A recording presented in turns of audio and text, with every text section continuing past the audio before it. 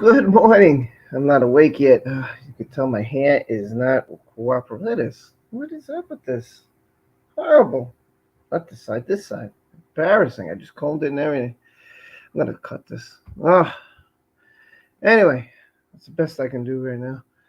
Look at this. This is horrible. My dog wants to come in. Not in the morning. Hold on. Anyway, good morning. How are you? Oh, well, Jesus Christ, this hair needs to be cut. Come on in, doggy. Be a good girl. So, welcome this morning. Anyway, it's me. I tried to prepare before. So, yesterday we had some interesting stuff, which will continue today. Again, the rumor is Johnny is coming. I don't know. Again, uh, he is, but again, I heard another person say he's supposed to take the stand today. Why so early in the trial? I don't know.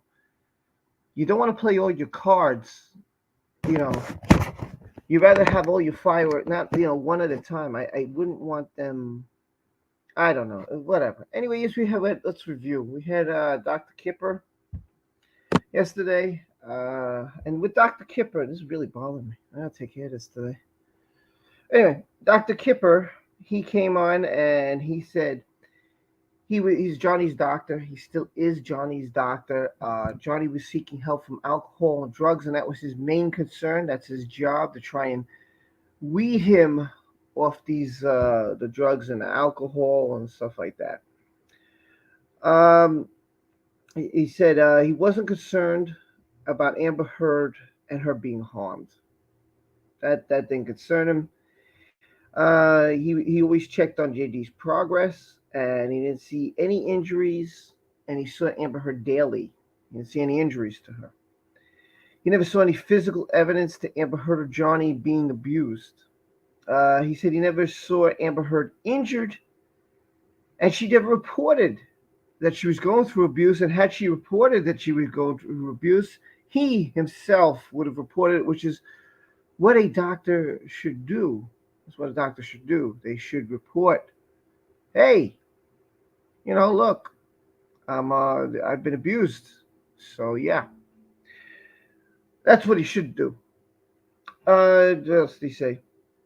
That they went back to the finding finger. When Johnny hurt his finger, he tried to treat him, and so he went to find it. And the chef, of all people, I can't believe the chef found the finger. That's incredible. I didn't think the chef, like, was Amber trying to cook it or something? I don't think that would taste so good.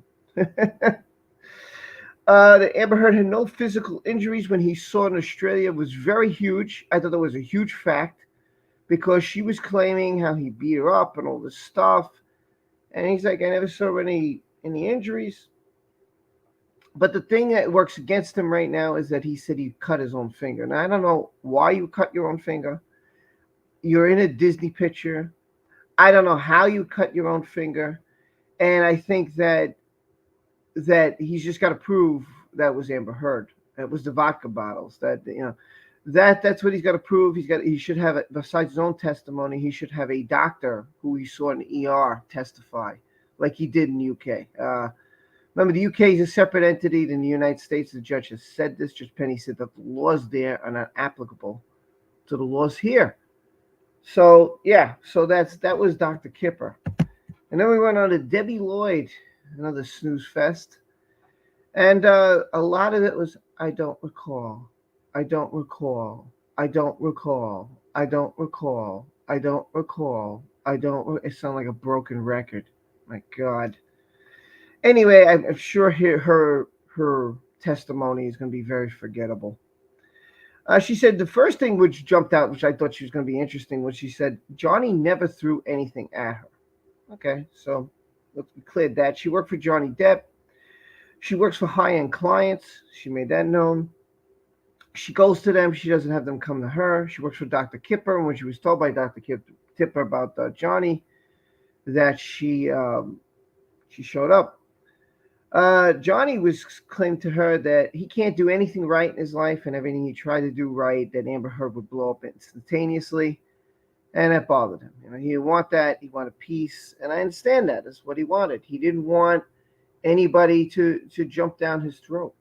Like who would? Who would? Um, every time Johnny Depp tried to get away from Amber Heard, this was big too. She said that Amber Heard would follow him around. She wouldn't leave him alone. She wouldn't give him any space. She was always up his ass. She would never give him any time, any freedom. And then she witnessed them argue quite often. Again, that's all I got from her. A lot of it was, I don't recall. I don't recall. I don't recall. I don't recall. Oh, Jesus, help me. And the other thing was it was very low. So what I'm going to do is when things are low, I'm going to put my cell phone on because my cell phone was really picked up the volume really good than the laptop. And I put on blast. So that way I'll be able to hear. I was going to play for you guys, but then people were like, there's too much background noise. There's too much background noise. So I don't know what to tell you. Put your cell phone on. That's what I'm going to do. And then I'm going to get to everybody. There's one more person who came to the stand.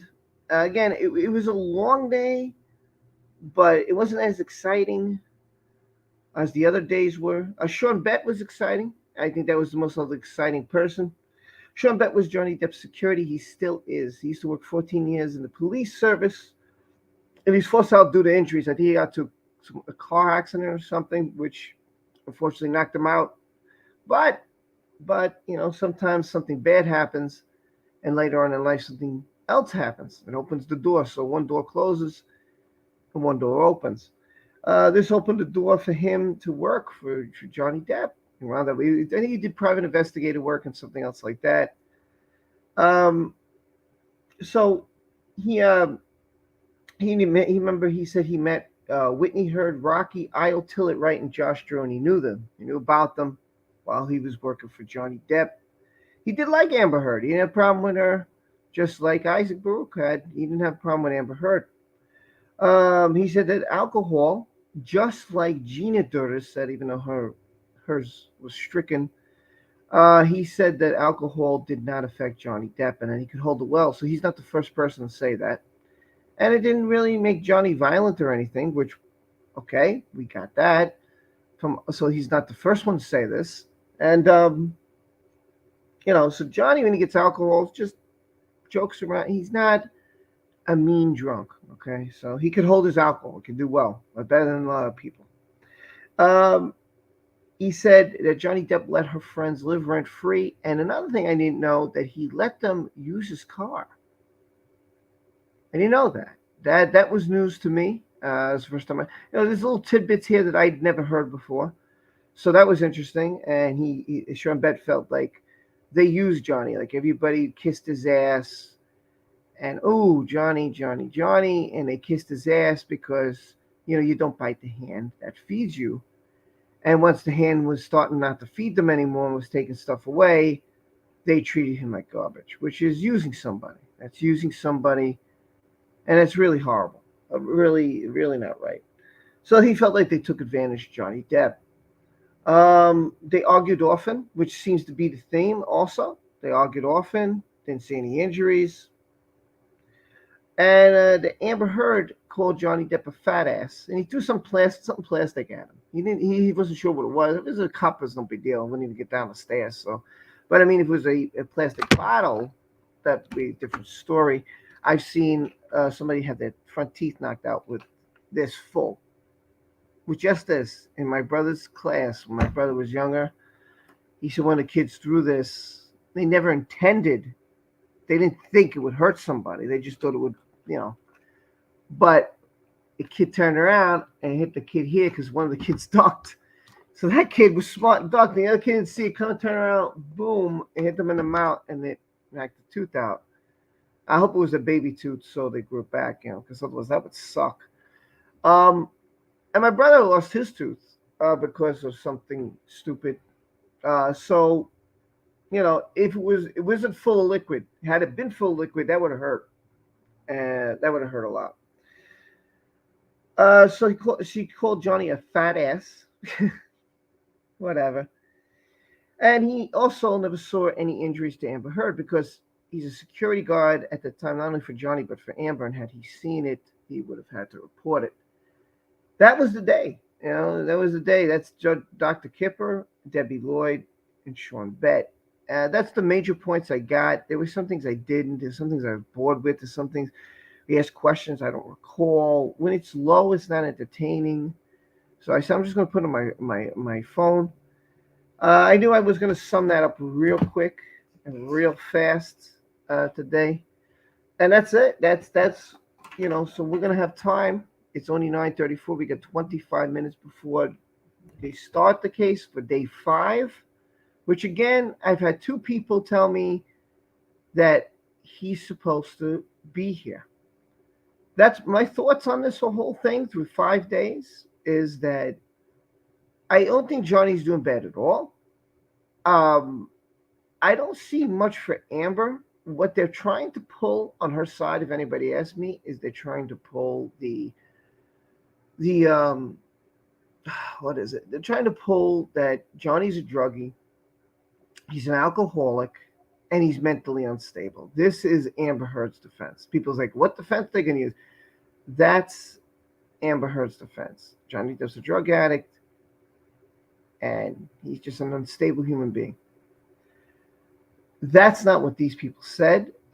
He had doctors because they're trying to detox him from being an alcoholic and a drug user.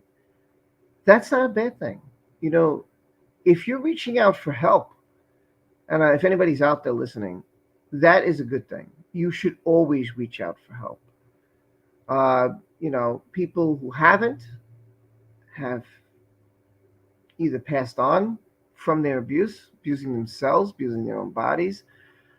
They haven't sought help because they think people don't care about them, which is not true. People don't love them, which is not true. Everybody is a special person. You don't have to be a YouTuber. You don't have to be anything like that. I'm not nothing special.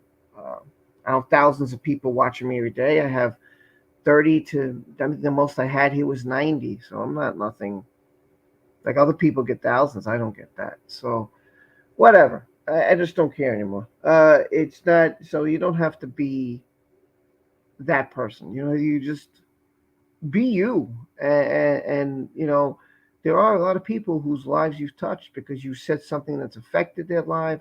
You said something that's changed their life. You said something that's made them feel special way. So always get help. Always seek help. I don't think anything is wrong. They're trying to make it seem like, wow, Johnny got help. What a horrible human being. If that's the message you're conveying, what does that say for everybody else who's trying to get help? What about anybody else who might be on the verge of killing themselves?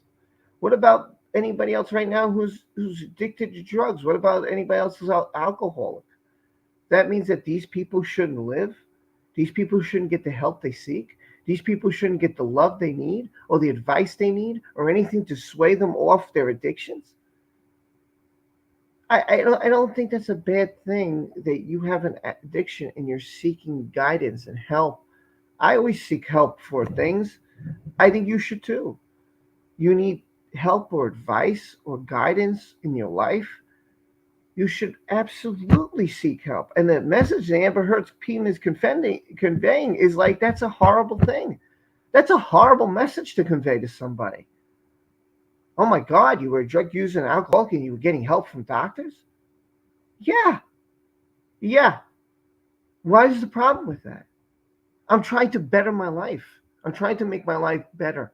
I'm trying to seek help because I want to be seeing my friends. I want to see my family members. I want to live. I want to go to work. Why is that a bad thing to tell Johnny Depp? How dare you seek the help you're seeking? That is a fucking disgusting message from Amber Heard's team. That is the most revolting message I got yesterday. Like, you're an addict. How dare you get help? How dare you seek a doctor or a nurse to help you? What a disgusting, vile message from her team. I know her team has to defend her, and that's all they care. They do not care about Johnny Depp's team. They do not care about Johnny's side, and they have to make him look like this horrible, evil human being. But that is just a low message to put out there. And if the judge or the jury would say, yeah, man, he had issues. How dare he seek help? He's seeking help. He's trying to get better. He's trying to get away from the Roxys and whatever he was addicted to improve his life. Is a wonderful thing. It's a fantastic thing to do. It's very brave to do. It's very hard to do. Exactly, Carmen. She was the problem. Exactly. She was the problem. It just, to me, that was the worst message that I got in the last day and a half, was telling me that the guy had a problem, which he was going to doctors to seek help for. And another thing I left out, there was two things I left out. Debbie Lloyd said that Amber Heard's arm was bruised. Okay. It doesn't mean he did it. People can do, I do it. Everybody else has done it. Everybody else proved on my panel. They just do it without even knowing what the hell they're doing. Like, how the hell did I get this bruise? No one's here. And I bruised myself. Yeah. You walk into something, you hit something, you don't realize, you might go, mother, or it hurts you. And you're like, damn, it hurt. You don't realize it till the next day. Or like Hen said when she was going to take a shower, like, what the hell's on? How'd I get this? So it happens. So again, not a major thing in my eyes.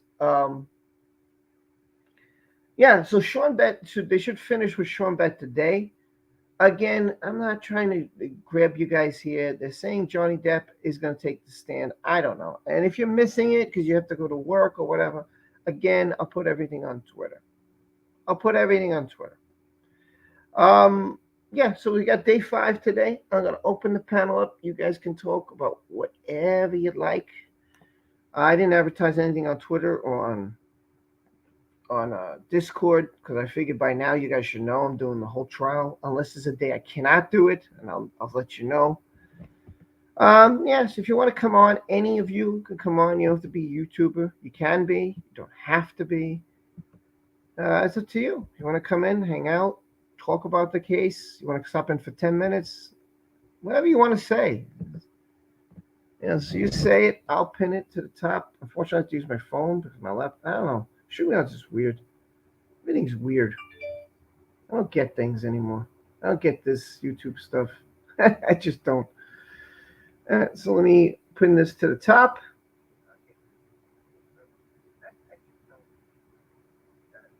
There.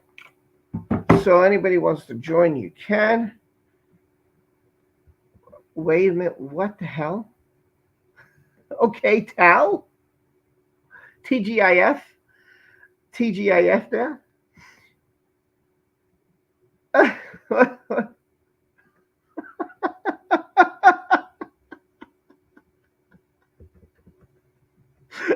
don't know what. Okay, this might be the comment of the morning. Wait, hold on.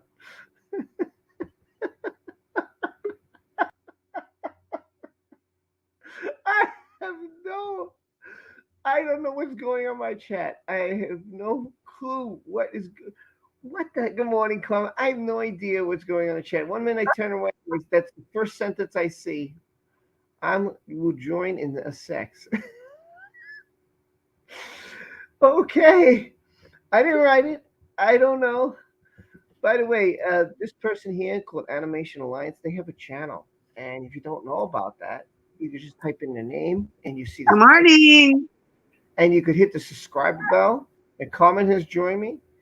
So, yeah. So Animation Alliance has a channel. You might want to, go check them out. Say hi. Show them support. Give them love.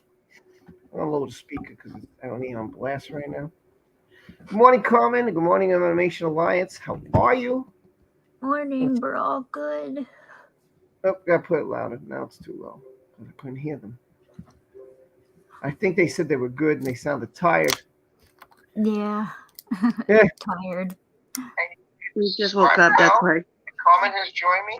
Liz is saying hi to Animation. We got Laurel. We got Janie Davis here. What's up, Janie? Hello, Liz. They did a morning roll call. Hello, Lee Potter, who's been here for the whole thing. And Issa Mello, who's been here for the whole thing. And Carrie, who's been here. Good to see you. And hello, Mrs. Spada. How are you? She said she's going to be here all day. Good to see you. I don't know who else is coming along. Here comes the chairman. He's joined. Is there anything, like I said, you guys want to say it now because we got about 15 minutes. This is your time. So, how do you feel about the case? How do you know? Tell me. I mean, do you feel Johnny's winning? Do you feel Amber's winning? Do you feel that the only thing I'll say is this. I hope they remember it's about defamation and it's about if she wrote the paper or not. Yeah, you understand you're trying to prove her in one light and they're trying to prove him in one light. But the question remains the fact of what you're suing for. So I hope he brings out the emails. For Amber, I don't know what she brings out. She's gonna have to bring out that Johnny's lying about it, but so far Hey, Chairman. What comment? Good morning, Chairman. Hi. Good morning. Morning. How are you? My son is sad you only say hi to Liz. Well, I only see your name. So hi, Sienna. Sorry, I can't see through the monitor. But hello there, Liz, and hi, Sienna. How are you? How's everything? I'm sorry, I don't know that you have a son, but that's the first I've heard. But hello, how are you, man? I hope all's well. Don't be sad. I just can't see you. I can only see the people that type. I can't see through the monitor. I don't have a superpower. But I hope you're well. I hope you're doing well. Don't be sad. Be happy.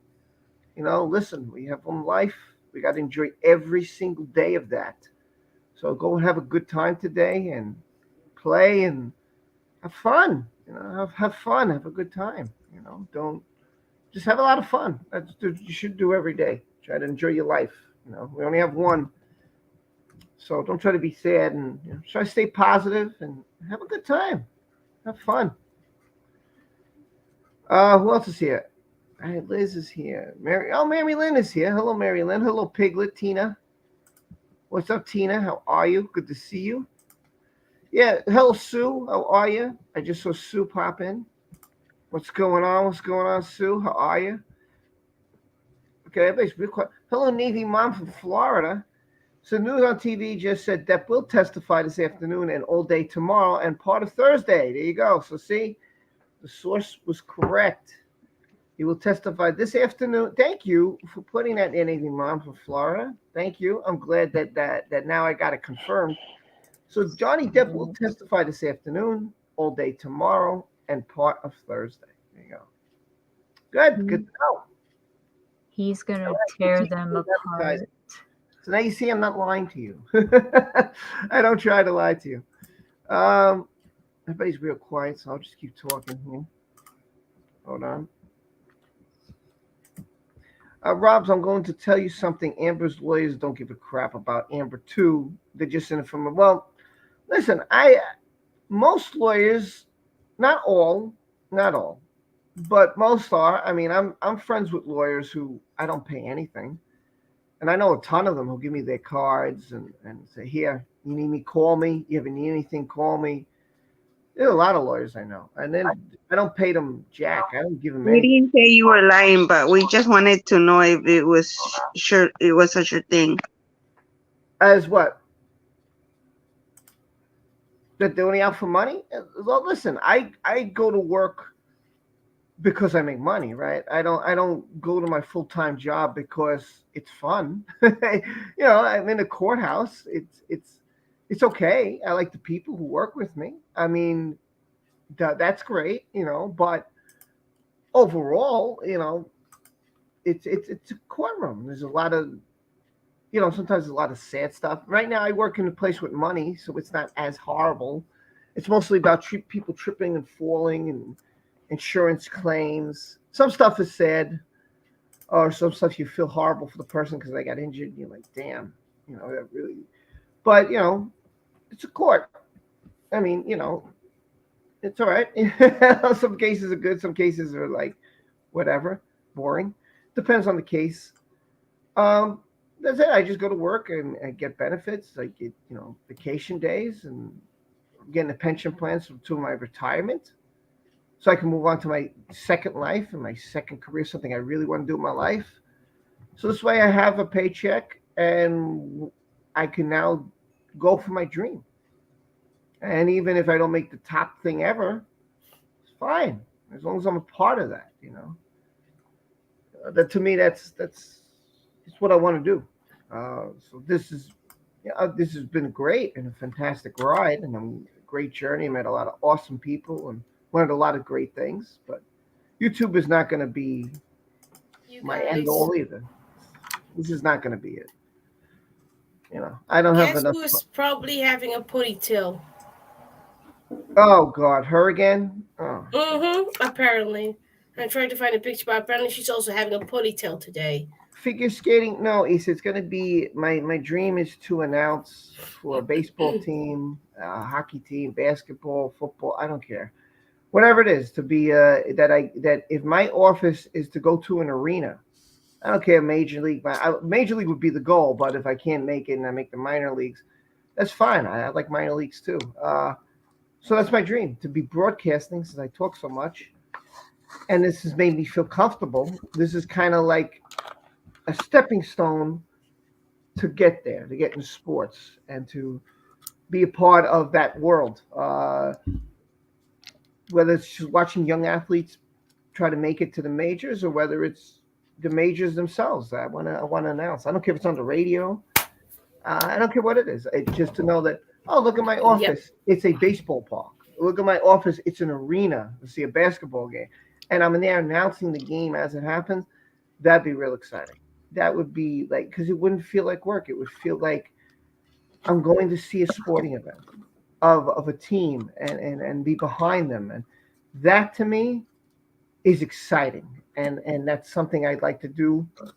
If I can do it, it'd be great. Travel, we'll worry about traveling. They pay for it. Listen, I'm down. I'm down. That's what I want to do. That's the goal. So to finish here, move on. We'll go to a more warm area climate. Live there, and then yeah, that's the goal. Whether it happens or not, because I'll get tired or whatever. Who knows? Who knows? That's my goal. So anyway, I think Johnny's doing a great job. I think it's a little early for him to come into the trial. I thought maybe week 3 or week 4. That Oh we'd my hear from God, Amber. Rob. I'm sorry Huh? to interrupt you, but AH is Yarn. also right now in a ponytail, just like Johnny did yesterday. Yeah, listen, I'm not worried about the first 10 minutes because all they're going to do is show them coming in and sitting down. So I'm like, No, I'm just saying she's copying him again. yeah, but that's what she's been doing throughout the whole trial. She's been trying to wear suits like him and ties. It's like he wears this, the next day she wears. I don't know if this is an intimidation thing. Yep. I don't know if this is a making fun of him thing. It's a I don't know narcissistic thing. If this is a what she's trying to pull. Is she trying? Does she wants to be like him? Like I don't get it. It's a narcissistic personality disorder trait that they do to intimidate the people that they abuse. I broke it down in the video that I did, and I was going to do another one yesterday, but after this, I passed out. Oh, there's Johnny. He's got a ponytail, delicious looking suit, glasses, and Yeah, I'm gonna play it now. I'll share it now because Johnny's gonna walk in, and yeah. I'll show you Johnny walking in because I know you guys all want to see it. So let's get Johnny. Let's go to the beginning. I'm gonna put at the beginning so you guys can see it. Give me a second to get it full screened, and let's go back a little here.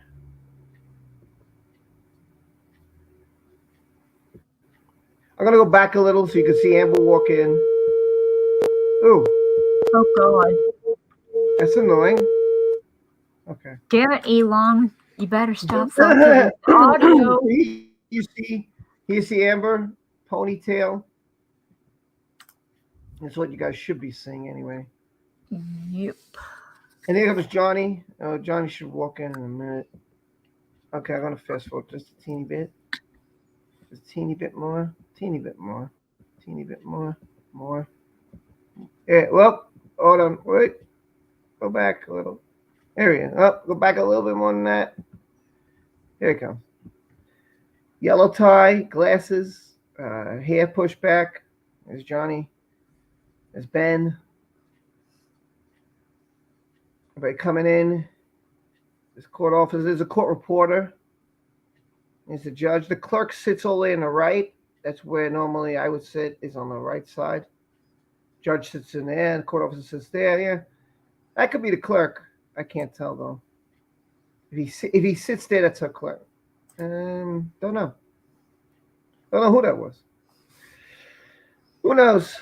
That's a big bench for the judge. Ours is not that big. Damn. It's a very long bench. Very long. I don't know what the judge needs such a long bench for, but whatever. Yeah, we'll skip all this. This is just showing a court reporter. Not much anything special here. Let's catch up. No, nothing special. Nothing special. No, just showing a bench. I don't know why they're showing a bench, but that's it. They're just showing a bench. So, yeah. Well, we're caught up. Oops. Sorry. I'll keep an eye open, Rob. I'll let you know. Well, no, it's on our screen now. So, we're up to date. We should be up to date. No, because you're paused, that's why. Oh, dang it. This stupid thing. Oh, my God. This thing is not working. Thank you. Man. Wow. Really? Do I want the war in Ukraine? Did I say that? What the hell? Oh. Man, you push one button, it automatically. I hate this pushing buttons stuff. Oh, okay, Johnny Depp appeared slightly more relaxed as the libel trial resumed for a That's not second what I week. wanted. He and his Hold on, I'm having technical difficulties here. You push one button and the whole thing gets ruined. My God.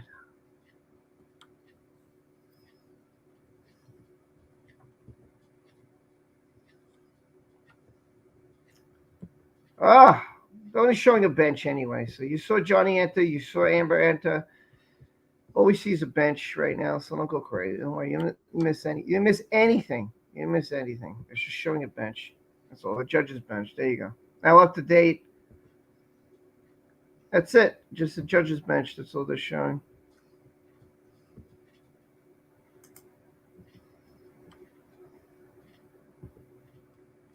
There we go. The judge's bench with the court reporter and the back of Ben Chu's head. That's all we're getting. I'll take the names off because then you can't. I don't know. I don't like putting the names up there. Don't need it right now. We don't need it. And I'm going to change this. All right. So I don't know. Tal, how did you, well, we got 5 minutes. How'd you feel? How do you feel? Oof. Well, I'm very ready, to be very honest, for Johnny's testifying today. And I just hope that, I'm pretty sure he won't, but I definitely am hoping that he would just give it 100%. He will not, he would just go for it 100%, not giving any bullshit, and just let his heart out, how painful it might be, just let everything know to the world, because, she made that choice, and he told her, what, if you don't stop, we will go to court, and she made her choice. So now I hope that Johnny will, give. Yeah, he didn't want her to go to court, but she kept pushing. So now they're here. Mm-hmm. Yeah, it's sad as one when they say, she says stupid things like, oh, well, I didn't want this to happen. Well, he gave you an option for it not to happen. He literally said, you don't want it to happen, it don't have to happen. But she's like, no, we have to go. My lawyers, you're paying your lawyers. You pay your lawyers. Your lawyers don't tell you what to do. You're paying them. You tell them what to do. So that is a bunch of crap. Whenever I heard her say, oh, listen. No, that's a bunch of bull. It's a bunch of bull. That's not true. That's not true. You pay your lawyers. Your lawyers do not pay you. And I whenever don't know if she you guys puts heard every- this conversation with them. She But was saying the whole plan, like the Fight Club, the taking pictures, the setup, everything. Yeah. Oh, by the way, welcome, LC. How are you? I hope all's well. I'm good. How are you doing?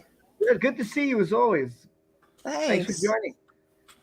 Yeah, what I do was we- I was on call all last week, and so it was a really crazy week. I couldn't really tune in, but I still am on standby this week, but not the direct on call first chair kind of a person for Gotcha. crisis response in my county. So it's good to be here. It's good for you to have you here. I'm glad you're here. Thanks for joining.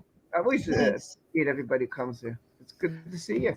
Yeah, one of the things that I wanted to say about But Amber kind of being an aper, she's imitating. This is a pattern she's had for quite some time, and including at the very, very beginning of the relationship, which we're talking like 13 years ago now. right. And she, pretended to like what Johnny liked. She pretended to like the same books that he did. She bought an old typewriter to, kind of mimic what the typewriter that he had. She redecorated her place. She started dressing like him. It was a sea change from kind of the preppy look that she'd had previously. And one of the things that I was researching recently is what was called a chameleon personality. And that's not actually a DSM diagnosis, chameleon personality, but it talked about what the motivations can be for people who do this. They start to imitate other people, And I've actually had this happen in professional circumstances, like with clients. And sometimes they start acting like you, they start dressing like you, they bring you gifts and things like that. And that's kind of an indication that they admire you and that you're in kind of a role model type of role. So wow. that's one thing. But another thing is that sometimes people do that when they're psychopathic, basically, and they're doing it to manipulate the other individual, Good morning. to get the approval of the other we have any preliminary individual, and to matters try before to the jury get them comes to out? like them for Okay, purposes that's a of good day. manipulating them. All right, if we could have the witness, Mr. Bett, Thanks, come back Elsie. I to the appreciate stand. that. Is he All right, here? we're going to go to the trial, Or but is he thanks, outside? Elsie. And we're going to check in with Elsie and the rest of you during All right, breaks. just so we can be ready to go. Thanks, Elsie. That was very informative. Can I stop my camera, please? There we go.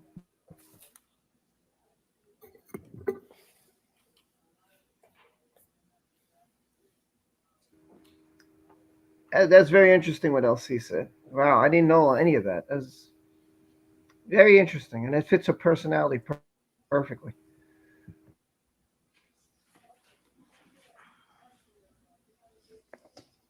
Yeah, so there can be, negative connotations to it. Not that they're admiring you and role modeling, considering your role modeling kind of situation. They're doing it to manipulate you so they can catch you off So guard, if you could come back to the stand, please. Thank you. And that's in my opinion what AH was I think we're doing ready for the jury. with JD even now today.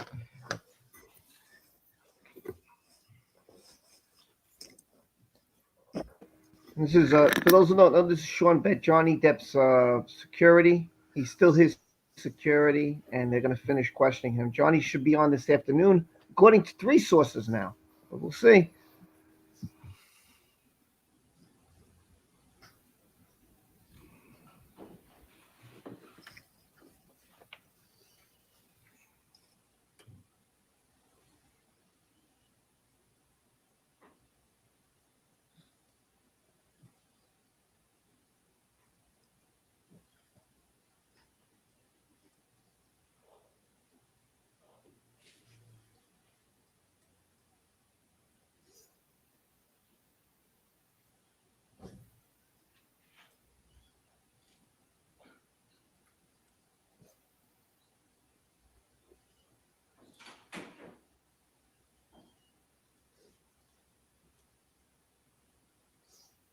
All right, you can have a seat, Mr. Bett. Good morning, ladies and gentlemen. All right, just a reminder, Mr. Bett, that you're still under oath, okay? All right, thank you. All right, cross-examination. Cross-examination.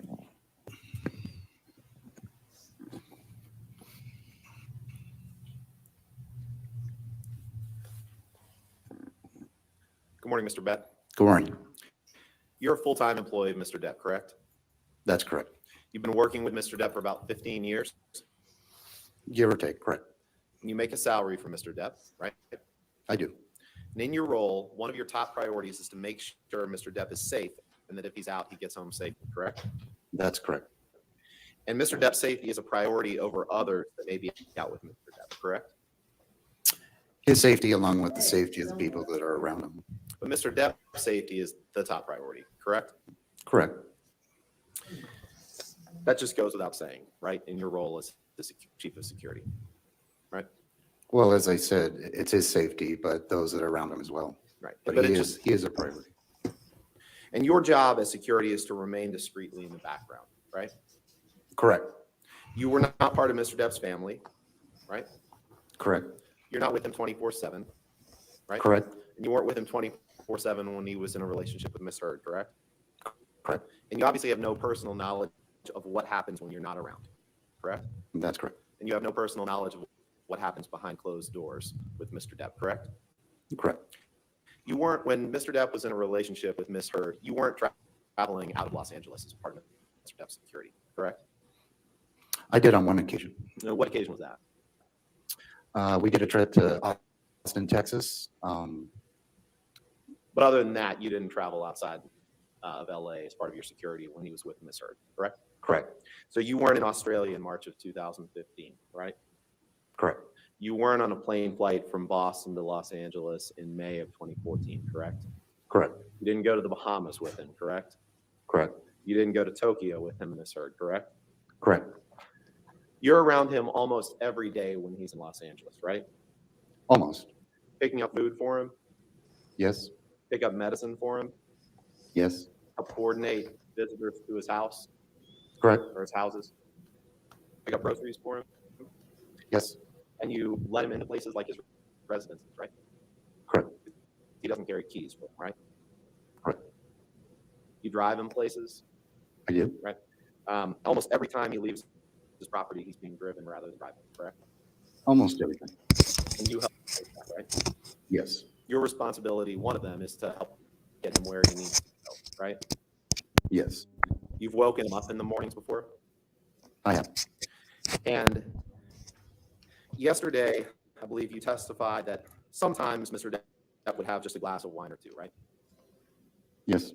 And you testified that his demeanor when he was slightly intoxicated was the same as if he had had a glass of sparkling water. You remember giving that testimony? I do. The fact is, you've seen him much more impaired than that, right? I have. You've seen him impaired enough that you've had to help put him to bed before, right? I don't understand by putting him to bed. Well, there have been times when Mr. Depp was so impaired that you had to get up the stairs and open the bedroom doors for him, right? Well, that specific bedroom door in his Los Angeles house, it has a tricky lock to it. So it's, there have been times where I've gone upstairs and maybe had a glass of water for him. And so I would have to open that door for him, correct? Right. So you've gotten him into bed. You've gotten him some water. You've asked him if he needs anything, right? Correct. In times when he's been impaired, correct? And times when he's just had breakfast and some coffee. And you've stayed with him, and during times when he's been impaired, there's times when you've stayed with him until he lays down and you tell him good night and that you'll see him the next day, right? I wouldn't stay with him. I just would say, good night, I'm going home and I'll see you tomorrow. Or if I happen to have a few days off, I'll see you in a few days. Yesterday, you've actually prevented people from calling the police when Mr. Depp's behavior after drinking was bothering them, having Prevented people? Mhm. There was one time, correct? Yeah, and in that occasion, Mr. Depp and some other people had a couple perfect bottles of wine and pounded an entire bottle of tequila, right? I don't remember how much they had to drink, no. I know there was drinking going on. Mr. Depp told you that they had a couple bottles of perfect wine and pounded an entire bottle of tequila, right? I don't remember, that was some time ago. Heather, can you pull up Exhibit 892, please?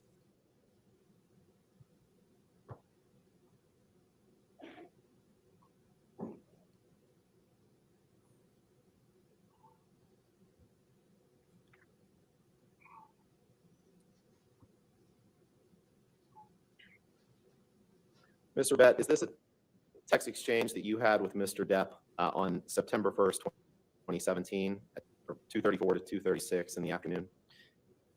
If you just give me a moment, let me put my glasses on. Sure. Take your I have time. a hard time. Thank you. Okay, much better. Can you repeat that statement or question? Sure. My question was just, is this a text exchange that you and Mr. Depp had on September 1st, 2017 from 2:34 to 2:36 in the afternoon? Objection, Your Honor. Relevance. The date. This is well after. What's the relevance to 2007? Relevance is that Mr. Bett testified yesterday that he'd seen Mr. Depp have a glass or two of wine, and this is direct evidence to contradict that. All Thank you, Your Honor.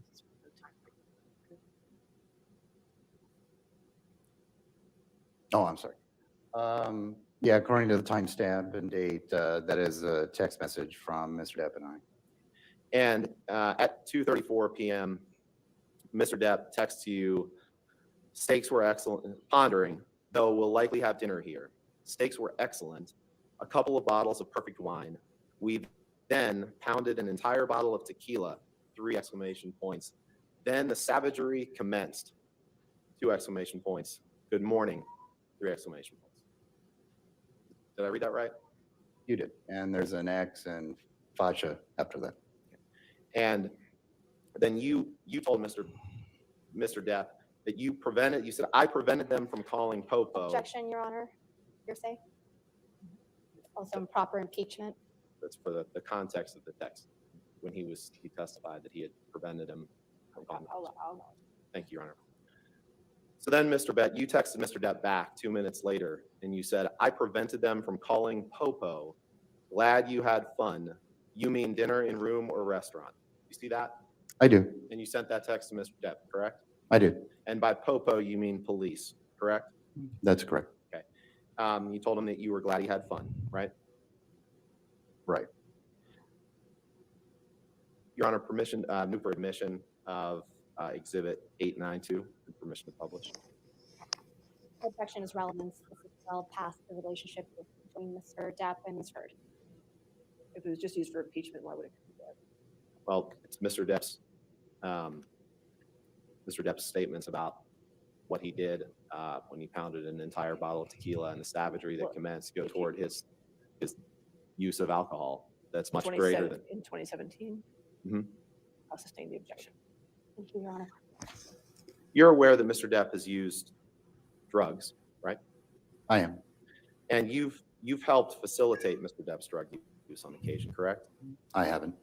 I'm sorry? I haven't. You have not? I have not. Heather, can you pull up Exhibit 967, please?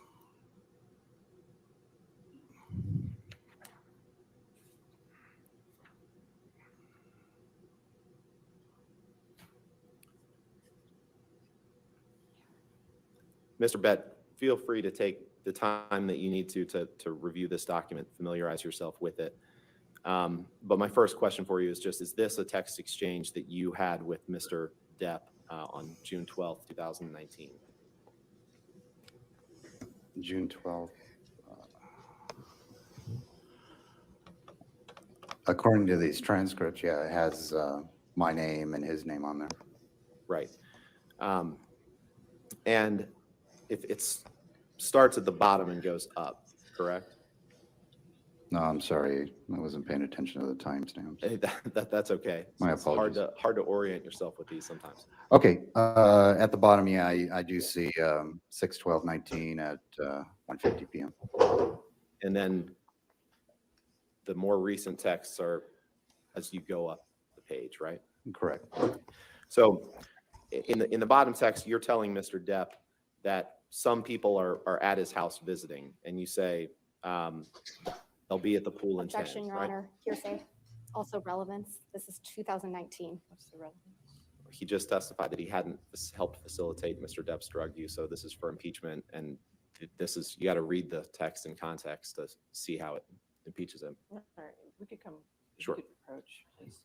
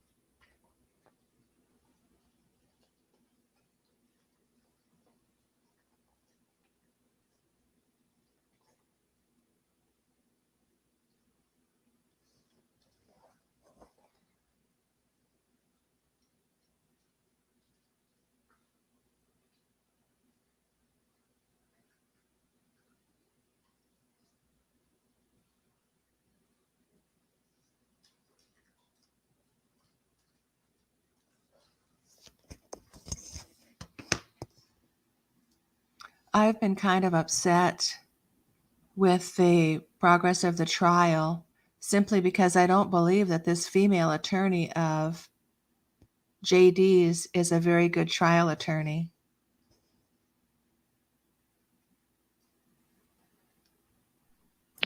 Wait, we She's can very speak? green. Wait, can we talk? I thought we were. So when it's quiet, yeah, but otherwise everybody wants to hear the trial. Hello, Matthias. I was so confused. I'm so sorry, guys. I didn't mean to cause any offense. I just thought I was supposed to talk the whole time. Mr. Bett, you communicate with Mr. Well, Depp right through now they're text, going to talk, correct? so we're going I to do. That's keep your quiet. We'll primary be way of back on communicating as soon as with they, him? you know. Well, not. Okay, Yeah. I got you. I mean, if I'm going to be in his presence, I'll communicate. Sure, but in terms of written communications, texting is the way that you guys primarily communicate, right? Correct. And that's the same thing the same way that you communicate primarily with his other employees or with his family as well, right? Yes. You have a practice of deleting all of your texts with him at the end of the day or week, correct?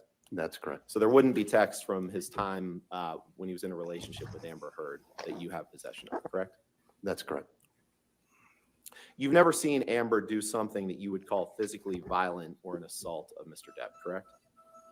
Other than when I testified that she threw a water bottle or a plastic cup in his direction. But that you wouldn't consider that physically violent or an assault of him, correct? Well, in California, it's assault if you go to attempt to swing or throw something at somebody, even if you don't hit them. You all right?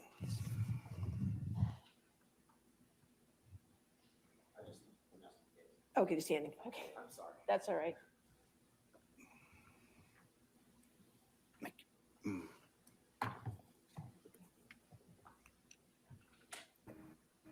Can't seem to get a flow here. They keep objecting. Mr. Bett, do you remember giving a deposition in this case? I do. And you were under oath for that deposition, correct? I was. And I asked you a number of questions, right? You asked me several, yes. I did. And if you can turn to page 111 of this transcript, please.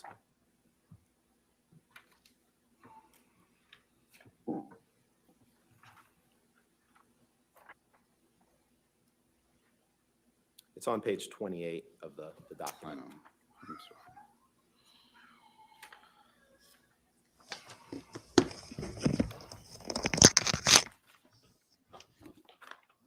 Okay. And if you look at line 22, the last line, and then heading over to page 112, you see that? Got it. And in your deposition, I asked you this question, and you gave this answer. Question: so is it fair to say that while you've seen Miss Heard yell and get emotional toward Johnny, you've never seen her do something that you would call physically violent or assault of Johnny? Answer: correct. Did I read that right? You did. I'd like to turn to May 21st, 2016. That was the incident that we talked about last night, right before we adjourned for the day, correct? Correct. You and Mr. Jerry Judge brought Mr. Depp over to the penthouses at the Eastern Columbia building that night, right? We did. And you knew that he was going there to speak with Amber, correct? And gather some belongings. Your understanding was that Mr. Depp was going over there because they both wanted to talk and calm everything down, right? Objection calls for speculation as to what Ms. Heard wanted. I'll sustain the objection. Mr. Depp told you that he and Amber were going to talk it out and talk about what's going on, correct? Correct. And he had wine in the car on the way over. I believe you testified yesterday, right? He did have a glass of wine. And I think you testified it's possible he had been drinking during the day before you brought him over there, correct? Correct. I saw him with a wine glass after his meeting when he came out into the hallway. And when you, no, I'm sorry, during the day before you picked him up to go over to the Eastern Columbia building, it's possible he had been drinking, correct? Well, we were at a meeting. He did have a glass of wine in his hand, so I presume he was drinking. And when you arrived at the Eastern Columbia building, you can't say one way or the other whether Mr. Depp was carrying wine with him into the building, right? I can't remember. You and Mr. Judge led him into Penthouse 3 and were in there for just a minute or two before you exited Penthouse 3, correct? Yes, give or take. And then you stayed outside in the hallway of penthouse 3 for a bit, right? A short period of time, correct? I think you testified yesterday like 10 minutes. Is that right? Yeah, give or take. And then from there, you went from the hallway outside of penthouse 3 to penthouse 5, the storage area where you had a couch and a TV and that sort of thing that you testified about, right? That's correct. Is that also known as the guard shack? A modified version of the guard shack. It's just a place for us, as I testified yesterday, to, rest or have lunch or some coffee. Sometimes called the cubby hole, is that right? We might have called that. I can't remember what. Okay, just to orient us, Heather, can you please pull up Plaintiff's Exhibit 116? And Your Honor, I believe this has already been entered into evidence. I do believe so. Yes, it's in evidence. Can you rotate that, please? Counterclockwise.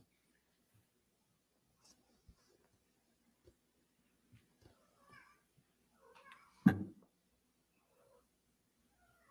and then maybe just blow it up, please.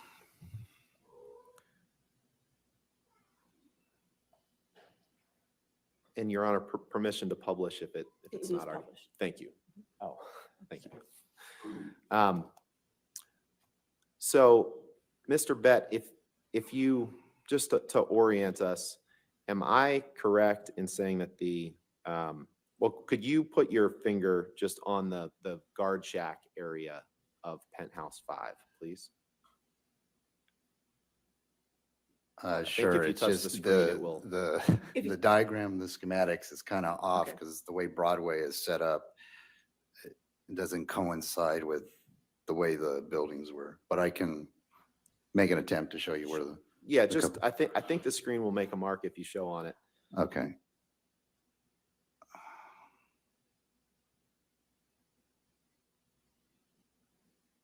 I mean, I'm having a.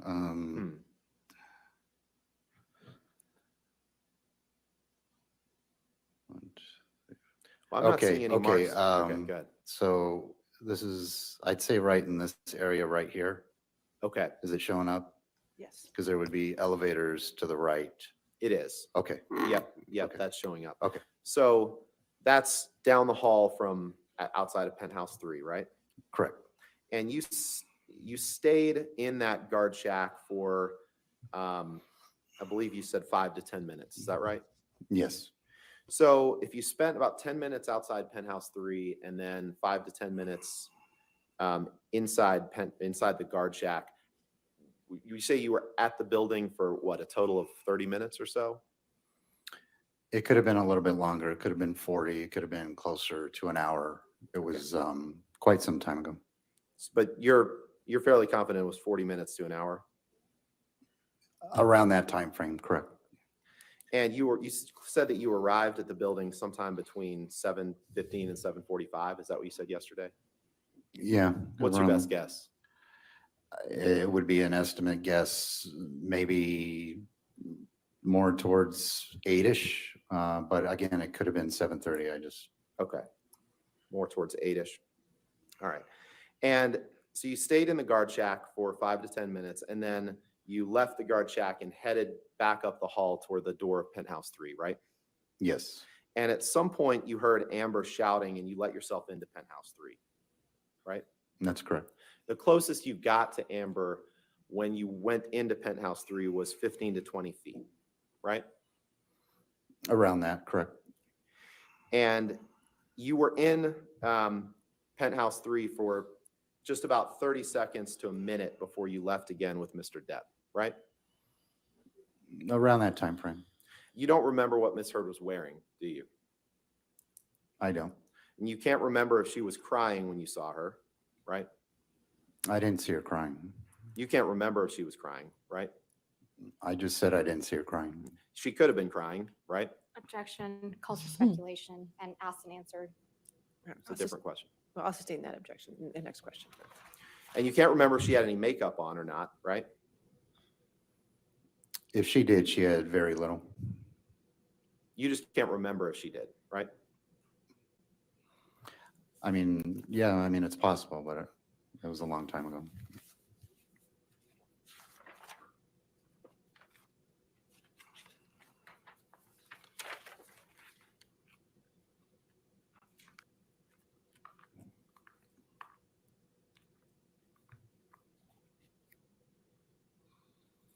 Turn to page 160, please, in your deposition.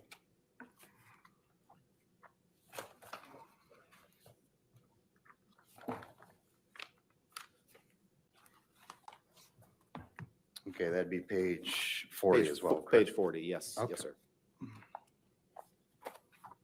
And on line 1, I asked you the question, did Miss Heard have any, you couldn't tell if she was wearing any makeup, right? Your answer was, I can't remember if she had any makeup on or not. Did I read that right? You did.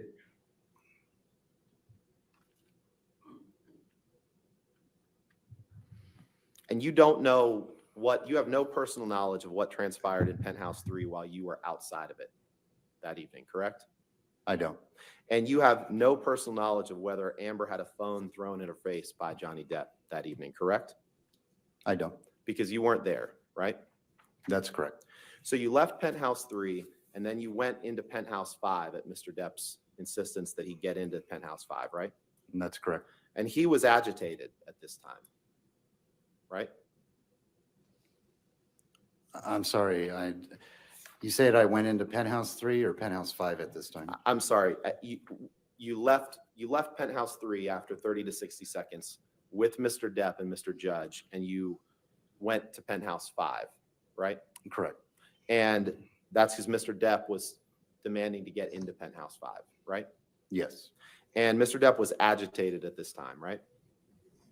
Yeah, I'd say he was agitated. And one of the reasons that you could tell that he was agitated was because this wasn't the first time you had seen him agitated, right?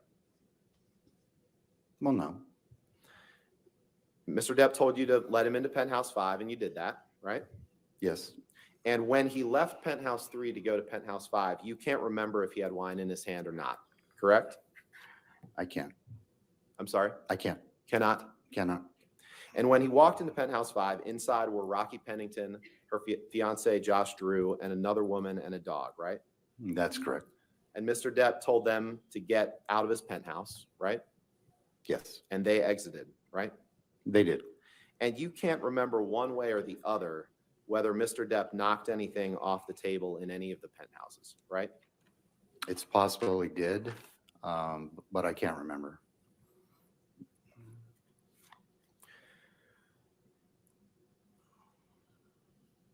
Did you or Mr. Judge, just to be clear, did you or Mr. Judge destroy any property or knock anything off tables in any of the penthouses that evening? No. You have no personal knowledge of whether or not Mr. Depp was violent to Miss Heard at times when you weren't around them, correct? I have no knowledge. And Miss Heard may have suffered injuries at the hands of Mr. Depp over the years that you didn't witness or you didn't see, correct? Correct.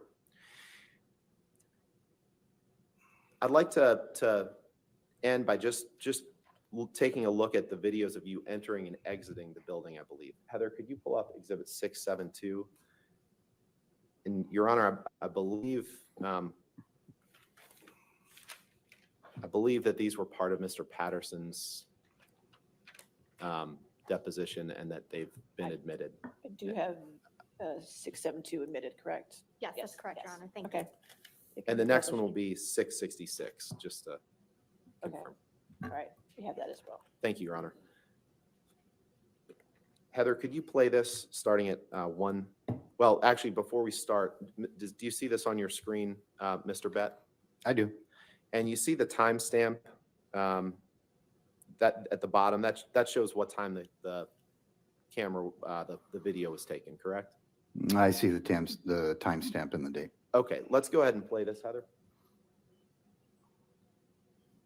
Start at 1:55.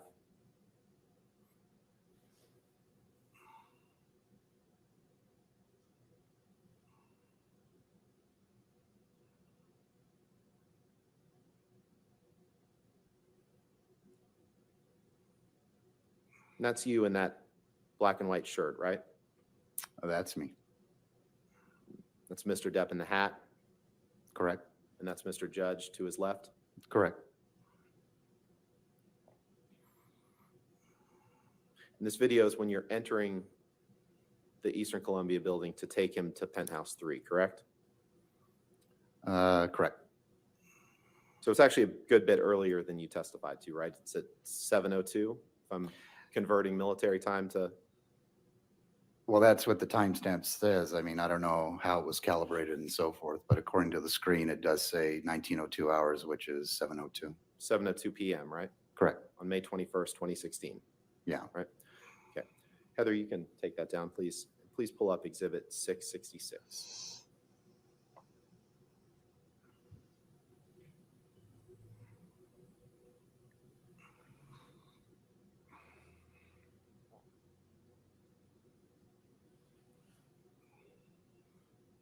And you see that the timestamp on this video is, well, let's go ahead and play the video first.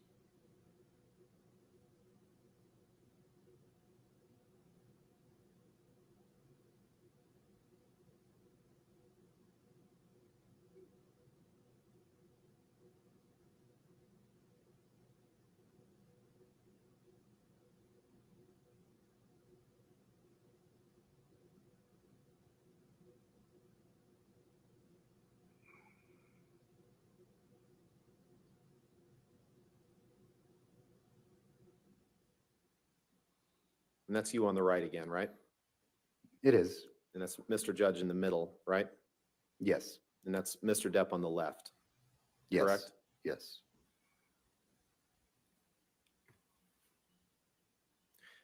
And the timestamp on this video is 2029 or 8:29 p.m., right? That's correct. So you were actually in the Eastern Columbia building for about an hour and a half that evening, right? Well, according to these timestamps, yes, it does say that. It didn't seem like it was that long. I have nothing further. Thank you. All right, Thank you. redirect.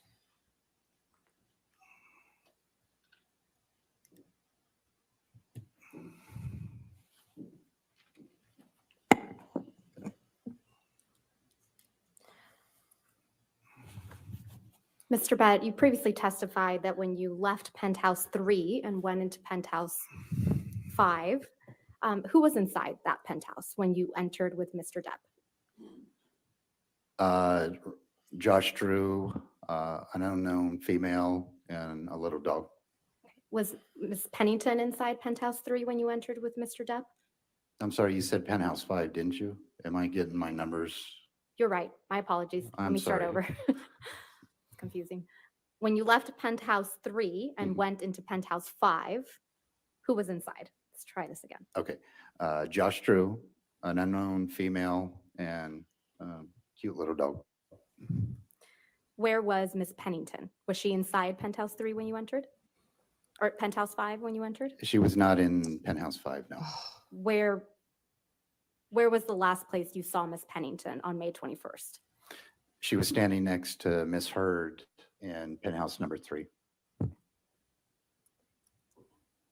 I think there's been also a little bit of confusion about April 21st, 2016 and May 21st, 2016. So let's start with April 21st, 2016. What occurred? Objection just to the Ms. Vasquez testimony. I'm just trying to orient the witness, All right, Your well, Honor. go ahead. I'll try to Thank you. limit that. Where was Mr. Depp on April 21st, 2016? On April 21st, he was at a meeting in his production office. Okay. And I believe you testified previously that you saw him holding a glass of wine. Is that right? Correct.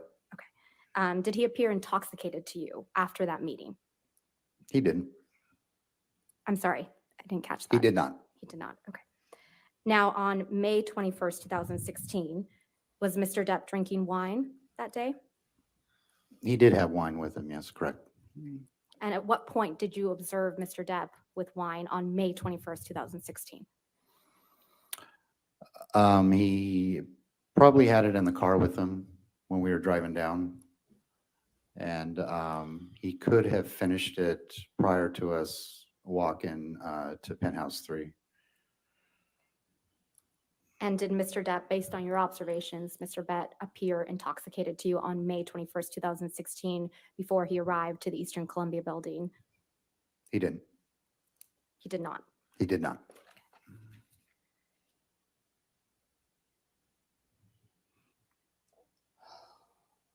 Did you ever observe anything that made you concerned for Ms. Heard's safety? Objection, foundation and leading. I'll allow it if you can answer. That's I did not.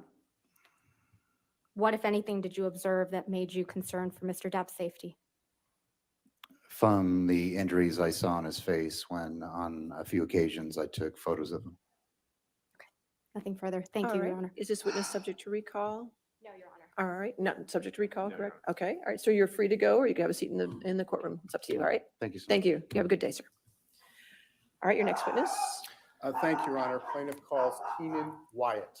Keenan Wyatt. Could you spell that name for me? Keenan,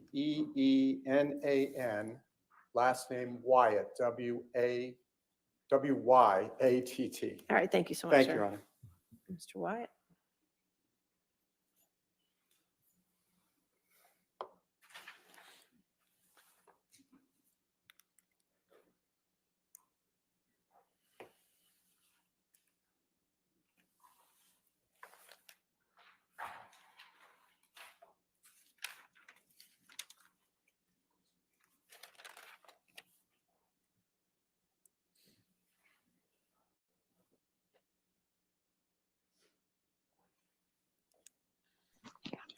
Can we talk now or?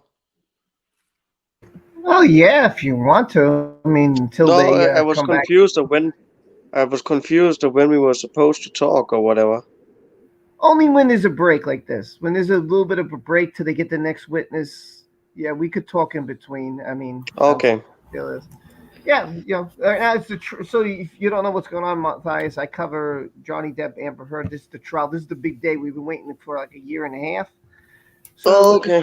Yeah, so this is what we're covering right now. It's the trial. This goes on till it's like 6 weeks, and we're just hoping he wins because we all feel he's innocent, and we all feel she's guilty and she's lying. What actually happened between Johnny Depp and this woman? What actually happened between us?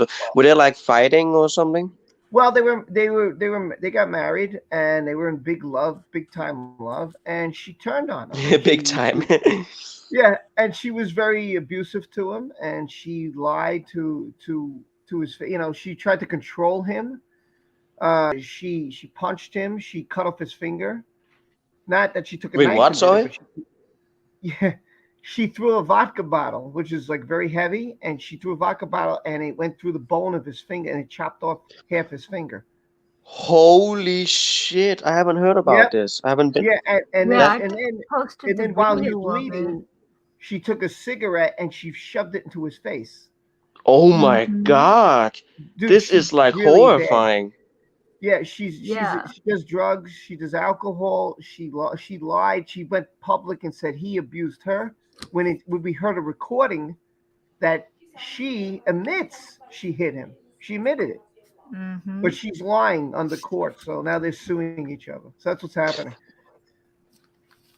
I call myself aka Matthias Peterson, so you could know who I am. If I just call myself the cute rabbit, you probably couldn't recognize me. So that's why I just put Matthias Peterson there.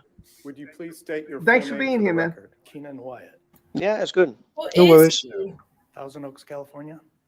Keenan What do you Wyatt? do for a living? Excuse me. I'm a sound technician on feature films. How long have you been a sound technician on? Oh, 35 years. okay. Would you please briefly describe for the jury what a sound technician on films does?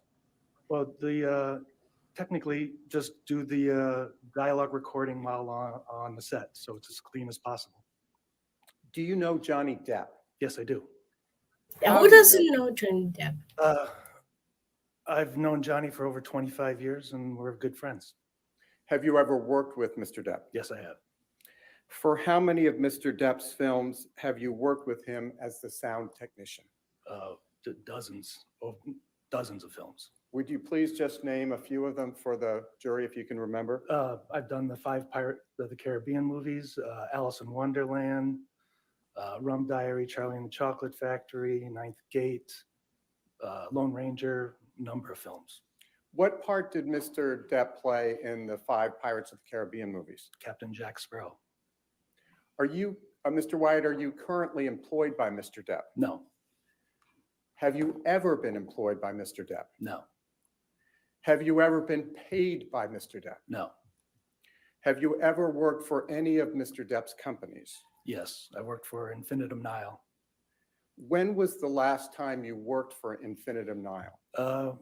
Last time I was there was probably 2017. I worked on a contract basis with them, not as an employee. And would you very briefly describe for the jury what work you did for Infinitum Nile in 2017? I ran the media library with them, did some archiving, recording, editing, things like that. How would you describe briefly your working relationship with Mr. Depp in the 25 years or so that you've worked together? Johnny's great to work with on films.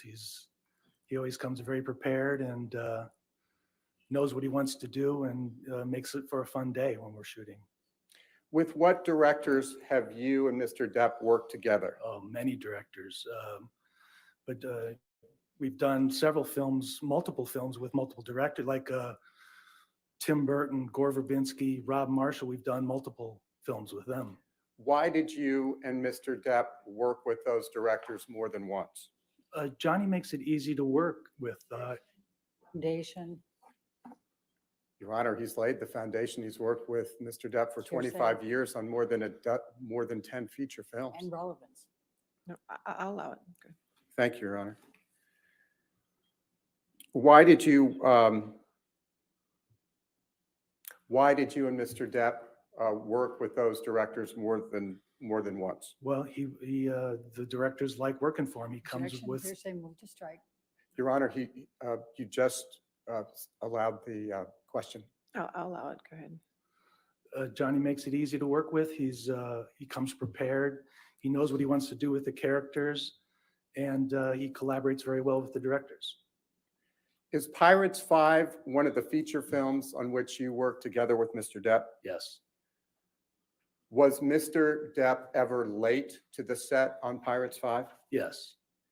Do you know why Mr. Depp was late on those occasions? Well, arguing going on between him and Amber. Objection, hearsay, I'll foundation. sustain the objection. Strike that. Did you communicate with crew members on the set of Pirates 5? Every day, yes. Was Mr. Depp's lateness a problem for the crew? Objection calls for hearsay. All right, I'll sustain as to what the crew may have told him. Well, I was just asking the threshold question of whether he had spoken with the crew. You're right. I'll sustain the objection.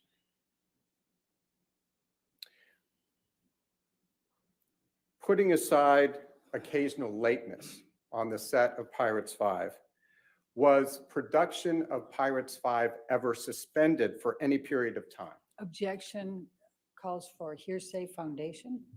How would he know that?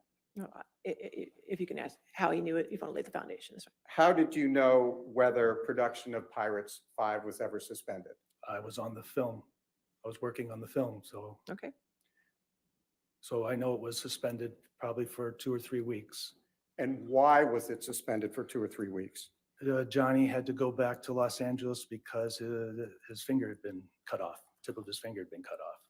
Do you have any understanding of how the top of Mr. Depp's finger was cut off? All right. No, I don't know. Okay. And I believe you testified that production was suspended for a period of 2 or 3 weeks.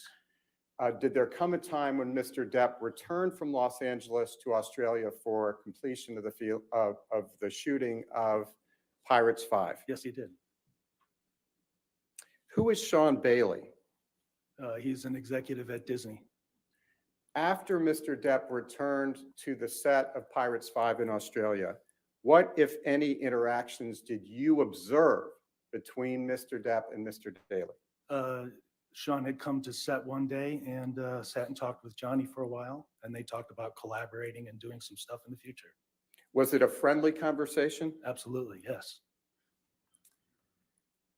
Has Mr. Depp ever worn an earpiece in any of the many movies in which you've worked with him? Yes. For what purpose are earpieces generally used by actors on sets? Well, I've worked Objection, with. Your Honor. First of all, relevance, foundation, What's the relevance? hearsay. May we approach, Your Honor? Okay, sure.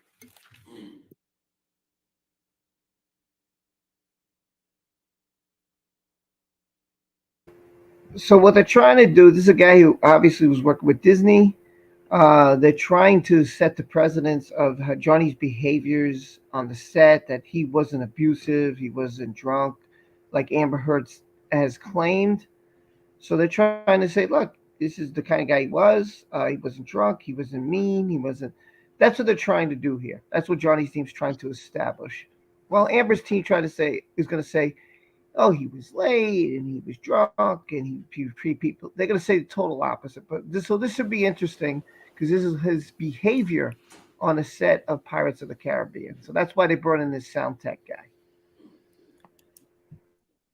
Mr. Wyatt, has Mr. Depp ever worn an earpiece in any of the movies in which you've worked with him? Objection leading? Yeah, I'll allow it. And he already answered it anyway, but. That's okay. I'll allow it. Yes, he has.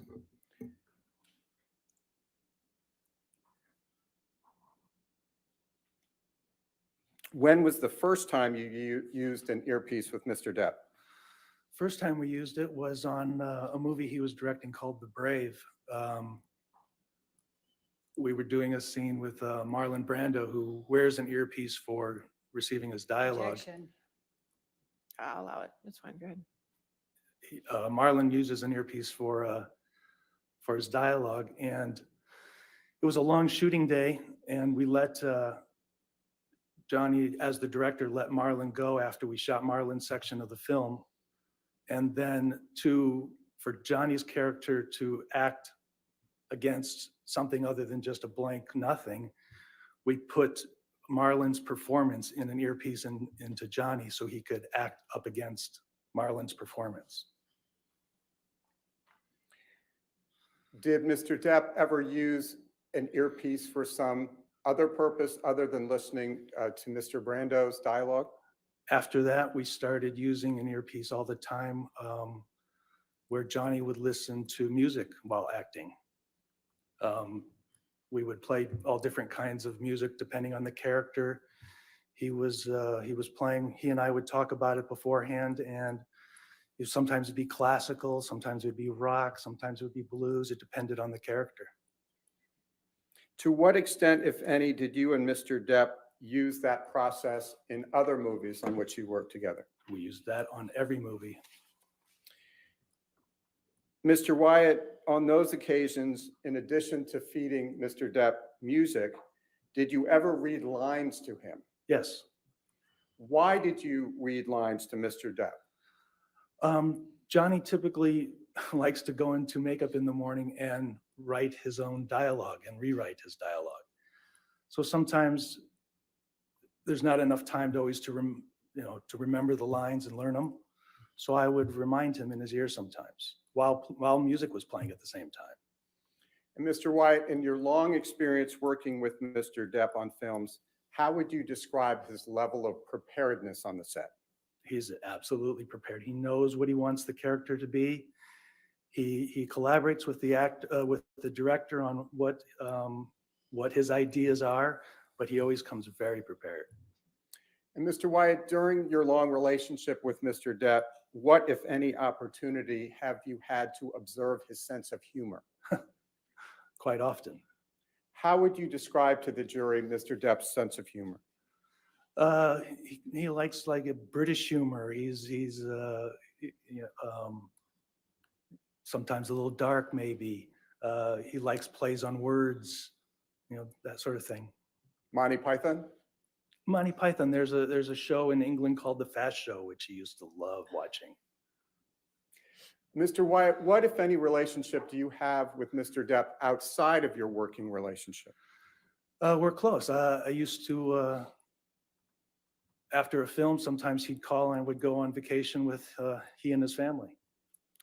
On what occasions would you go on vacation with Mr. Depp and his family? He would call after a film, and he would be going away with the kids and Vanessa, and he would say, "Hey, we're going to the island. Would you come with me?" and stuff. Or, "We're going to France. Would you come along?" And sure, why not? Would you please give the jury Vanessa's full name? Vanessa Paradis. And would you please tell the jury who she is? She is the mother of Johnny's two kids, Jack and Lily Rose. And Mr. Wyatt, On how many occasions, if you can recall, did you accompany Mr. Depp, Ms. Paradis, and Johnny's two children on vacations? Several times.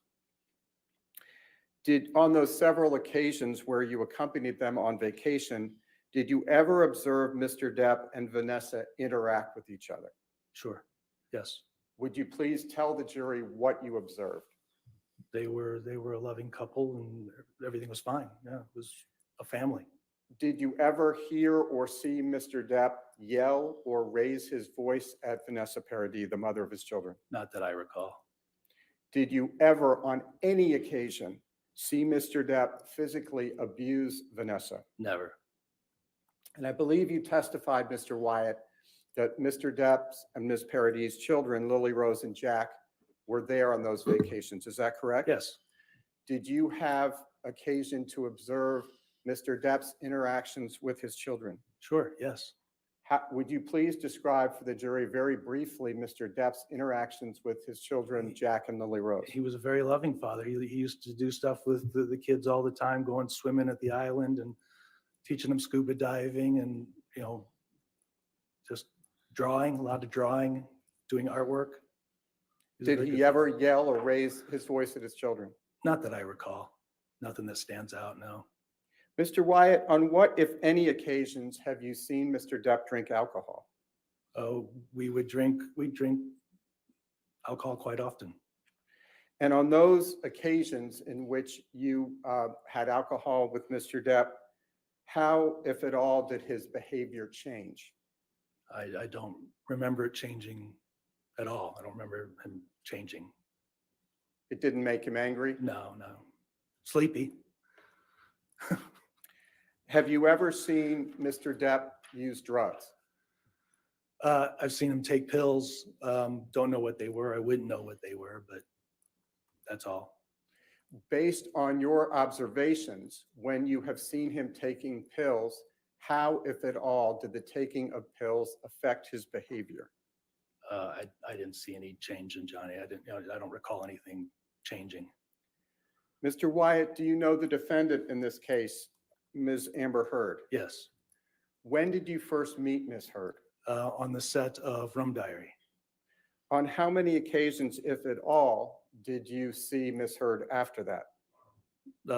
Several times. Would you please describe for the jury very briefly your relationship with Ms. Heard after you saw her the first few times? I mean, I don't really have a relationship with her. We didn't sit and talk. I didn't hang out with her or anything like that. Did there come a time when you became aware that Mr. Depp and Ms. Heard were romantically involved? Yes. How often did you see Mr. Depp after he started the romantic relationship with Ms. Heard? Oh, I don't recall. I didn't see him that often, but I don't recall how often, but I didn't see him that much. How often were you together? Strike that. How often did you interact with Mr. Depp and Ms. Heard when the two of them were together? Just only occasionally did I see him. I mean, I would leave him alone, let him have his time with Amber. I wasn't into interfering. And on those occasions where you interacted with Mr. Depp and Ms. Heard as a couple, did you ever hear Mr. Depp yell at or raise his voice to Ms. Heard? No. On what occasions, if any, did he ever raise his hand to or otherwise abuse Ms. Heard? I've never seen him be violent towards anybody. And if we could, did there come switch gears here, did there come a time in May 2014 when you traveled with Mr. Depp and Ms. Heard by private plane from Boston to Los Angeles? Yes. Who else was on that Boston plane flight? It was Amber and Johnny, Stephen, Savannah, and Jerry Judge and myself. And would you please tell the jury who is Stephen? Stephen Duders is Johnny's assistant. Who is Savannah? Savannah was Amber's assistant. And I think the jury has heard the name Jerry Judge, but if you could please explain to the jury again who Jerry Judge is. Jerry Judge is Johnny's security. Mr. Wyatt, why were you on that flight that night? I don't know the exact circumstances of that flight. I didn't travel with the two of them that often. I was probably headed back to Los Angeles to see my daughter. And before you got on the flight, how did you arrive at the airport that night? We came in a car. When you said you came in the car, with whom did you come in the car? It was Jerry, Stephen, Nathan, Johnny, and myself. And who is Nathan? Nathan is Johnny's other assistant, Nathan Holmes. What, if any, alcohol or drugs did you see Mr. Depp take while on the car ride to the airport? On the car ride, I don't recall anything being taken. Johnny, I know, had called Jack during the car ride to talk to him, to tell him we were on our way. And we were listening to the World Cup that was going on at the time. And if you could just remind the jury who Jack is? Jack is Johnny's little boy. When you and Mr. Depp and the security personnel arrived at the plane, who, if anyone, was there at the plane? The plane had come from New York with Amber and Savannah already on it. What, if anything, did you observe about Ms. Heard's behavior on that Boston flight? Well, she was giving Johnny the cold shoulder, being quiet, and seemed pouty. What, if any, conversation did you have with Ms. Heard on the flight? At one point, I went up to her and said something to the effect of, he cares about you. And all of a sudden, she snapped and started yelling at me, "How dare you talk to me? Get away from me." So I went back to the seat and minded my own business. When she said those things to you, would you describe the tone of her voice if you remember it? She was abruptly loud. It was a quiet plane. All of a sudden, it got very loud. And I believe you testified you went back to your seat or you moved. What happened next? Johnny had said something to her like, "Don't talk to my friend that way." And I just stayed in my seat and finished the rest of the flight. And after you went back to your seat, to what extent, if any, were you able to see Mr. Depp and Ms. Heard? I was able to see them very clearly. What, if any, violence or physical altercation did you observe between Mr. Depp and Ms. Heard once you'd gone back to your seat? I've never seen Johnny be violent towards anybody. To what extent, if any, did you observe Mr. Depp or Ms. Heard hit, kick, or throw anything at each other on the plane? No, I don't recall that at all. Mr. Wyatt, was Mr. Depp consuming any alcohol on that flight? Sure, yes. Did he seem intoxicated? Seem intoxicated? No, he seemed like Johnny. No, he seemed normal. Did there come a time, Mr. Wyatt, when you learned that Mr. Depp and Ms. Heard were getting married to each other? Yes. How did you find out about that there would be a wedding? I was at the Infinitum office, and Christy came to me and said, "Hey, I'm just asking, it's not for the proof, I'm just asking him how he found out about the wedding." All right, what's the relevance? May we approach, Your Honor? Okay. Okay, for those who don't know, this is a sound tech. His name is, I believe, Keen, K-E-E-N. I think that's how you spell it, Wyatt, W-Y-A-T-T. He's a sound tech. He worked on the Pirates of the Bro, Caribbean. sorry to interrupt, but sorry? Go ahead. Oh, I'm just saying I have to go soon, not now, but I have to go soon. So just want to say that. So if I leave the thing, you guys know why. It's because I have to go soon, but I can stay here a little bit longer. Okay? Cool, man. Cool. Johnny Depp forever.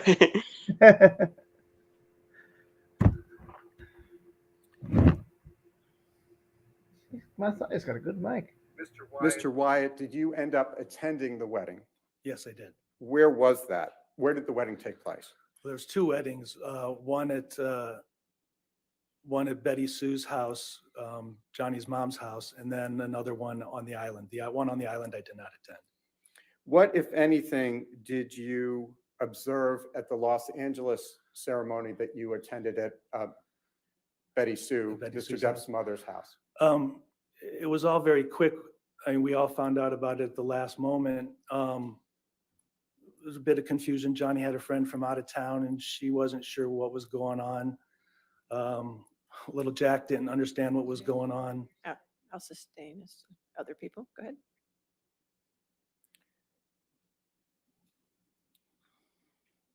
What, if anything, did you observe about Ms. Heard's demeanor at the ceremony? She was very happy-go-lucky. She was all dressed up. All of her friends were nicely dressed up and ready for a wedding. Have you ever, in the course of your interactions with Ms. Heard, ever seen any marks, injuries, or bruises on her? I have not, no. During the decades that you have known Mr. Depp, to what extent, if any, are you aware of any woman other than Ms. Heard accusing him of abuse? I'll allow it. I've never seen Johnny abuse anybody, ever. Thank you very much, Mr. Wyatt. That's all I have right now. Well, we're going to take our break. All right, let's go ahead and take our morning break for 15 minutes. Do not say anything, do not talk to me about the case, and don't look up anything. If a juror needs to address something to me, please write it down and give it to the deputy, okay? All right, thank you. You're excused. 15 minutes.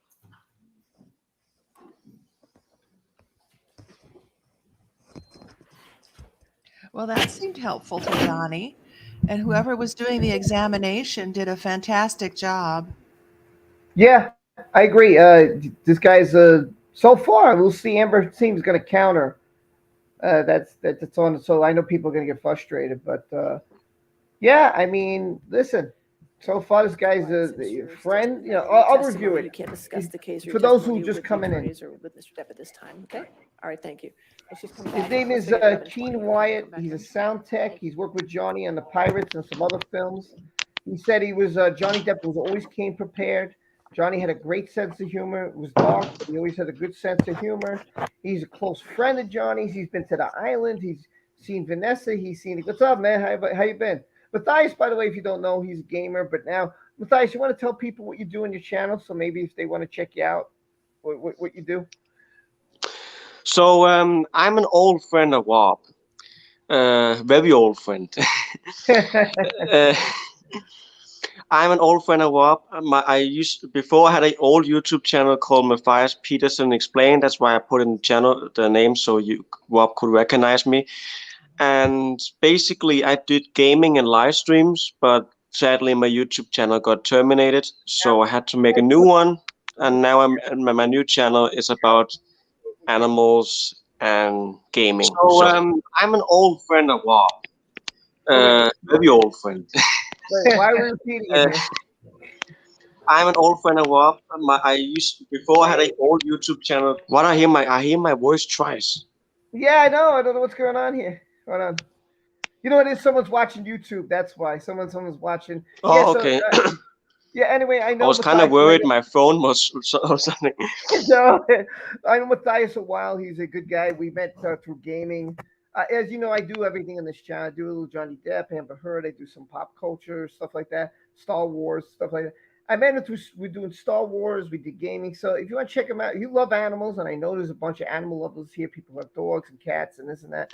Can I link my channel in your chat so they can check me out? Or yeah, definitely. Leave your channel in the chat, please. You know me, I always try to push people's channels, and I'm always like that. So you don't know who's with me? Well, there's an animation. Alliance is here. She's got a channel. I'm here. LC is here. Tal is here. And we got Dolly's here. Oh, Carmen is here. Hi, wow. Hey, Dolly, how are you? I'm good. How are you? I'm in a good mood. I mean, you know, Johnny, this guy did well. Sean Bett held his own. Everybody keeps saying the same thing.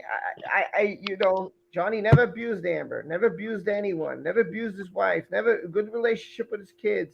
So what, he did alcohol, he came late to the set and he did some pills, but he never changed his demeanor. All good Exactly. to me. All good to me. But Matthias, good. It's great to see him, and thanks for coming. I think Matthias is from Denmark. This is what's Yes, I'm from Denmark. So Denmark, excuse me, no, Denmark is basically a Nordic country, and for everybody in the chat, in Denmark we have free healthcare. So if you get into a car crash, you don't have to pay anything. You could just go to the hospital for free. And school is free, college is free, high school is free, and education, we have free education. wow, damn, That is awesome. wow, Denmark says. Okay, I'm moving. What I Are love you is moving to Denmark? yeah, I think I gotta go with. I think I gotta go retire. I will pay for the plane tickets. And the seat and the food and everything. You're gonna get Danish food right on the plane, and when you get home to Denmark, you'll get a handshake with the Queen and everything. It's gonna be fantastic. What I love about this community, we have people from the Netherlands, we've had people from Egypt, we've had people from Africa, we've had people from Mexico, we've had Canada. That's why I love doing this, because we meet so many people from so many different places. It's Issa wants to know, how's the housing in Denmark? The housing is great. We have small houses because remember Denmark is a small country. Only around 5 million people live here. So the houses are small, but sometimes you can get big houses. It really depends on where you live. Cool. But how do you like living there? Denmark, it's amazing. And just to respond to one of your comments, yes, we do pay a lot in tax, but remember, it's not something that hurts us in any way, really. It's something we're used to. And the thing is, we get such good health care, and we get a grant from the government, and we get like it's like a really good symbiotic relationship. Like the government trusts the people, and people trust the government, if you know what I mean. That's good. Yeah, that's good, because you don't get that in many countries. A lot of times. No, Denmark is very what's it called? Unique, if you know, in our healthcare system. Hey, listen, you just educated me. I might want to think about going, man. It sounds really, really nice. Really, it sounds awesome. What about Norway? Norway, it's pretty much Norway and Sweden and Finland and Germany are very close to Denmark in many places, but in other places they're not. For example, in Denmark we have schools for people with special needs. If you guys know autism, ADHD, special disorders, we have schools where the teachers take care of every individual kid's needs, what's best for them, and not just caring about the whole, like caring them individually. You know, like they care about everybody, but you know what I mean. Like they take time to the individual kid to make sure they're all happy and get the help and support that they need. The place I work at is basically a place for people with special needs where you can take care of animals so they can go to work and all that stuff, but getting educated and help they need so they can get a job later and stuff. We have a really cool system where we help people with special needs and poor people too. Like if you're really, really poor and like have a health disease or whatever, you also have a right to choose a different hospital in a different part of the country. If you feel like their healthcare, their treatment is better, you can just go there and just do that. No one's going to stop you. How about the dental that people were asking in the chat? How is the dental? Is that expensive, or how about that? That's funny you're asking that, because that's actually expensive, because some parts are a little bit weird. So if you are going to go to a dentist, it's expensive, but we are actually trying to change it. It's a very new thing where we are trying to change it so young people like teenagers can get free to go to and get go to the dentist and stuff, because many teenagers in my country are getting used to moving from home, earning their own money and stuff. So just make it a little bit easier, but all people, they go free to the dentist. So do you know anything?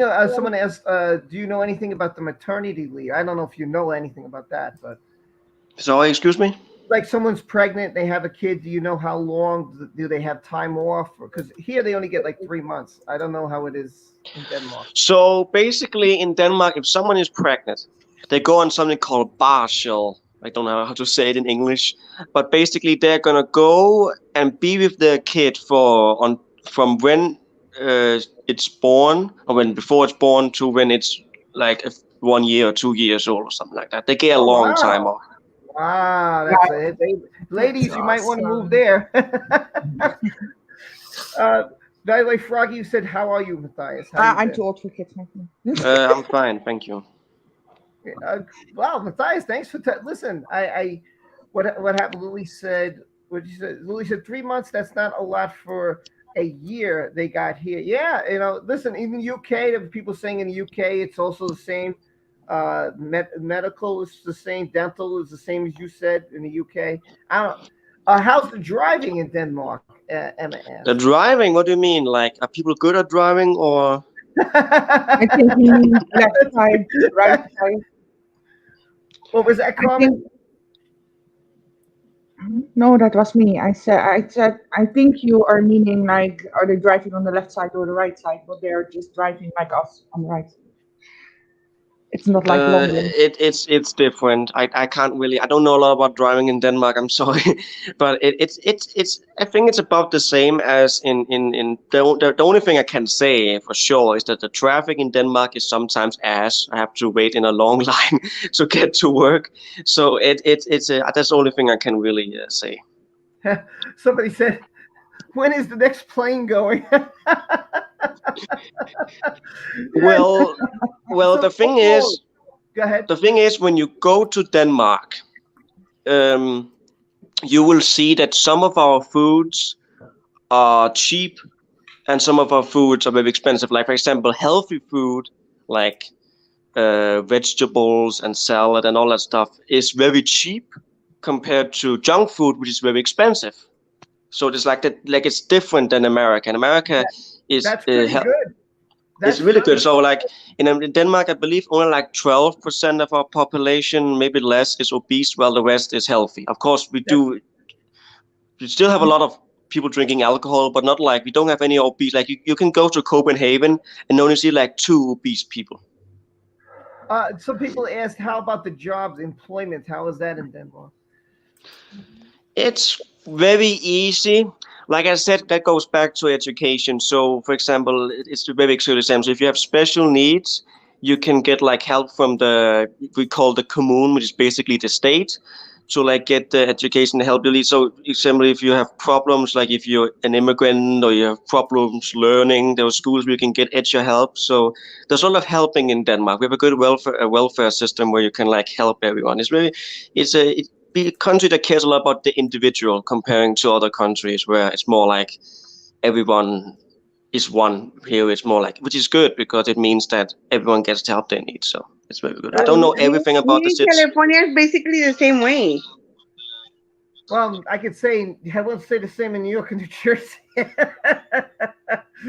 I wouldn't say that because I could tell you I had a rough time with my leg, and then I probably would have a way easier time in Denmark than I would have had here in the United States because it was like, oh, I don't take this coverage. Oh, Yeah, BA is expensive.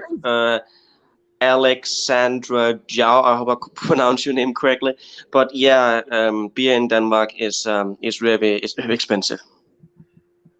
Jane, I don't know how to say this. Maybe LC can help me with this. He says, "Can you please explain Denmark's?" I don't know what that means. Maybe LC knows. What is that? Euthanasia, someone being put to sleep, basically. Someone who wants to die. Oh, anesthesia. Oh, okay.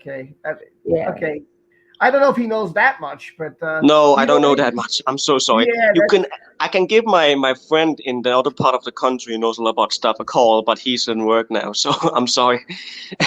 no, listen, I'm glad. I'm very interested in other countries because I don't know.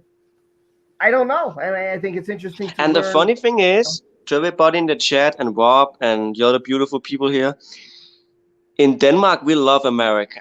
We love America, American movies, American cities, and everything. Like in many people, of us are actually jealous of America because you're way bigger. You have bigger toy stores. You have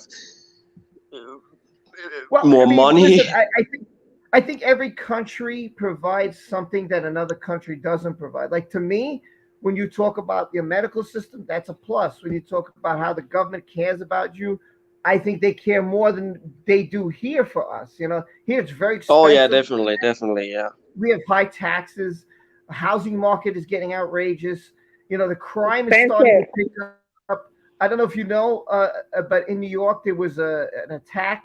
We just had an attack on a train where Yeah, I people know, got I know. I saw it on the news. I was horrified. But Yeah, we New have York is actually getting had. worse. Also, New York is getting worse. I could tell you that New York is getting worse, and I lived there. It is not. It's starting to get worse than what it was. It's getting a little scary now. So it's not the way it used to be. So I know, but again, I still love America and I still love New York, so I'm probably still gonna go there this year. I know some people probably said I shouldn't, but I'm still gonna go because I've been waiting. I've been waiting for 2 years, bro. As long as you're safe and careful, it's all that matters. yeah. Listen, go to all the Have a tourist safe areas. trip. You should be fine. You shouldn't have a I'm gonna problem. stay in Manhattan, and I will have. I know some people in New York that can like show me the best places and take care of me because as many of you probably know, I have autism, so I have problems with social skills. So if someone tries to steal something from me, they can easily trick me or whatever. So I need like my father or my friends with me so they can like protect me or guide me or whatever. Well, You know the you way. know, if you come here, you let me know. I'll give you my phone number, and if you have any questions, even if I'm working, I'll take a break and I'll answer them for you. So No, you don't need. It's Rob, Rob, you take I tour guide. appreciate it, brother. I really appreciate it, but I have people for that. So Oh, gotcha. Well, I could always meet up with you too. Say hi, have lunch or something with you. Be nice to meet you.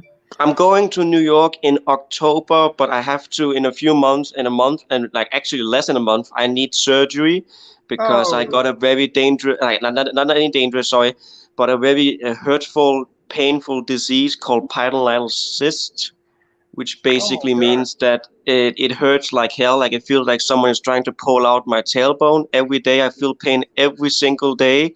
Ugh. Um, I'm fine now because I take medication. I have to clean it every day because if I don't do that, if I sit on a seat for too long, I will be in a huge amount of pain. So I need surgery in about less than a month to get it removed and stuff. So it's So not you're dangerous. going to New York for October. What day in October? I think it's about the beginning of October. It really depends. It really depends, but it is right. But don't worry, Rob. My disease is not dangerous. It's painful, but it's not dangerous. My doctor assured me it's not dangerous, but Thank it God. is painful. So that's Yeah, why it needs to listen. be removed. I don't wish anybody suffers. A lot of people here suffer. A lot of people, we've had people broken knees and it hurt their heads. We had guys in the hospital for like 5 months. It's crazy. A lot of people here have been. So I totally get it, man. I totally get it. I just hope you feel better. I thank you for coming, man. It was always a pleasure talking to you. It's always nice. It was great. Thanks for sharing and educating us about Denmark, man. That was beautiful. I was so happy. Yeah, To hear.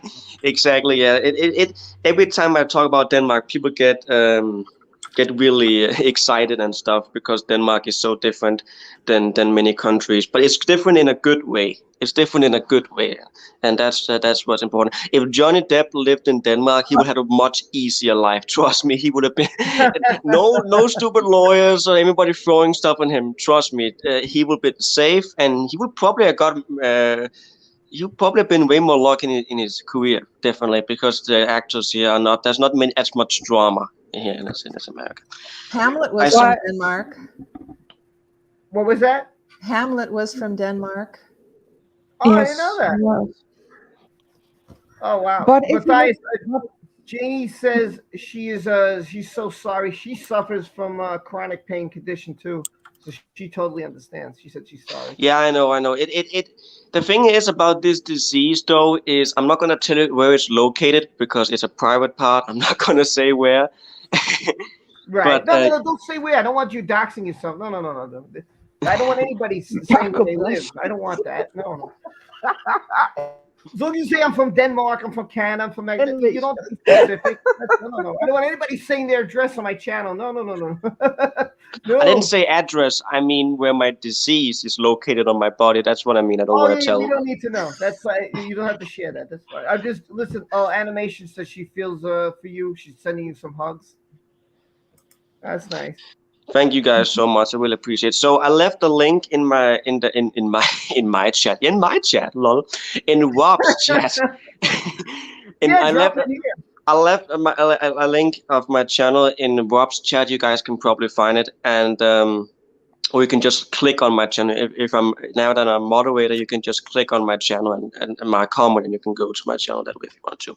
But if you guys want to check me out, it will really mean a lot to me because I'm trying to get my new channel back to where the old one was, trying to get back up again, which is really good. So, but I really appreciate you guys' support. It means a lot to me. It really does.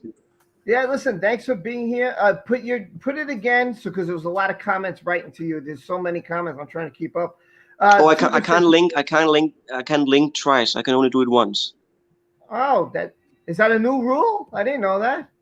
Put it on your Twitter. Put it on Twitter. Tweet it out so we could go to your page, your YouTube Oh, I don't page. have Twitter or a computer. I'm sorry.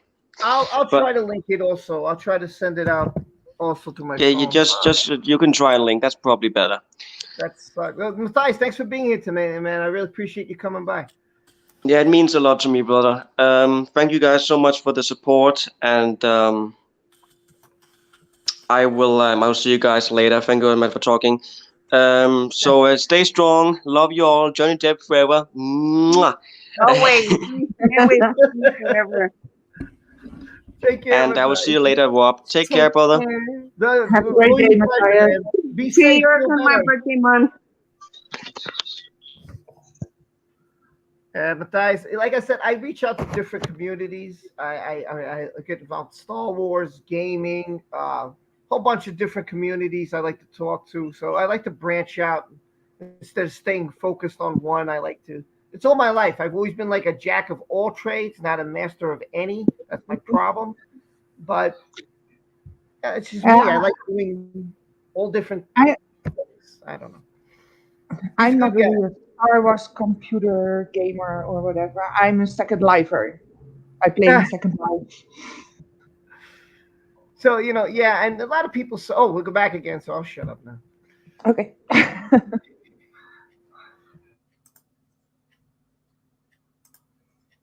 Oh, God, please don't have Elaine talk. Please don't have Elaine ask any questions, please. I can't recall. Is Matthias's channel linked? I'll try to find it. Okay, because I was going to sub him and check out his stuff too.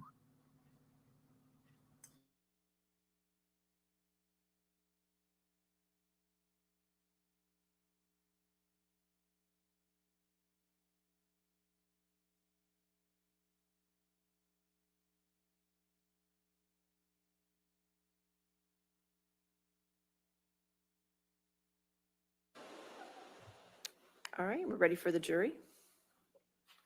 Okay. Okay, yes. Oh, kitten, no, bad timing.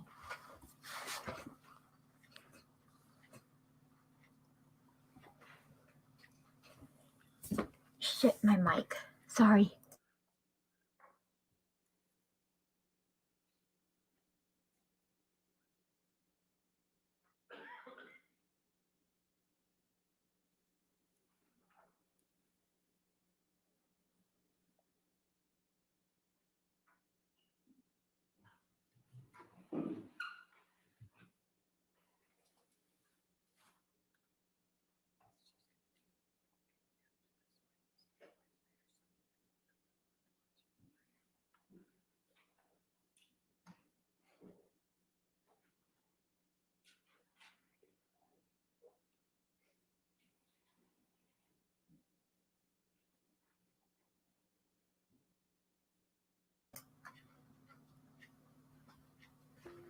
Did something happen here? Why are we in like dead silence? What's going on?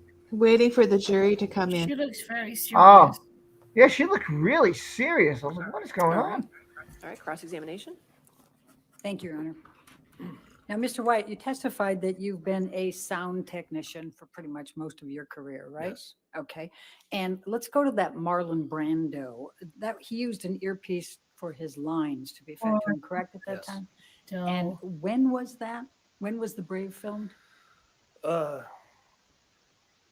Mid-90s. Okay. And so ever since then, Mr. Depp has thought it was a good idea and has used an earpiece, correct?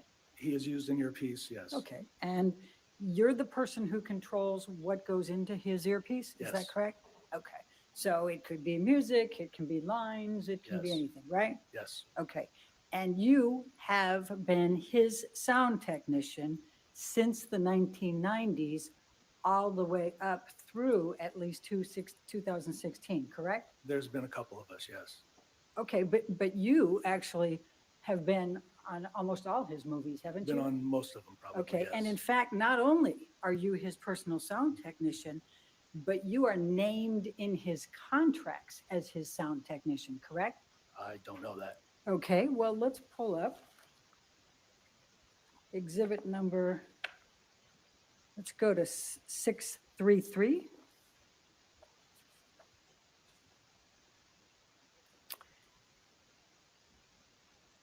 And I'm going to show you what has been marked as Defendant's Exhibit 633, and it's the contract for Pirates of the Caribbean from August 2022. Do you see that? Objection, lack of August. foundation. I'm sorry?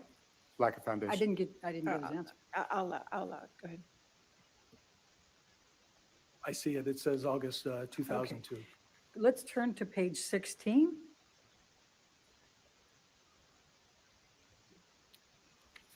Actually, the one before that. It's two before that, I think. There we go. Do you see where it says location assistant? Yes, Okay. And if you go down, it has your name specifically on there. Does it not say Keenan Wyatt? yes, Okay. And on this Along- particular one, it has Sam Sarker and Keenan Wyatt. Do you see that? yes. But eventually it just became Keenan Wyatt in all the contracts, right? I do not know. I don't know. Okay. And then as part of this, in each of Mr. Depp's contracts, he had what you were going to get paid, correct? I don't know what's in his contract. Okay. Well, on this one, it was $14.28 per hour, correct? Lack of foundation, Your Honor. All right. Well, he doesn't know this contract. If you want to frame Okay. it as a different question. Well, you, on every one of his contracts, had an hourly rate and a guarantee of at least 60 hours a week, right? Calls for speculation, lack of foundation. Surely he has to know how he was getting paid on If these. you want to ask that question. Do you know how you were getting paid on each of these films? Yes, Okay. I And- get paid through a payroll company from the production companies. Okay. And these were all negotiated by Mr. Depp, correct? No, Or his I'm company. paid by the union sets the rate for me. Right. But you're aware that Mr. Depp has negotiated it and put you into his contract. Lack of correct? foundation calls for I speculation. can, I'll allow that answer if you can answer it. Sorry. You want to ask you're the aware. question again? Okay. You're aware that Mr. Depp has put you into each of his contracts, including how much you get paid and all of your perks, right? I see it here, but when I'm hired by a production company, I get paid by the production company at my union rate for the job that I'm doing. That's not the rate I make when I'm working on a production. Okay. All right. Well, let's stay on this one just for a minute, and then we'll take a look at a couple more because you ended up with a lot higher rate pretty soon. But you also had your airfare paid for, correct, for travel? Yes, You also were put up in the same hotel as Mr. Depp if he was in a hotel, correct? not necessarily all the time. Right. And if he was in a house, then you got a comparable hotel close by, right? I got a place to stay wherever we were filming, yes. And it was comparable. Comparable to It Johnny's? was, No. it was a positive, it was a nice hotel, wasn't it? Yeah, I mean, productions, we usually stayed at nice hotels. Okay. So is it your testimony that you didn't know that you were named specifically and the terms of your compensation and your benefits were in every single one of Mr. Depp's contracts? Objection I asked didn't. and answered several times, Your Honor. It has not, and I have to, I'll allow it this. I did not know it was in Okay. the contract. Next question. okay. Let's go take a look real quick. I'm gonna flip over to 855.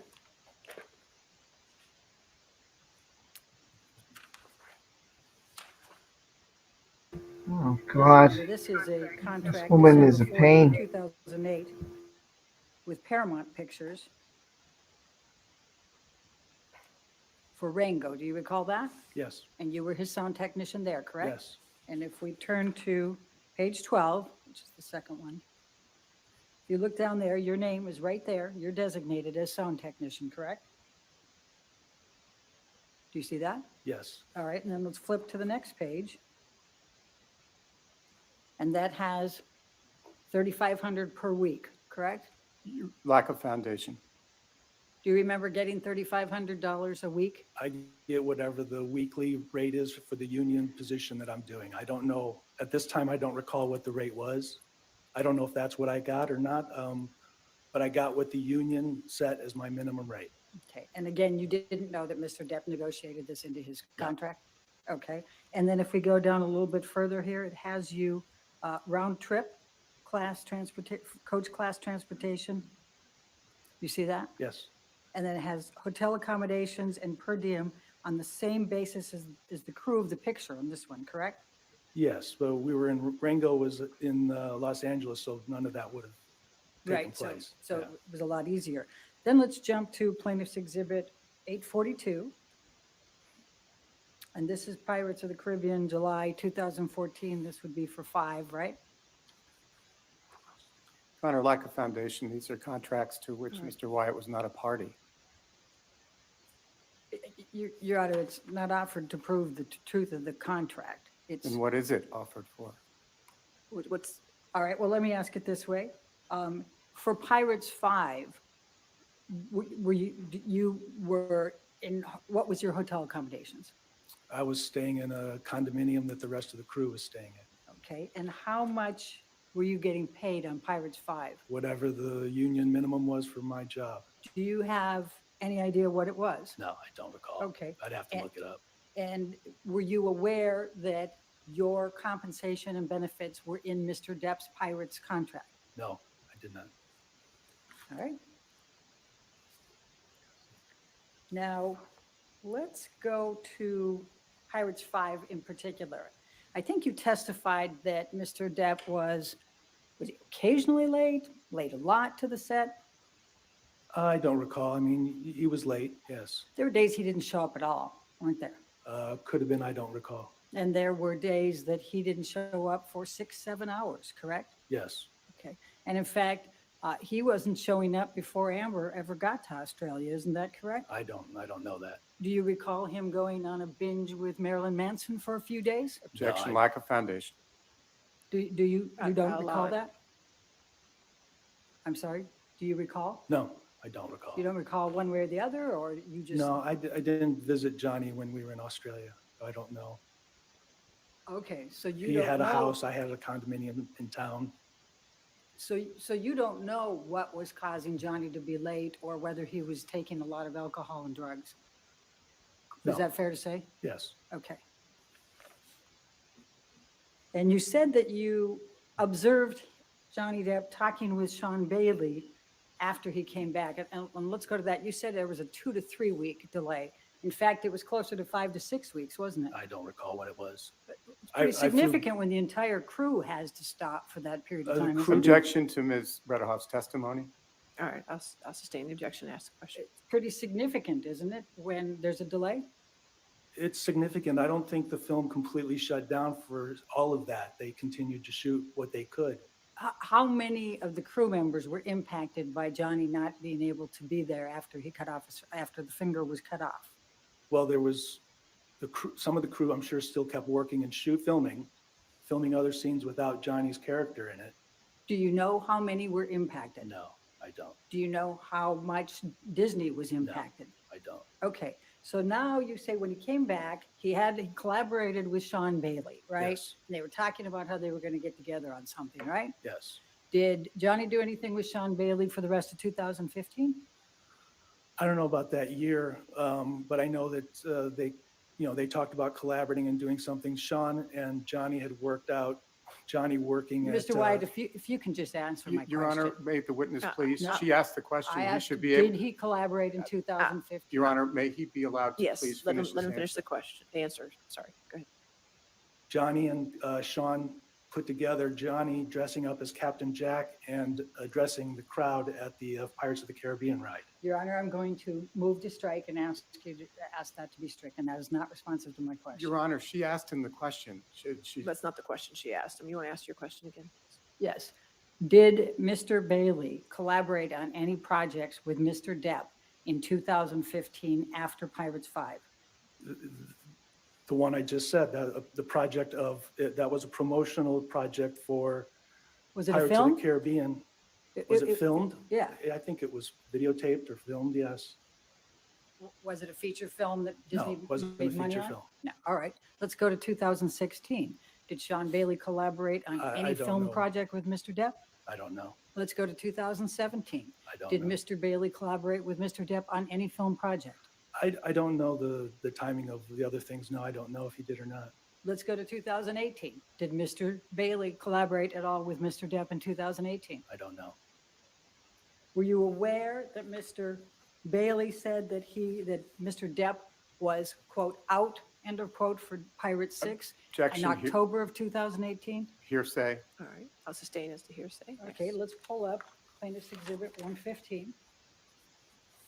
You said plaintiff's 115? Plaintiff's 115.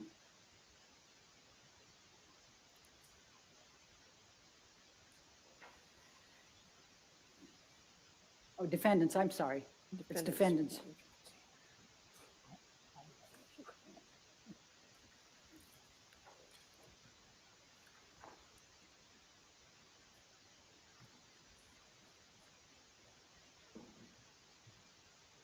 Now, this is an article in October of 2018. Do you recall seeing this article? No, You never saw it? I don't read I don't read these All right, so- stories and stuff like that. So would it be fair to say that you don't know whether Mr. Bailey had determined that Mr. Depp would not be in Pirates 6 as of October of 2018? Yeah, I don't know, especially based on this. I don't believe this stuff anyway. Okay, we can take that down. Thank you. All right, let's talk about your visits with Vanessa and the kids and Mr. Depp. You indicated you went on some vacations with them, correct? Yes. They were together for 14 years, right? Yes. How many vacations did you go on with them? Several. I don't know all of them. 2, 3, Probably more than that. 4? Probably more than that. I don't know. Half a dozen. Okay, we get to 6? Okay, Yeah. 6 to 12? All Yeah. right. And these are all vacations, right? After filming, yes. Okay, so these are times where everybody's having fun, relaxing. It's not your regular, Yes. day-to-day grind that everybody goes through, right? Yes. Okay. Now, you have no personal knowledge of whether Mr. Depp ever physically abused Vanessa Paradis, correct? None that I ever saw. Right. But you have no knowledge one way. You don't know, do you? None that I saw. Right. Right. You don't know what went on in their marriage and their relationship No. when you weren't there, correct? Not when I was there, no. Okay. And they split up, right? Yes. Do you know why they split up? No, I do not. All right. You don't know if Mr. Depp yelled or raised his voice at Vanessa Paradis on a daily basis when you weren't around, do you? Not when I wasn't around, I don't know. All right. And then you were asked at the very end by Mr. Chu whether you had ever heard of any woman accusing Mr. Depp of violence. And you said you'd never heard of anyone accusing Mr. Depp of violence. Do you recall that? Have you ever heard of Greg Brooks? I don't know. He's a manager on a set from City of Lies who has Okay. filed a lawsuit against Mr. Depp for punching Your him. Honor, lack of foundation and That's fair object game, Your to Honor. Ms. Bredehoff's speechifying. All right, I'll allow it. Good. I don't know what happened. Have I've you never ever seen heard of I've that? never seen him be violent to anybody. But you testified you'd never heard of that. So had you ever heard of Greg Brooks accusing Mr. Depp of punching him on the set of City of Lies?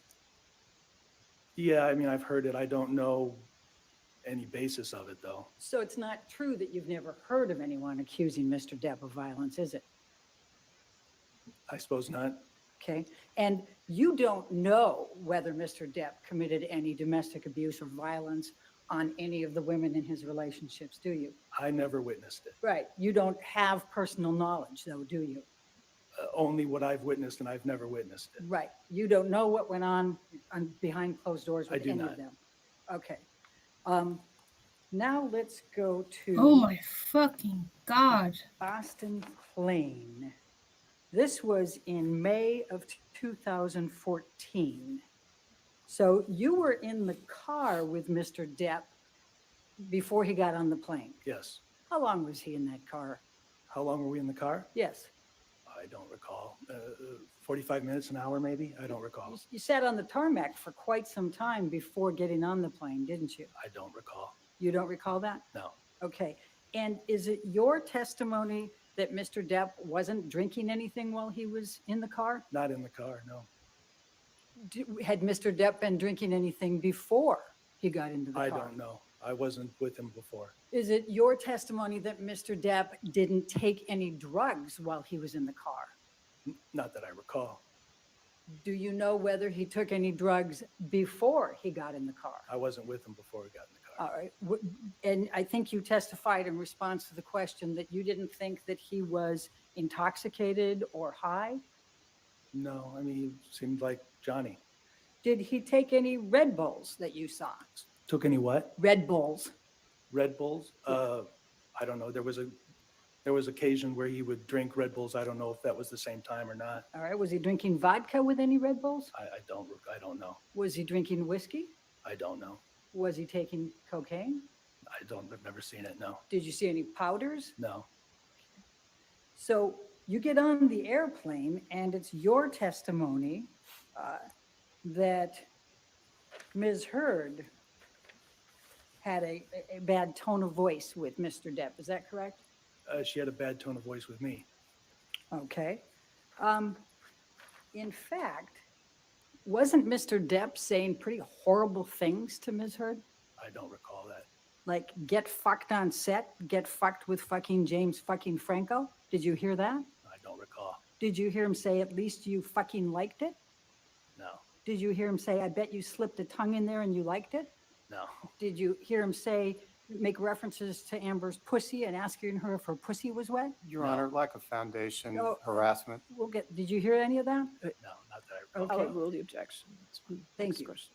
Now, you shared an oxygen tank with Mr. Depp on that Boston plane, didn't you? No.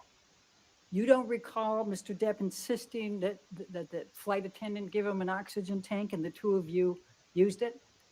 No. Okay. What is Do you about recall that? Because Mr. I Depp do. drinking champagne on the plane? I don't know what he was drinking. I'm sure I was having wine. He could have been having champagne. Do you remember him drinking a couple bottles of champagne? I don't know how much. And it's your testimony that Mr. Depp didn't kick Amber? I didn't see anything like that. Okay. Did you see Mr. Depp go to the back of the plane and pass out and moan loudly? I don't recall that. You don't recall that either? No. Okay. Can we pull up Defendant's Exhibit 245, please?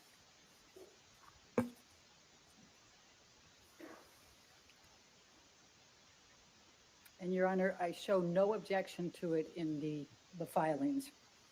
So I'm going to move the admission of it and I'm going to ask it to be published. No. Any objection to 245? Yes, Your Honor, it's improper impeachment. It's not to him. All right, if you want to approach, we'll see what your objections, do you have your list of objections from your exhibits?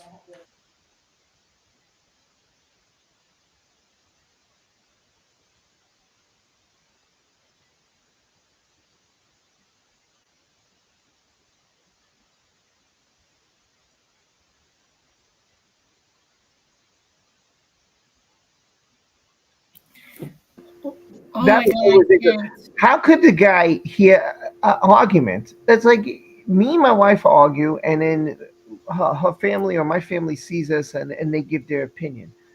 You know, him saying stuff at wherever they claim he said this. So what? It's an argument between him and her. Whatever he said. Exactly. There's Yeah. nothing wrong about saying a bitch or whatever. Or, She's oh my trying gosh, to I wish provoke this. him as Like well. when you are angry, you say those things. Come on now. There's nothing. What the fuck are you trying to prove? Come on now. And then she's being so aggressive towards him. I'm like, girl, Why being aggressive? What are you trying to achieve? Nothing. And like, oh my gosh, she's pissing me off. She's wasting everybody's time, like also Penny's. They're just Well, there's grasping at actually no evidence. There's no evidence yet at all that there was any conflict on the plane except for her, being mean to the sound tech guy here. There's no other evidence except for what Amber says. That's the bottom I don't line. get it. It's all drugs, alcohol, and hearsay.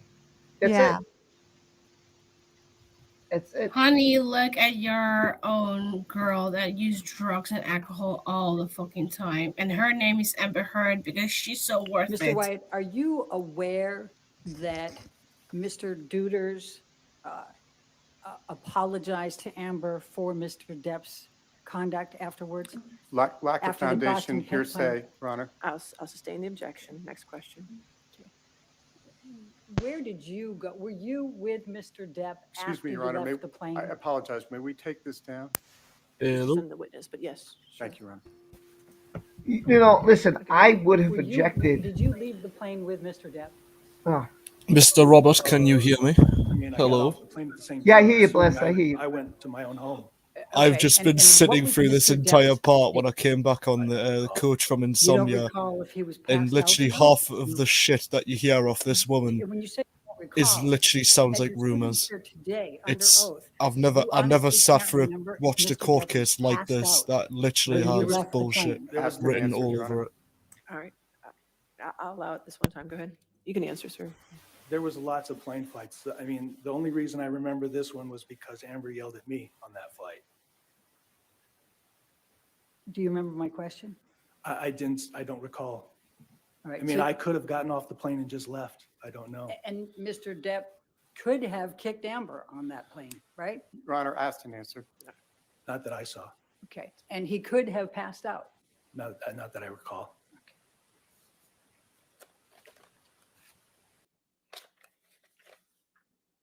And could have is purely speculative. That's not in evidence. How many times were you with Amber and Mr. Depp together? Oh, I have no idea. No idea. Well, what would the circumstances have been? Invited over for something or other, or, Johnny and I may have been recording some music or something, and she was there. I don't know, at work. I don't. No, you had a very close personal relationship with Christy Dabrowski, didn't you? We're friends, yes. Yes, and you were more than friends for quite a few years. were you Your not? Honor, relevance, may we approach? It's impeachment. All right. All right, let's It's bias. It's bias. approach, please.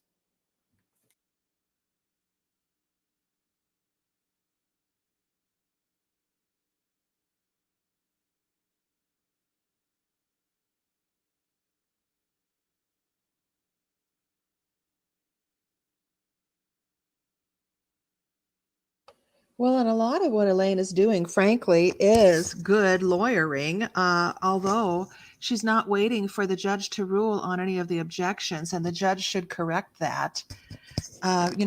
Frankly, JD's team should be more aggressive. Now, you testified that the wedding that Agreed. you went to, the one in Los Angeles, seemed to be a little rushed. Yes, How long were they engaged? I don't know. Could it have been a pretty substantial period of time? I don't know. Okay, so when you say rushed, We didn't know a wedding was going to happen. well, and you said you were at the offices of Ad Infinitum, is that right? Okay, when you say we didn't know any wedding was going to happen, who's we? Several of the people at the wedding didn't know it was going to happen. Okay. Now, did you know what Amber's film schedule was? No, Did you know whether she was out of town, coming back in and leaving again? I did not know. Did you know what Johnny's film schedule was? I probably knew we were off. Because you were his sound technician, Yeah, right? we were Okay, starting a film and or ending a when- film or whatever, yes. Okay, and when did you leave for Pirates 5? I don't recall when. Was he filming right before Pirates 5? I don't recall. Okay, so as soon after they did the Los Angeles wedding, they went to the Bahamas, correct? I don't remember the time difference. But you didn't go to that wedding. No, Do you know how many people did?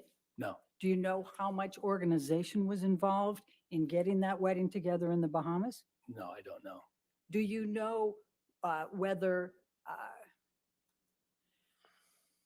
do you know, well, okay, I guess you don't know, so I guess I shouldn't ask you then. So as a practical matter, you don't know about any of the communications between Mr. Depp and Ms. Heard for when they wanted the wedding to take place, correct? Correct. Okay, thank you. I have no further questions. Okay, Your Honor, I just have a few. sure. Redirect.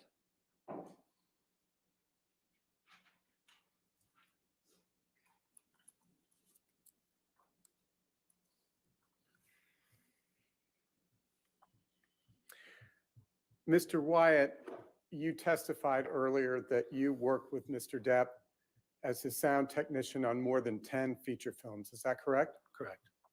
Have you ever worked on feature films as a sound technician or in any other capacity on films without Mr. Depp? Yes, I have. On those instances and those films not involving Mr. Depp, were your travel costs covered? Yes, they are. Were your hotel costs covered? Yes, they are. Was your airfare covered? Yes. Were those arrangements handled in any way different from the films on which you worked with Mr. Depp? No. What was your understanding of why Mr. Depp was late on the set to Pirates 5? I'm just going to use your microphone. Objection, Your Honor. He's already testified he doesn't know, and he wasn't there with him, and he doesn't know. Directly related to the cross. I'll allow it. Go ahead. Sorry, say it again. What was your understanding of why Mr. Depp was late occasionally on the set of Pirates 5? My understanding was he was having arguments with Amber. And the wedding that you attended, or the ceremony in Los Angeles, that was right before Mr. Depp was to start filming Pirates 5, correct? Yes. Is that one of the reasons Amber wanted to be married right then? Objection, foundation, hearsay. All right, foundation. I'll sustain as the foundation. Mr. Wyatt, you've known Mr. Depp for a long time, correct? Yes. And you've worked with him for a long time. Yes. Has any woman other than Ms. Heard ever accused him of raising a hand to her? Objection, Your Honor. He's already asked that beforehand, and I went into the cross with him. Asked and answered. Sustain the Thank you, Your Honor. All right, Thank you, Mr. Wyatt, and thank you, Your Honor. All right. Nothing further. All right. Is this witness subject to recall? Yes. All right, sir, since you're subject to recall, you cannot discuss your testimony with anybody and do not watch anything in the news media at this time, and you may be recalled at a later date, okay? All right, thank you, sir. You have a good day. You're excused for today. Thank you. So this guy and Ladies and gentlemen, we have a Isaac few and who housekeeping else matters is to take subject care to of, recall? And also, I know the cafeteria was a little Was rough Sean yesterday. Bett? I'll go ahead and give you an extended Yeah. lunch today. Okay. 2 o'clock. So just do not discuss the case with anybody and don't do any outside research. And we'll see you back here at 2 p.m. Okay? You just go with Deputy Lisa. Wow, they're going to take a 2-hour lunch break? Wow. That means the judge has a lot of stuff to go over in chambers. Wow, they're taking a huge break here. So I'm going to shut down the stream in a minute. Yeah, Not my stream. I'm going to shut down this because I'm not going to look at a court symbol for 2 hours. Sorry. Damn, Alanis is a fucking joke. I'm sorry, but damn, bitch. All right. Well, the next Okay, witness so might be yes, JD housekeeping himself matters to because rumor has it that Yes, he's supposed to take please. the stand at 2 o'clock. So we'll see. We'll see. So Oh Shiny, my you want to god. know Like who it is? seriously, what LA because so aggressive Okay, so you don't and need me for asking that. things that doesn't Oh, I'm okay. sorry. I thought you needed me for that. Sorry. So Your Honor gets an extended lunch. So I get an extended lunch. Okay, well, what I'm going to do, just to let you know, actually, if you approach the bench.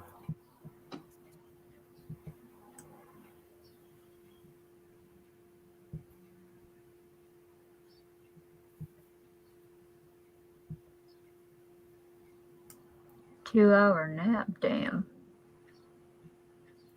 Yeah, well, at least I'll have time to eat. Right? Do you not have to go to the doctor, Rob? I'm probably gonna go tomorrow morning because I have to get all the paperwork ready. Ah, okay. speak to You them. know what's odd about Elaine's questioning? You know, she's trying to make it sound like these folks that are kind of pro Johnny witnesses, that somehow that they're, you know, making bank off of him, and so that's why they're testifying for him. But hey, you know what? Amber's whole fraud squad was living for free for years right there, and Johnny paid for everything for them. He paid for all their booze and all their drugs and all their wine and you know, meals together and everything else, and let them live there for free. So if she's going to try to say that Johnny's people are compromised because of Johnny's generosity, then surely that means that turnabout's fair play, and that the same goes for Amber and her fraud squad. Yeah, it's true. Yeah, Was go ahead. It's also the same with us as a boss that get paid so many money. Like, girl, where's my money then? Like, I'm still waiting. Yeah, it doesn't make any sense. I mean, it's a ridiculous argument to be making, because everyone knows that Amber and her people were all living there for years for free. Yeah, and so it's illogical.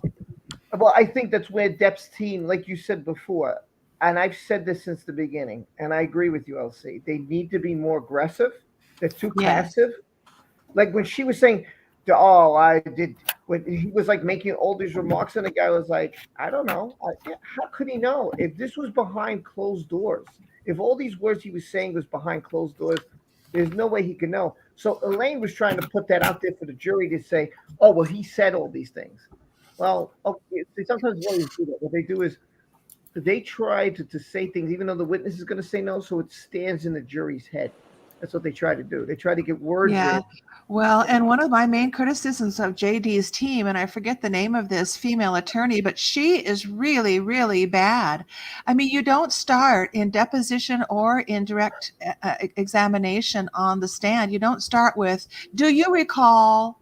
Do you recall? Do you recall?" Because then you leave a barn door size excuse for someone to say, well, actually, no, I don't recall. And that's kind of what you got, you know? Right. So I don't know who she is or what her experience is, but she really sucks. She needs to be off the team.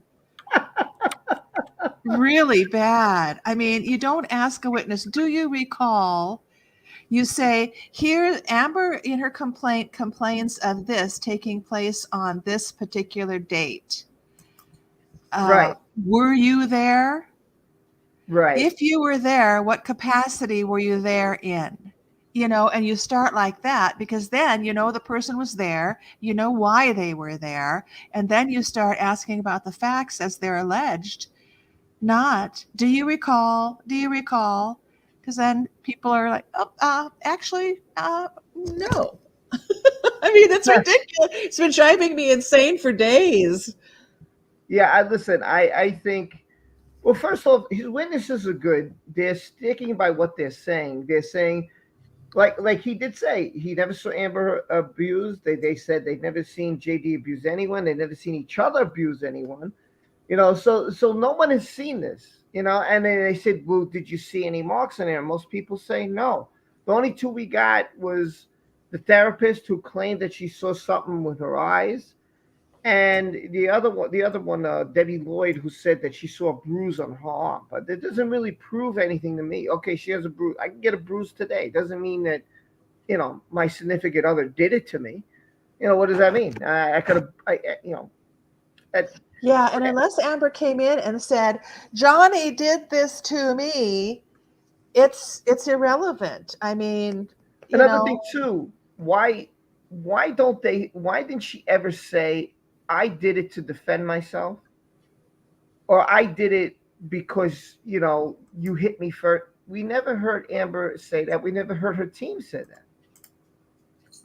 I mean, if you're getting hit and you hit in retaliatory, and you're saying, "Well, he abused me," and he's claiming he got hit, then wouldn't your response be, "Well, I hit you in self-defense"?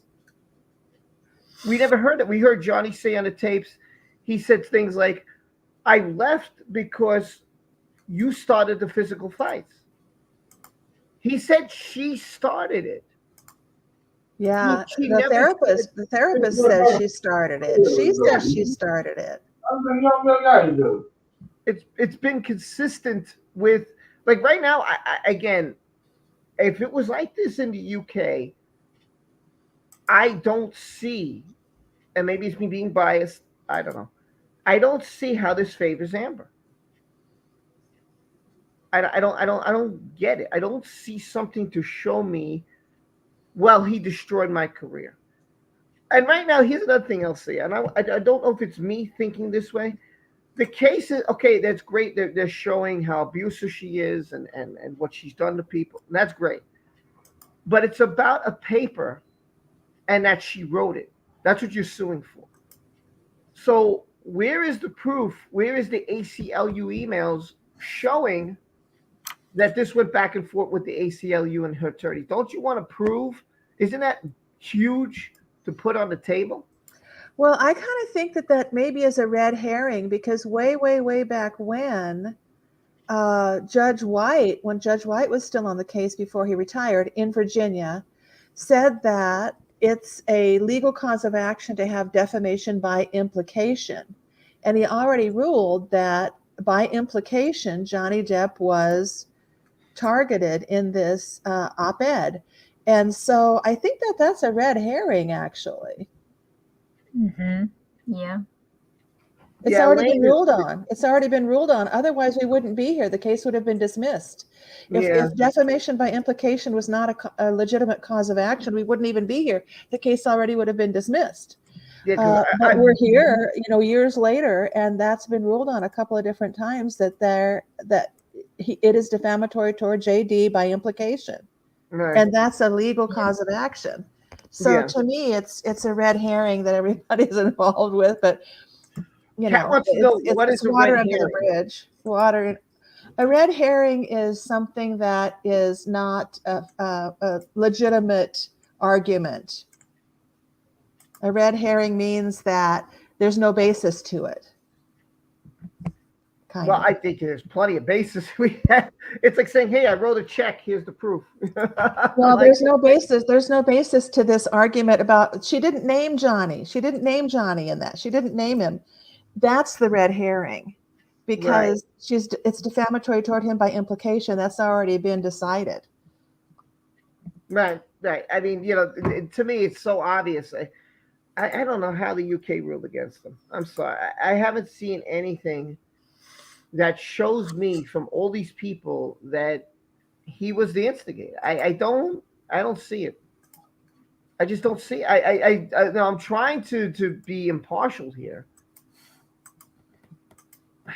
I don't know. I just don't see. I agree. There's no evidence thus far that shows that he was the aggressor, or that he, even under the influence of alcohol and drugs, was a violent human being. There's nothing. Yeah, because we've had Sean Bett, we've had this guy Wyatt, and they said, did his demeanor change? No. So his demeanor didn't change, and they said that like, and this is consistent with the people who've been on the stand. Well, his demeanor hasn't changed, and what does it make him? Sleepy. That makes sense. So how could you be abusive if you're sleepy? Yeah, and the two pictures she has that supposedly show him supposedly passing out as opposed to just falling asleep because you're tired, is the one where he's by the bed on the floor, with his head kind of on the bookshelf, resting as a pillow, and he's in the 3-piece suit without the jacket, right? And then on the couch when he's got the ice cream in his lap. That doesn't show that he's violent. Not at all. No. That shows he got tired and fell asleep. Yeah. It's completely bizarre. That's the only evidence she's put on about him being out of control drunk, or out of control on drugs, or this maniac on drugs. Maniac is great. Hold on, I just got to show this, Megan. I just want to thank you for the super sticker. Says I can't show it any other way. There it is. Megan, thanks a lot. Now I know how to use this thing much better. Thanks a lot, Megan. Keep it up. Keep it up. We're trying to keep it up, Megan. We're doing the best we can. But thank you so much for the super sticker. I don't know. I don't really have any weights now, so I could just do this. I don't know. I don't have any weights now. And everybody subscribe and everybody like and everybody send money. I get paid on Fridays, so I'll be able to do that then. Yeah, Friday I'm supposed to have Colonel Kurtz here this Friday. Oh, right on. Yeah, so we're gonna do a 2-hour because there's no court case, so we're gonna do like a 2-hour live Oh. stream in the afternoon. So Oh, yeah. that should be fun. So Yeah. I'm looking forward to. She's always fun to hang out with and hear her opinions, and she's got good analysis. So I like to always talk to her. This is Yeah. another good point. It's always back to drugs and alcohol. Right. Okay. So Yeah. let me look at all Thank my you. notes. I got plenty of notes here. So Mr. White said that alcohol made him sleepy. It didn't make him violent. Okay. All right. So let's see what Sean Bett said. Sean Bett says alcohol didn't affect his demeanor. The alcohol didn't. That's two people that said that really didn't affect who he was. I mean, I had to go back even further. I had to go back even further. She said, yeah, Stephen. So she didn't get much time, Gina. Hi, Kiki. Gina didn't get much time. Somebody else is here. You know, one last thing before we go that I wanted to say is that. Well, I'm not going unless you're going. Oh, good. Okay, I thought you were going to shut down. And oh no. Well, I'm glad if you're not. No, I mean, we're going to keep going here. I may just quickly grab a lunch or something. Yeah, but. well, see, one of the things that to me has been kind of a ghost specter kind of a person in this case is Savannah McMillan.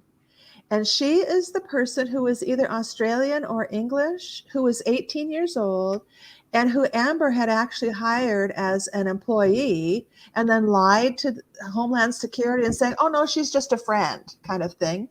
And that she was supposedly on this plane from Boston to LA. And but Savannah has never, in the UK case, never put in a witness statement. She's never raised her hand and say, yes, I was there on the plane from Boston to LA and I saw Johnny do this and that to Amber. Right. And so she's not here now. And there's no affidavit. She's not called as a witness. And she apparently was on the plane. This guy, the sound tech guy, was saying that she was. And yeah, so to me, what that means is that she would not have good things to say in support of AH about what happened on the plane. And so that's why she hasn't been called by AH. She has not been used by AH to support her argument. So again, AH on the plane by herself saying all this stuff about JD, and nobody else on the plane saw any of this. Right. And first of all, another thing, you can't pick up a plane chair if it's bolted to the ground unless you're going to use a wrench or some kind of tool. And how I mean, my question is she a witness to Amber? No, she hasn't been called as a witness. She's given no deposition. She was not in the UK in terms of submitting a witness statement. She hasn't been called as a witness or noticed as a potential witness on the witness list here in Virginia. So she's a ghost. Yeah. So basically she disappeared. Yes. Unless she's, well, also, was she legal in this country? I don't know if she was legal or not. I think that's a question because the sound tech said that she was hired as a personal assistant, basically. I don't think he said hired, but she was a personal assistant to Amber. And JD had a different personal assistant. When all this came up and there were some visa questions by the U.S. Department of Homeland Security about Savannah's status, that's when AH lied to the Department of Homeland Security and said, oh, no, she's just a friend. She's just traveling with me. And, she's just a friend. But she was employed by AH, but she wasn't here on a work visa. She wasn't showing it could implicate some tax issues, and so that might be why she's hiding out. Right. It could be. Well, I mean, she was also, I believe, the one. Didn't she also work for Elon Musk? I'm not sure, but there are two Macmillans, and they're not related. There's Samantha, and then there's Savannah. And they're Okay. both Macmillans, and they're not related. And Savannah Macmillan was the one who was the personal assistant to AH. And Samantha Macmillan, I think, might have been the makeup artist at James Corden, who said that she didn't see any injuries, and she did Amber's makeup. Yes, I could check that real quick. I'm gonna go on Twitter right now, and I'm gonna go check because we have the statements, so I'll figure out which one is which. Hold on, let me jump to that. Let me go check the witness statements, and I'll tell you who that is. Witness statements here. And that's thanks to Nick Wallace, who has these all up. Samantha Macmillan. Samantha Macmillan. She, and I'm going to read it now real quick. She's the stylist. Yes. Issa is saying she was the stylist. Yeah. So Samantha Macmillan, that's the stylist.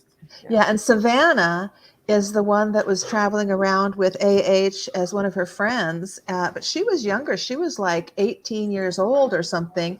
But then there were the lies told to the Department of Homeland Security about her status. And she was really an employee, but AH was not paying her as Are they going to bring her leeches to testify? Bring who? No, she's not listed at all. And she didn't participate in the UK trial either.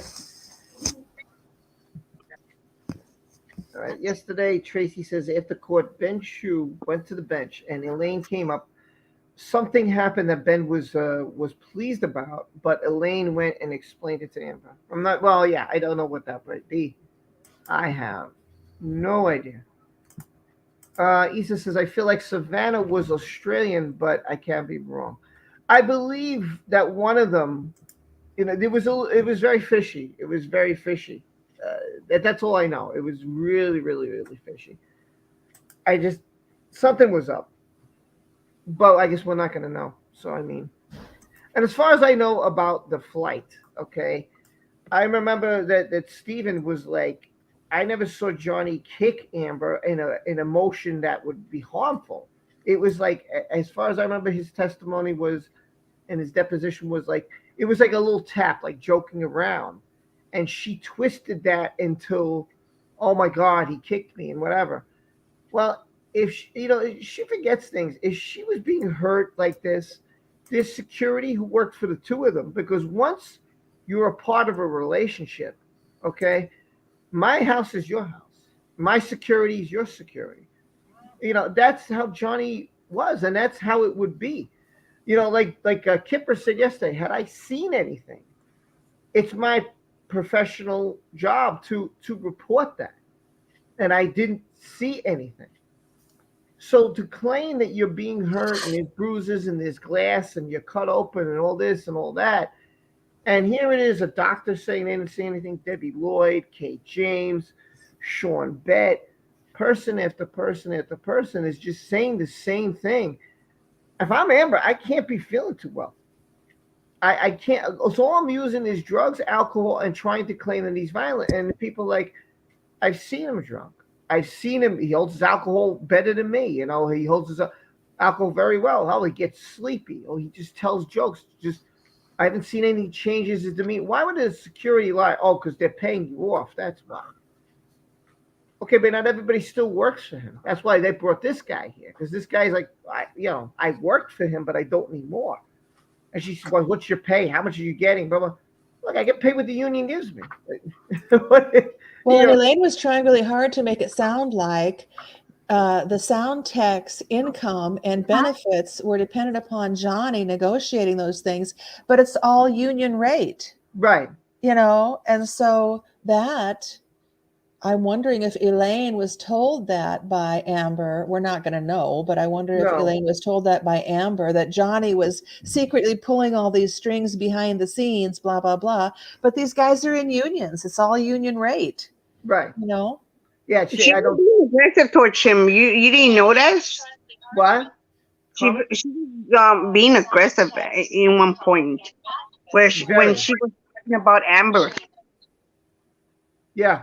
Well, American lawyers are aggressive, and I wish the way that JD's team was more.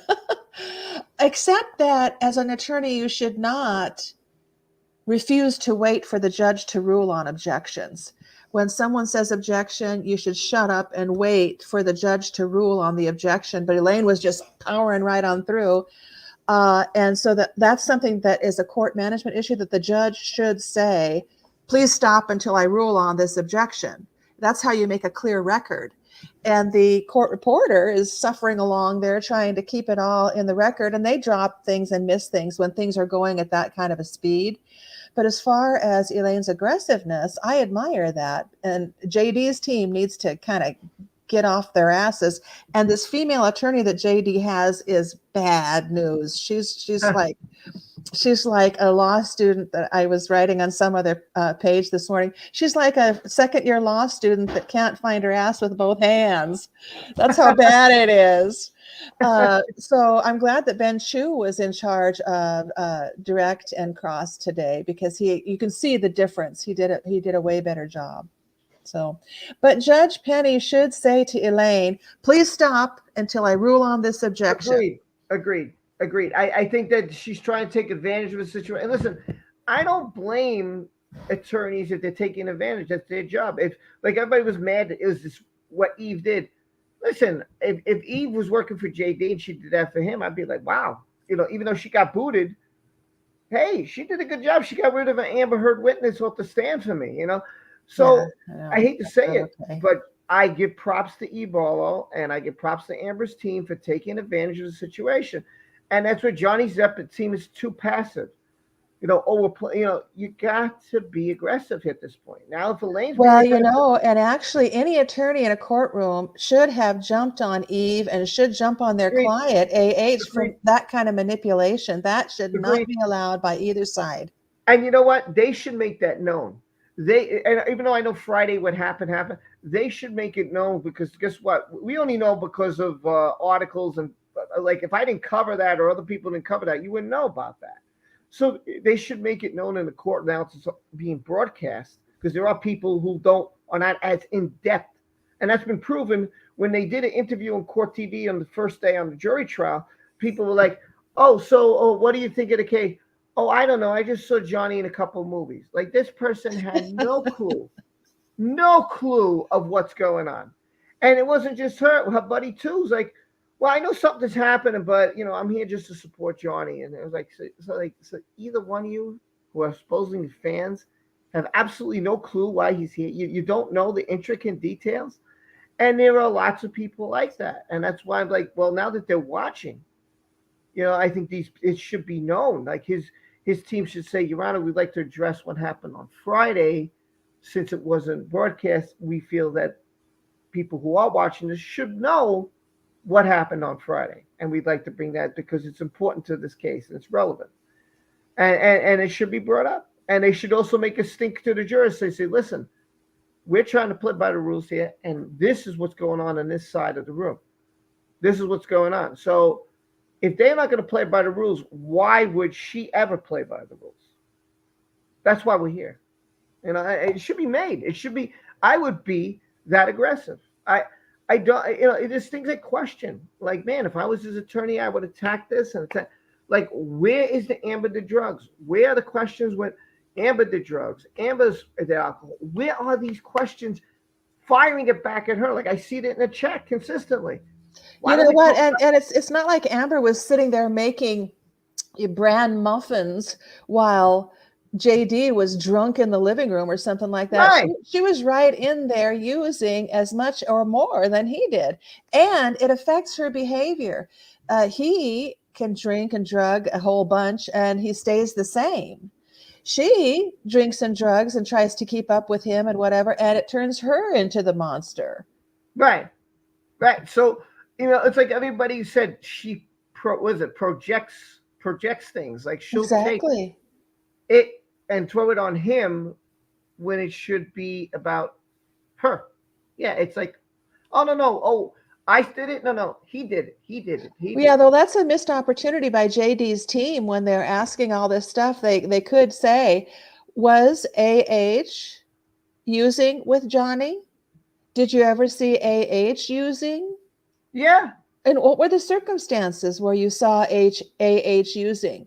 Yeah. Did you And see when how much she was using? And did her demeanor change when she they used? question, that's why I like Steve Bett when he said this one key thing, and they didn't have to question it.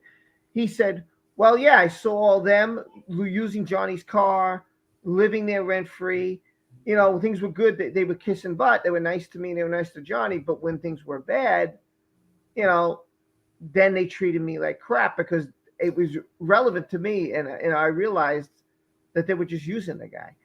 And I Why? truly believe that the only reason she went and got the DVTRO on the 27th, after all of this happened on the 21st, you have 6 Right. days.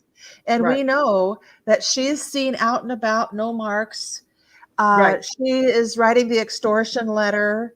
Right. She's racing him to the courthouse. And you see this in divorces a lot, where there's what they call a race to the courthouse Yeah. in a divorce matter to see Yeah. who's going to be the plaintiff in the Right. divorce, Yeah. because then you can say, oh, I'm divorcing him, or, oh, I'm divorcing her because you're the plaintiff, right? Right. So she's doing all that week. And then the only real reason she had for filing the DVTRO is because at that point in time, JD was saying to her fraud squad, you people get out. He Right. never said that to her. He said she could stay there as long as she wanted. She was Right. never in danger of being evicted. Her buddies were the ones who were going to get evicted. They had to get their butts out. And JD was totally surprised to go into penthouse 1 or 3, or no, not 3, 1 or 5 or whatever it was, and see Liz Mars sitting there with her dog. Yeah. He's like, who the hell are you? Yeah. know? I think even Sean Bett was like, I don't know who that was. Like, who knows who this woman is? Yeah, he's like, what's going on? Yeah. Everybody, Amber's flop house, basically, Yeah. for all of her ne'er-do-well friends who are all scheming against him. It's Right. bizarre.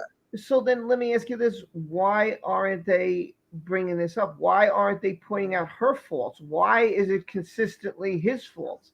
Well, I think that he has the burden of proof to show that he has not been violent toward her. He has the burden of proof. She doesn't. Right. But she has to prove her counterclaim. Yeah. Her- And I think that maybe part of it, it's perhaps that JD's team has not done a good job of witness preparation. Yeah. That's one of the things, because everything that was happening up until the trial started was heavy on the filings, the motions practice, the response to motions, the discovery process. And in all of that, unless you have someone who's hired specifically to do witness preparation, that is something that gets kind of shoved to the back and shoved to the back. And it might be that this one gal who's so lousy on JD's team, in my opinion, she might have been in charge of witness preparation because she was in charge of some of the depositions and doing direct examination of, for example, Nurse Lloyd. And she did a terrible job. Yeah, Nurse Lloyd. Oh my God, Debbie Lloyd was so. I can't recall. Well, and part of the reason is because the attorney was saying, well, do you recall this? Or do you recall that? Actually, no, I don't, Yeah. And it doesn't help stupid. That gave me a headache. I had to turn it off because I thought this is just a clusterfuck of ginormous proportions. And it's on that attorney. She did that. Well, they can play it. It's just up to the judge on whether they're going to play it publicly. Like, we haven't seen some videos. Like, when they did this whole video thing, they were going over all these videos that they asked for. We saw a few of them, but they didn't show them all to the public. I don't know why that was. I don't know why we only saw a select few. I was thinking, like, man, I was hoping for a lot of videos, but we only got, like, the cops entering the building, the first set of cops going into the elevator. We saw Amber and her buddies, a few times going into the elevator, but we didn't see anything that was detrimental. I mean, the only thing we saw was Josh Drew shaking hands to the first set of police officers when they were leaving. I wish, again, there's some things that I question, like why aren't we seeing? Why aren't they showing? And thank you, Megan. By the way, I just want to thank you. If I didn't thank you, then I'm thanking you again. So I just want to thank you so much. Yes, it was nice talking to you. If you haven't subscribed to the Cute Rabbit, who shows a lot of animal videos, which will get you away. I think that if you guys are really upset and stuff, some nice videos there. So it'll get you away from this. It'll probably unstress you. So watch a couple of nice animals having fun, being fed, stuff like that. Really cute. There's all sorts of animals. I've seen chickens and hens and stuff. I don't normally see that. I don't work on a farm. I don't normally see that kind of thing. So I go over and I catch them. I think they're really awesome. So he works with animals. So check it out. If you need a little escapism from this, check out his channel. I think you'll really like it. Good guy too. He does gaming. So also that's my escape from life. You might like that stuff. He's a good guy. So from Denmark, he educated us today about Denmark. I thought that was really awesome. So, I just wanted to say my mother's father was a Danish immigrant. And even though I'm a tribal member and everything, my Danish and German grandma used to call me her Great Dane because I'm 6 feet tall. That's funny. I like that. That's great. I like the great. I would never thought of that. That's great. The nurse seemed to be operating from fear for herself. Yeah, probably trying to protect herself. I think that's a good way to put it, Laura. I agree.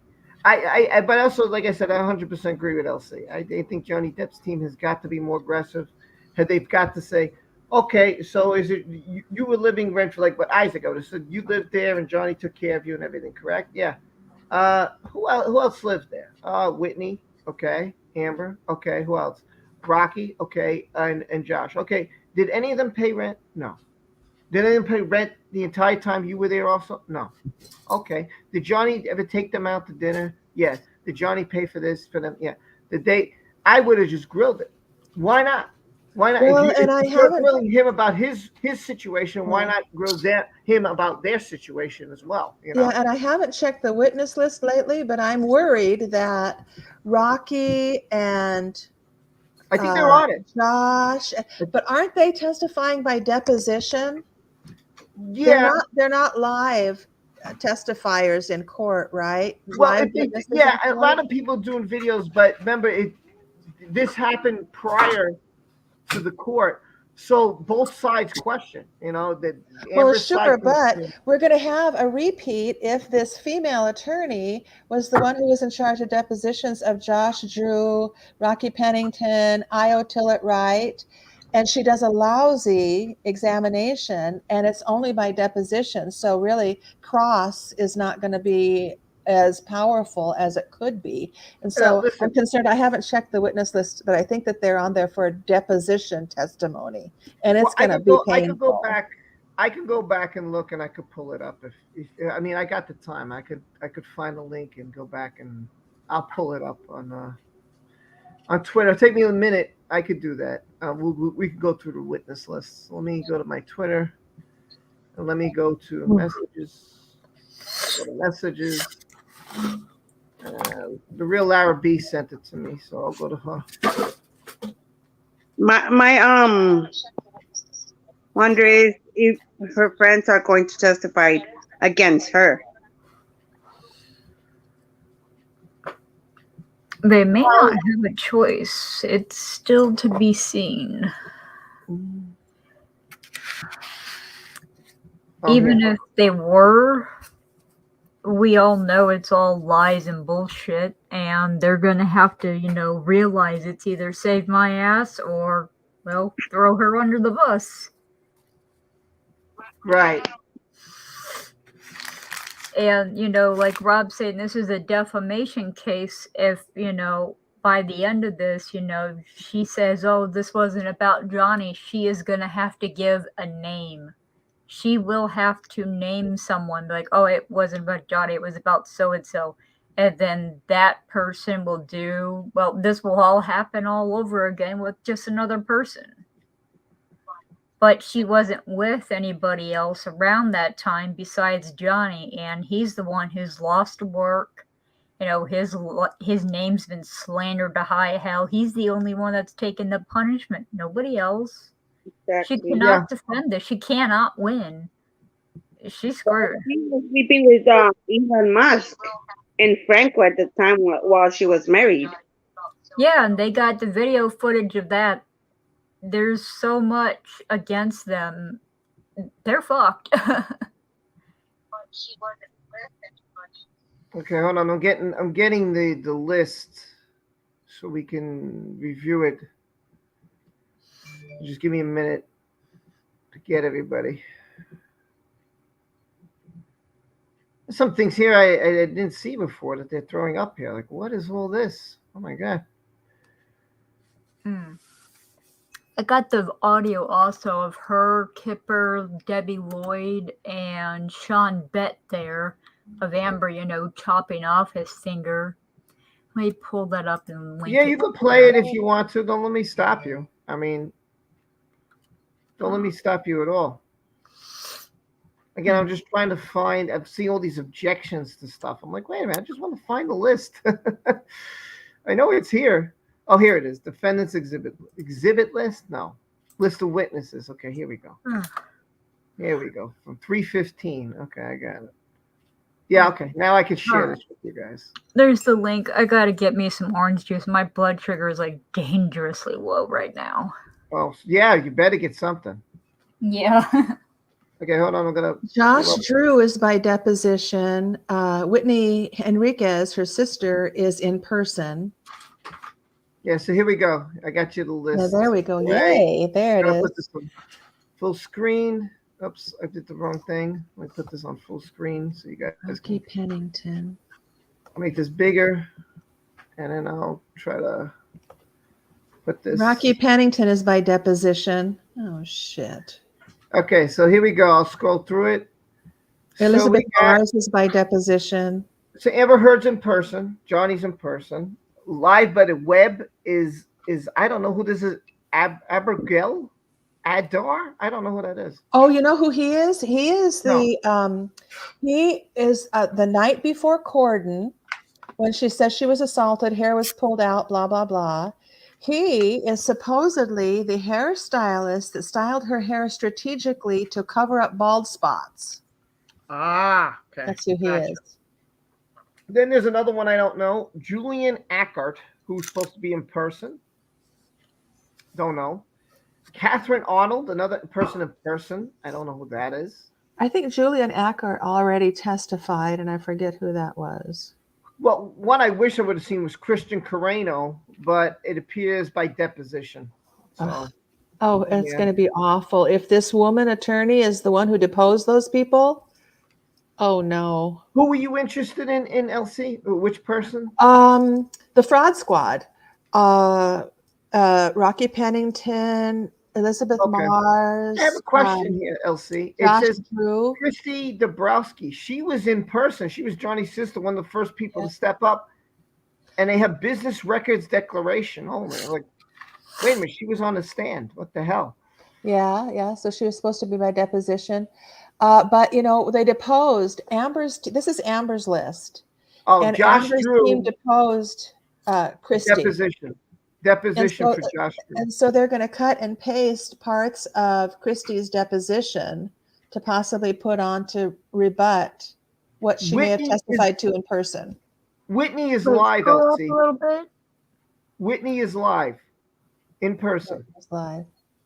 All right, I'll keep going. I'll look for Rocky. Josh Drew is not. He's by deposition only. Oh no. Yeah, I know. Oh, Let me. it's gonna be awful. James Franco is by the web. To let you know. Let's see who else there is. Hey, Rob, can you go up just a little bit? I think I saw a name I recognize there. Which name? Davidson. A gold. Yeah, that's by business records declaration. That's what they had. Gold Bron Davidson Candy, Children's Hospital of LA. Yeah. Yeah, by business records. They're not going to appear. And Stephen Daughters, who now should be in person, he's not. I mean, I hope Johnny's is different. I'm going to look at Johnny's list also. I'll bring that up. But this is Amber's list. I will bring up Johnny's list. I don't see anybody else. Anybody major here shown in person? A lot of names I don't know who they are. Elon Musk is by the web. Just to let you know. So both him and Franco are going to appear by a web. Tillett Wright is not appearing at all. Oh, wow. All right. Tasha Von Ray is by the web. Adam Waldman. Oh, come on, Adam Waldman. What's wrong with you?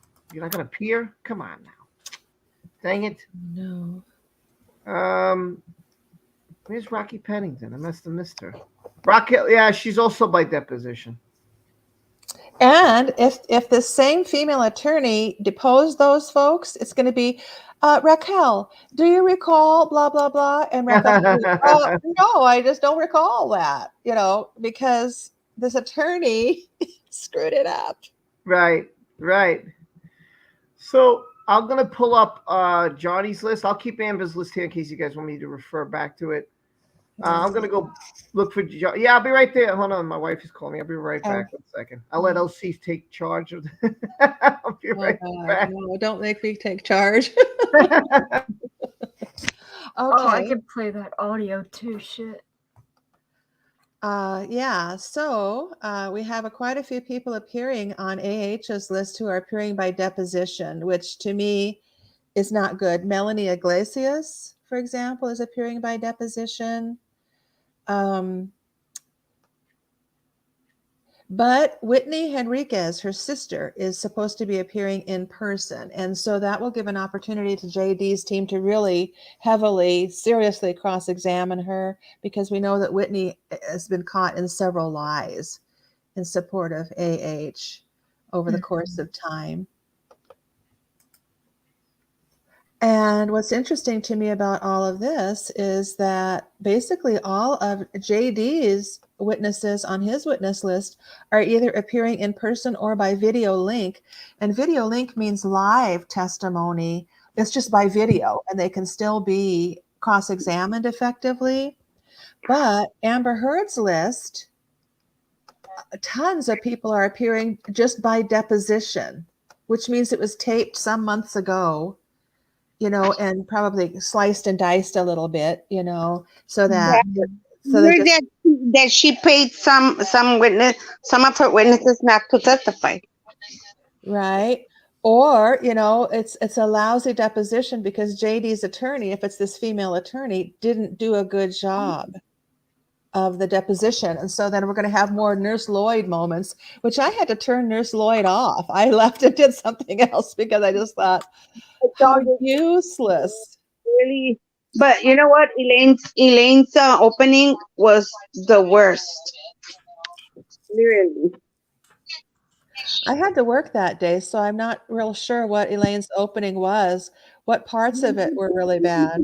Rambling. Okay, JD's team opened the opening day. They started, and there goes Elaine after basically saying the whole trial. They kept bringing up Amica cream, drugs, alcohol.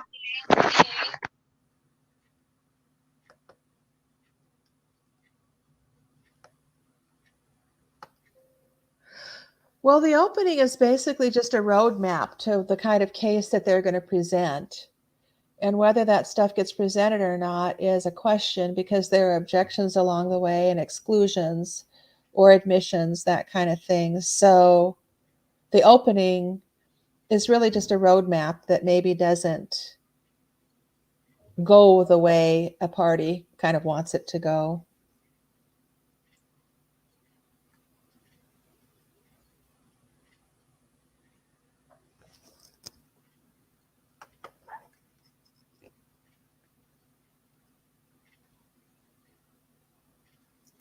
So maybe everybody else went to lunch or something like that. Just us. Just you and me. And I hear an echo of myself. So somebody could turn on. I don't know how that's happening, but I hear an echo of myself. Yeah, I mean, someone's watching YouTube while they're talking. Sorry. Usually it's Carmen. I don't want to point anybody out, but usually. I'm sorry. I'm like, Yeah, Ellen went on for an hour. Yeah, that's true. Well, and did we ever hear what had happened with all of the pictures and the metadata and their admissibility and all that stuff? Well, Johnny's team's claiming that something's not correct about that. That there was tampering, but Amber, of course, is going to argue that. So they're going to say, "Well, our witnesses don't think so." Well, our witnesses do. Our experts do. You know. So it's a little. It seemed like it was tampered with, according to Johnny's, but then they're going to argue that it wasn't. So, you know, I don't know. Yeah, listen. Here's how I broke it down. When it started, I thought Johnny's team came out on fire. It was a nice, short, sweet, to the point, and that's how it should be. When Amber's attorney stepped up, Rottenbaum, I didn't know who he was at first, but now I know who he is. Very good speech. Like Hen said, she was on the channel. It made her nervous. Yeah, he did a good job. And then came Elaine, who talked about the entire trial, which was absolutely boring, unnecessary, and the judge should have cut it. I don't know. The judge should have called her up and said, listen, this is not an opening statement. This is you talking about the trial. The opening statement is what you're going to prove. This is not an opening statement. It was an opening statement to me. That's not a any attorney can get up there. Well, we're going to talk about March 15th, and then we're going to talk about March 16th, and then we're going to talk about. Okay, that's not what we're looking for. We're looking for a summary. A summary. We don't want to know dates and months and intricate details. They just want to know that you're supposed to tell the jury, this is what my team is going to prove. And you should be able to say that within 10, 20 minutes. There shouldn't be evidence and months and dates and all. That shouldn't be. That's what the trial's about. I think that was just dumb. I hated Ellen's speech. I couldn't stand it. It was boring. It was pointless. It was annoying. The whole thing was annoying. So then, you know, we got who did we get? We got his sister came to let me get my notes over here. Hold on. yeah, I'm gonna present the evidence to the jury, the powder makeup thingy. Yeah, oh yeah. She's talking to the jury about the makeup and the cream and oh my god. The cream was Emeka. yeah. Oh my god. So then his sister stepped up, and I didn't write everything. I should have wrote more than this, but I'll just read what I have. So his sister said that JD was a gentleman, and she's never saw. Oh no, this was all Kate James. I didn't write Johnny's sister down. Well, anyway, his sister got up there, and she talked about, from my memory, she talked about. Why is my camera on? She talked about their relationship. I remember she called Johnny Depp one-eyed, which I never heard before because he had to have a patch because he had a lazy eye and they had to strengthen his eye. Huh.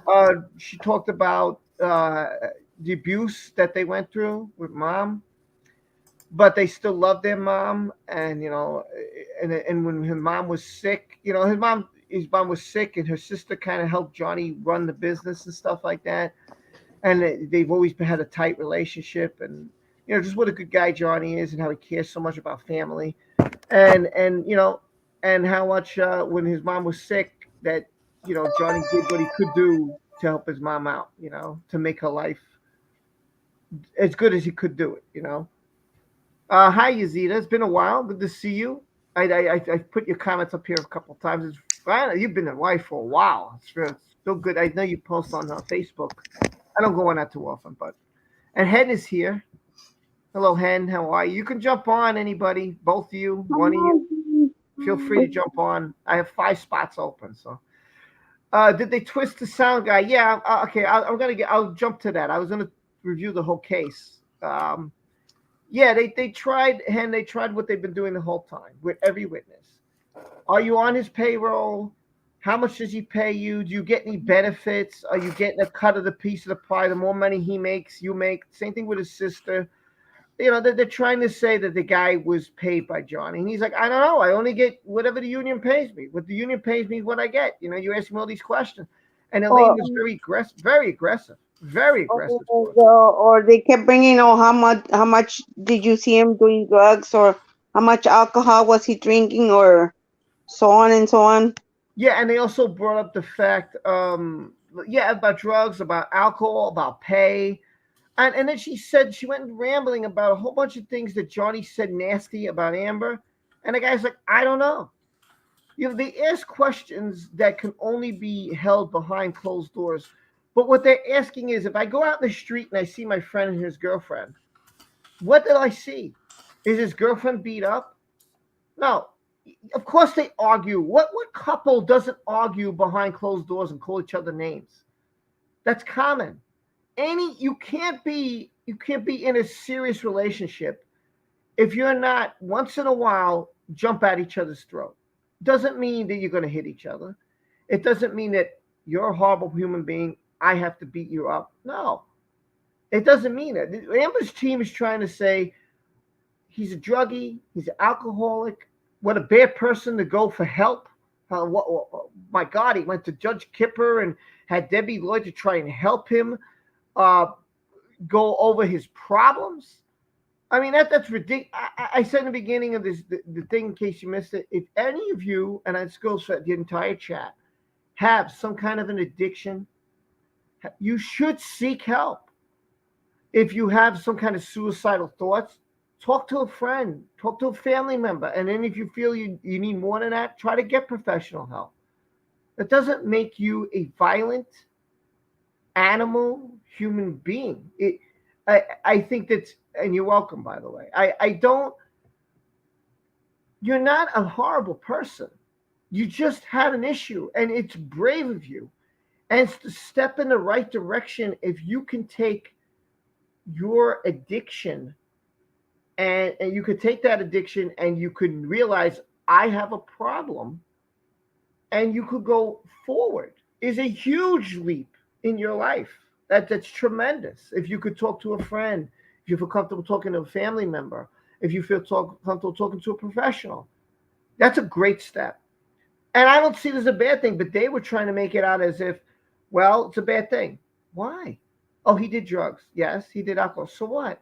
And what did it make him? Did it change his demeanor? Everybody says, no, it didn't change his demeanor. It made him be more silly. It made him sleepy. But you're trying to ask for things behind. No, nobody knows. Not even the attorneys know what happened behind closed doors. None of us do. But here's how we make that judgment. We heard recordings of Amber admitting that she hit Johnny. We heard recordings of her admitting she started physical fights. We heard recordings of her trying to yell at him for running away from a bad situation when he clearly said in one sentence, I do not want to be the man who pops the wife. I don't want to be the guy who's known as a wife beater. Yet that's what he's known for right now. That's what they're trying to make him out to be, a bad person, a bad human being.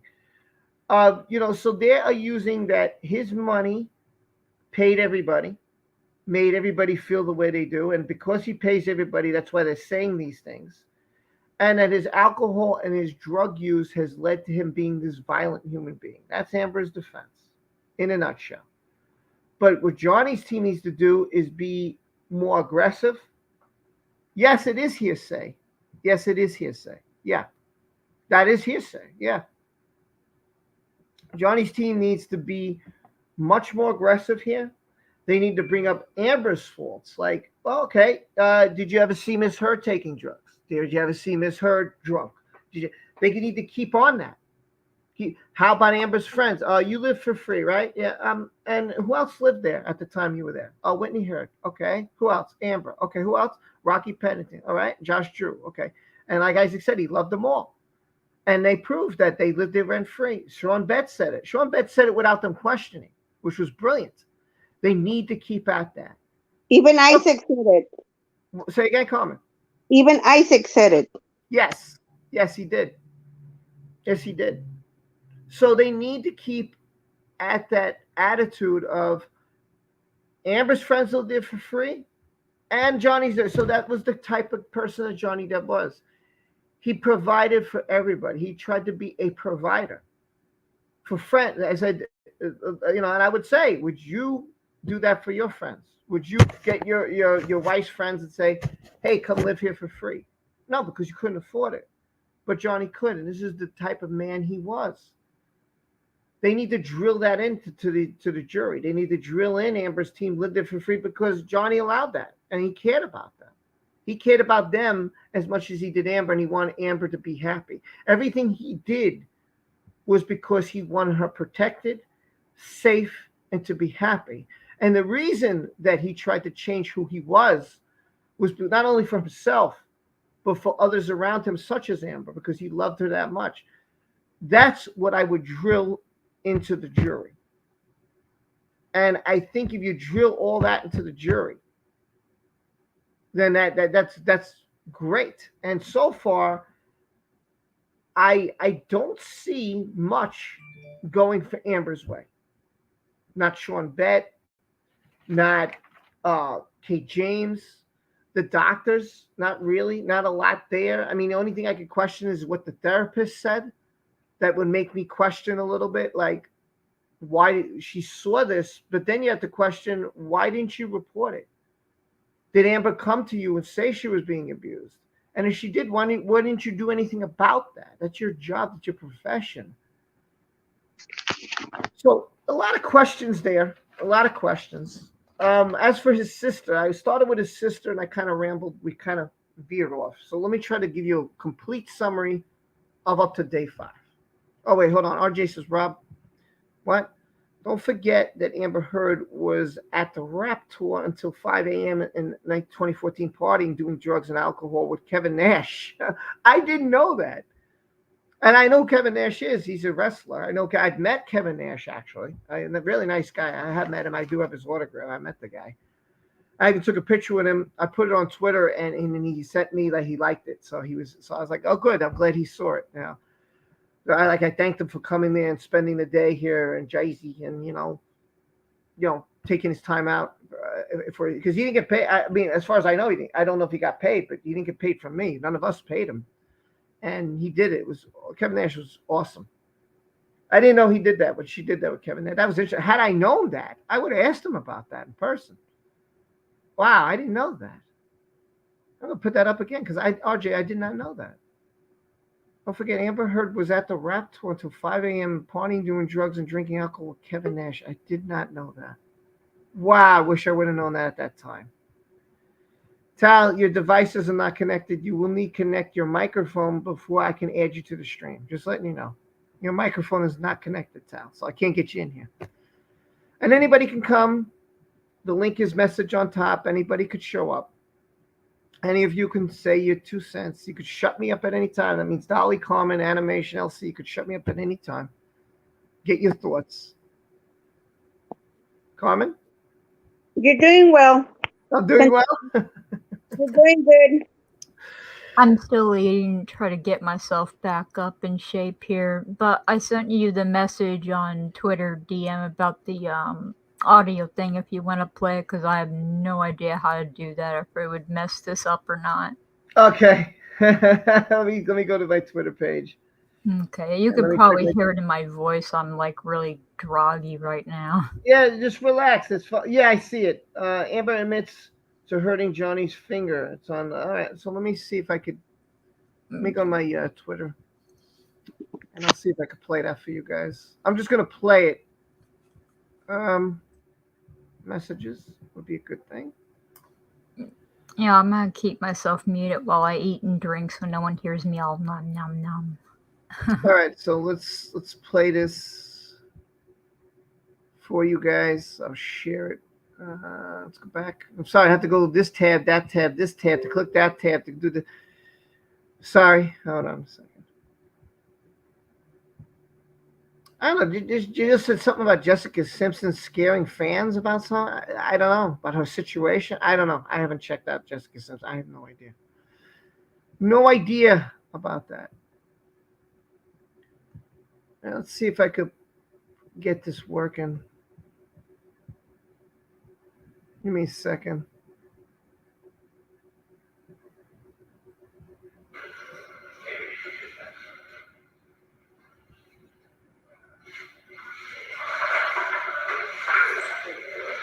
A lot of noise.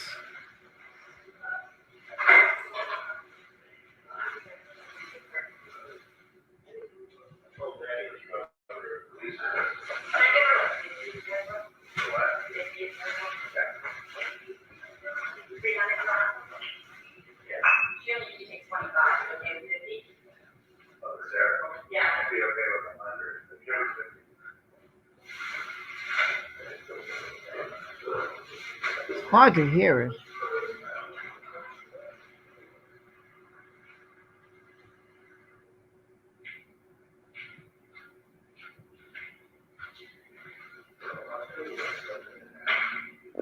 Are they back or they're gonna do what they did yesterday, the second part? It's very hard to hear it, but I thank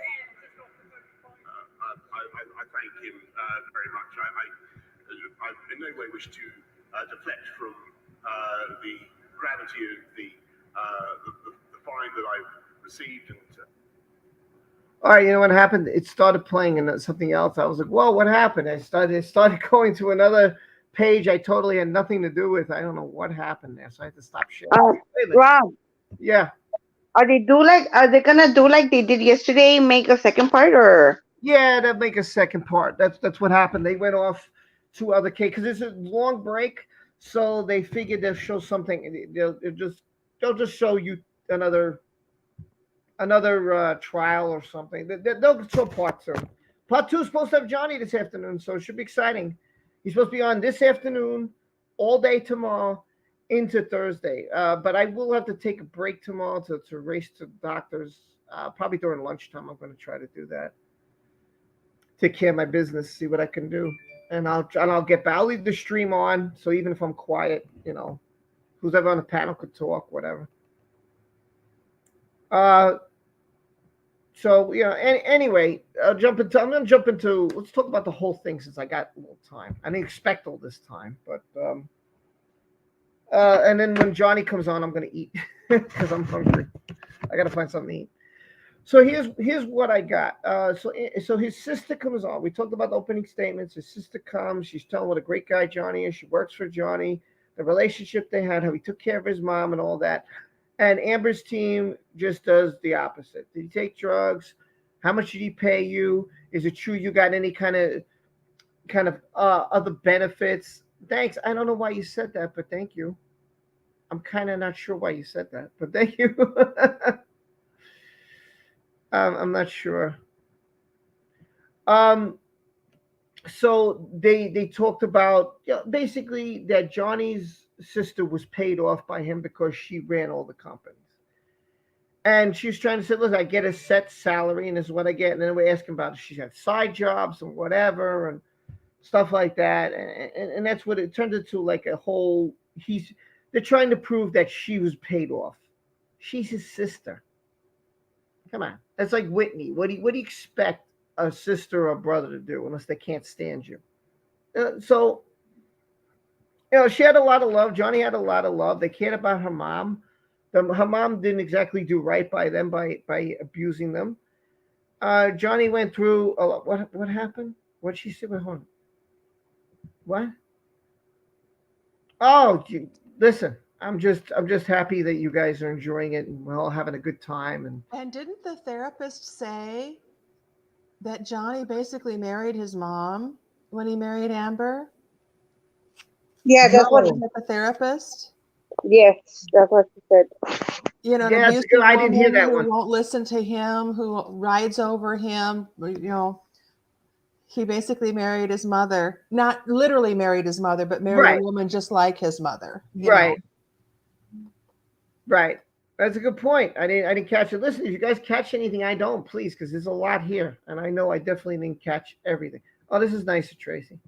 I'm going to put this up there. Tracy says, I love you all. I wish we could all channel all our love and support to JD and bring. Well, I think he knows that. I think from the support he's seen, Tracy, it's pretty overwhelming. I mean, he's been to all these places and people screaming his name, and I think he gets that. I think he got that from his He store. I knows think it, he knows it, but because he gets everybody's with him, standing with him, and basically fighting this war with him. What does Amber get? She gets booze. that's true. It's true. It's a good point, Carmen. Oh, then we had Kate James, who I would say scared the crap out of me at first because she kind of she was tough. She reminded me of like the Black Widow. Like I would think of her like an assassin. That's she reminded me of. She was real tough, but she was a great witness. She just was mad at Amber. She had some animosity towards. So at first, people said, "Oh, is this going to work against Johnny because of her animosity?" Which could have. Wouldn't. But luckily, I think in the end it worked out. So Kate James started off by saying she made $25 an hour. She was paid very poorly by Miss Heard. Something that she was promised about $50,000 a year, but she took the job because she could pick up her son who got out at 3 p.m. And that was so. Sometimes in life you have to weigh your options. Like I could get paid more, but I really need to pick up my son, and it's very important to me. So yeah, makes sense because you get paid more money, but then you're just going to work to give that money to someone else to watch your kid, and you're going to miss enjoying life with your kids. So yeah, I totally get that. She said that Well, Amber and one of the things that I think that we should use more in describing Amber's behavior that Kate James used was blind rage. I think that's a lot of what Amber experiences for whatever reasons. It's just blind rage. I thought that was a good phrase. Yeah, that's true. That's it is a good phrase. Good phrase. Good phrase. Yes. Lawrence says, I can see how he married his mother. Many people who have been abused by a parent marry a similar type of person. There you go. I can see that. That's true. Thank God I didn't. Yeah. Good for you, Carmen. Oh, she said that Amber was insecure. Right. She said she never saw any damages to like the places she worked in. Oh wait, Tracy said something. The judge told both attorneys yesterday that this trial is 21 more. Yes, she did mention that. Her clerk was tracking the time used. Go back over your ever. Yes, she did say that. That's true. That is very true. And Leslie, I hope you're okay. She said, I'm hanging on. I hope you're all right. Hang in there, Leslie. Hang in there. I get it. It's not easy. But that's true. What Tracy said. The judge did say that. Hang in there, Leslie. Yeah. I hope you're okay. Sucks, man. She said Johnny Depp's behavior never concerned her, causing any harm to Amber Heard. Again, this is Kate James I'm talking about. We're going over the whole thing. They tried to claim that she has an attitude towards Amber Heard because she was let go by Amber Heard. But Kate James said, and it led to financial issues. But Kate James says, no, that's not the truth. As she said, Amber Heard never wore makeup unless it was to an event. She didn't see anything, no damage to Amber Heard. She would know because when Amber got undressed and got dressed and was in bikini, stuff like that, she would help her out, part of her job, to get her clothes and what she wanted. So she never saw Amber injured or hurt in any way. She said Johnny Depp was a gentleman. She said she never saw Johnny Depp break anything, damage anything. And Amber Heard would give her an evil eye if she would. So she had to stop intervening with Johnny Depp because she was too afraid that Johnny was that was going to be a problem between her and Amber Heard. Never saw any physical abuse between the two of them. She never saw any property damage to anywhere she was working for them. I think I said that already. She said Amber Heard. She saw Amber Heard be treated Whitney like a dog. Wow. Oh, thanks, RJ. I appreciate that. I will check my inbox. Thank you. Oh, that's cool. I don't know why my phone is going crazy, but it is. Yeah, I think that she said something like the relationship that Amber had with Whitney was like kick the dog. Yeah, a kick the dog kind of a relationship. it's horrible. She said that she got spat in the face by Amber, but does she mean that? She means that Amber was so vocal, so in her face, like this, yelling at her, that she could feel her, like she was spitting on her face. Like that's pretty disgusting, in my opinion. She saw Amber Heard, which I think has to be driven to the jury. She saw Amber Heard do illegal drugs. She saw that Amber Heard was under the influence of it. And when Amber she was more abusive as a drunk. And I think that was huge. That's why I think Kate James was enormous of a witness. Of course, we had Isaac Baruch, and everybody knows that he was Johnny's friend.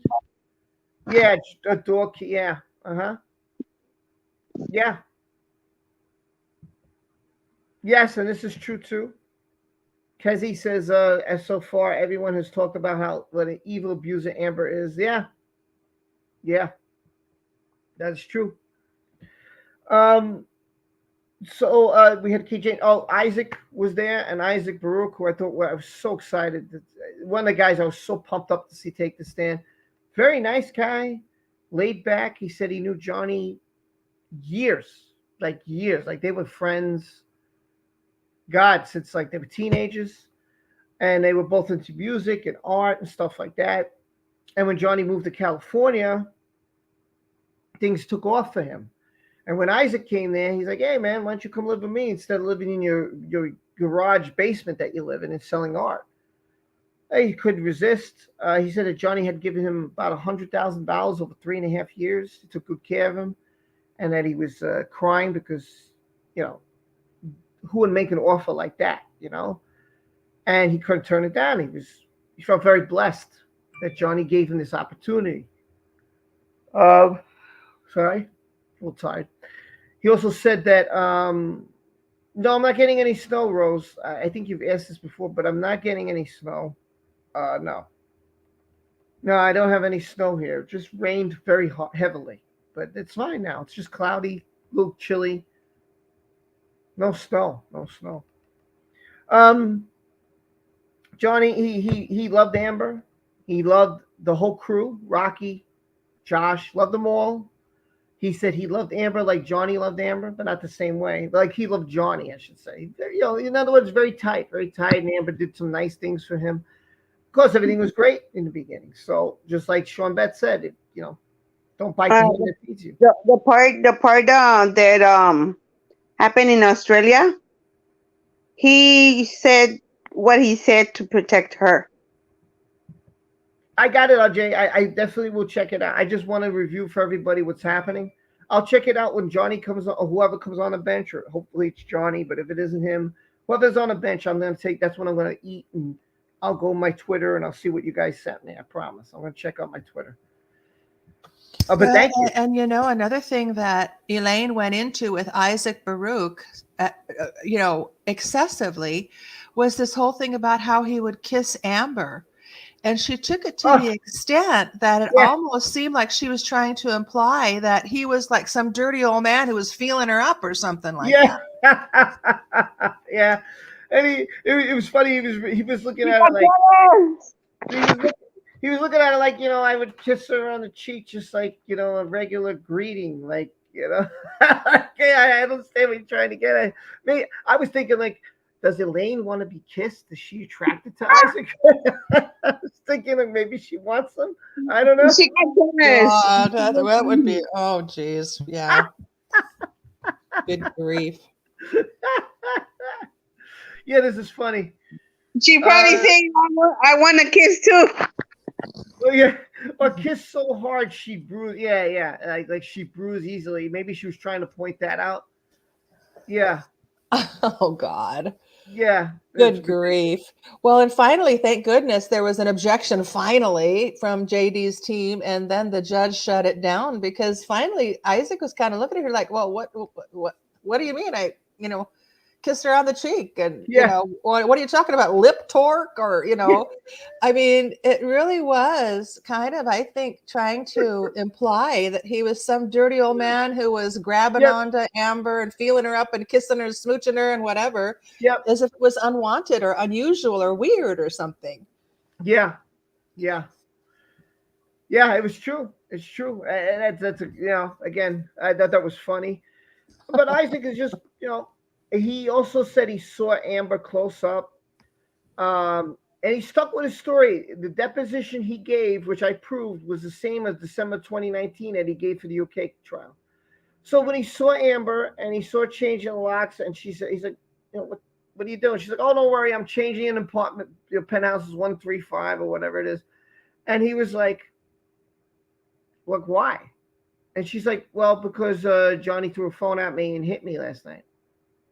Well, Where? and you know what, too, I found Good. interesting about that is she was actually changing the locks before she got the DVTRO. Yep. This happened on the 21st, allegedly.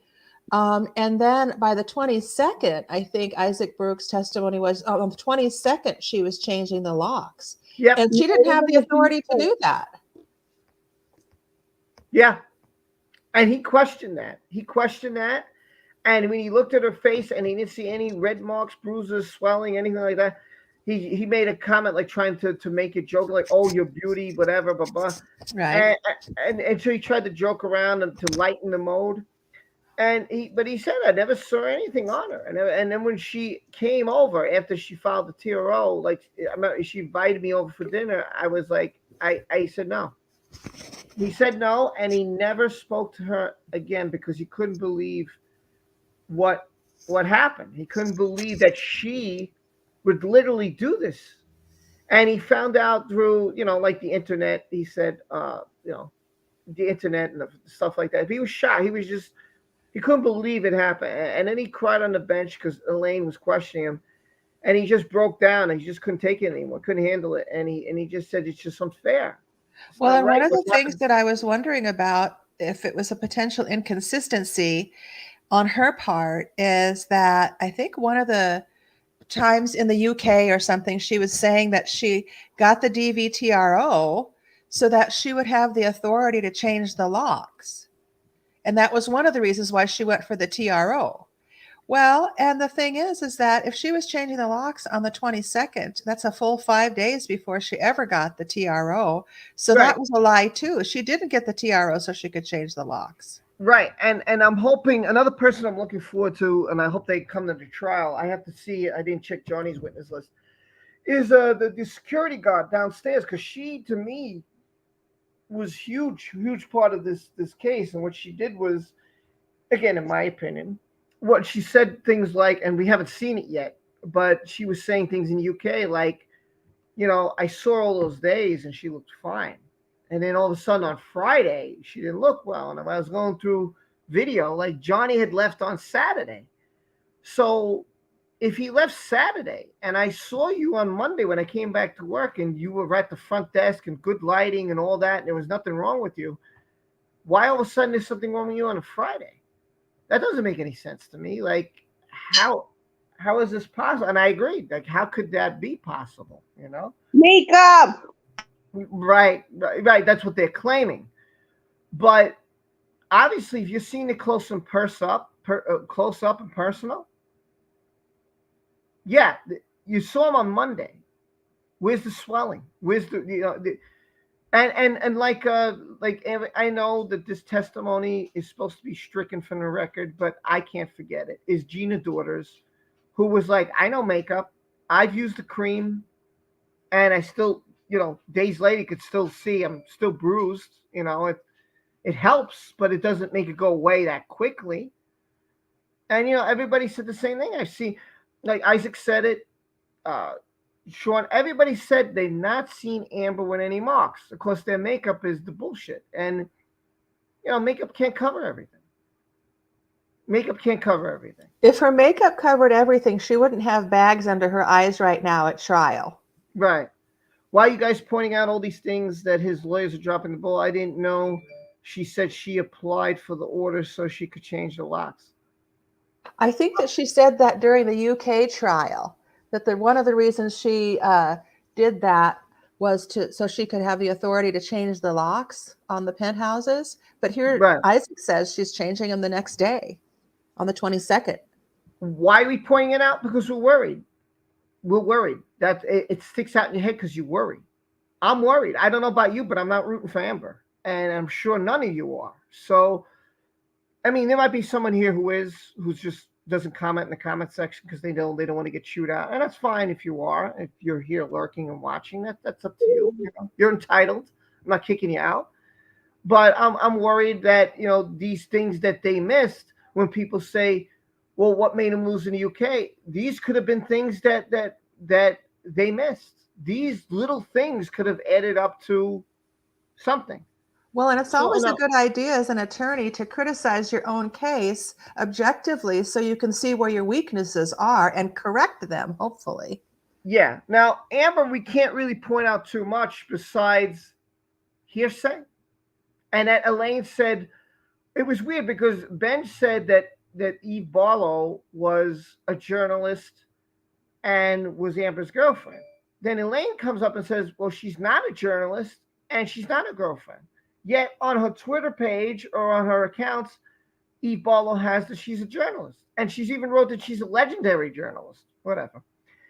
So wait a minute, which is it? Is she a journalist or is she not? So there are things that Amber's, they have done a couple of moves that you sit there and question yourself and say, wait a minute, it doesn't make any sense. How could the person who says she is a journalist and then the attorney saying she's not? Well, which is it?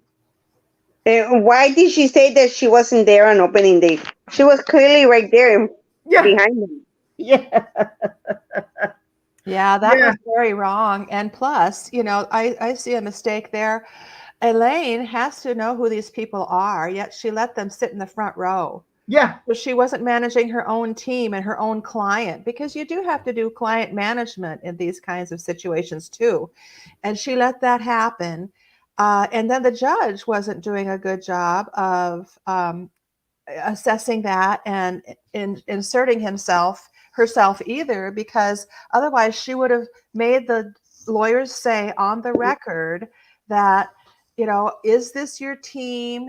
Are these people part of your legal team? Therefore, they can be in the front row. She didn't do that either. So all of that, I think, was a big oversight that allowed Eve to get away with this for a while. But it also might be kind of an example of giving these bad people enough rope so that they hang themselves,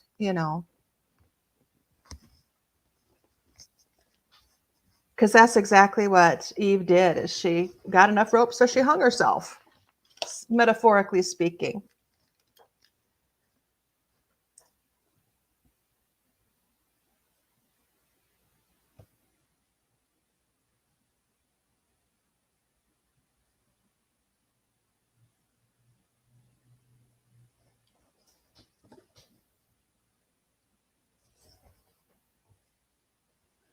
Oh, thank you, Yadzia. Yes, her name is Elsbeth, and I rescued her from the shelter during the pandemic.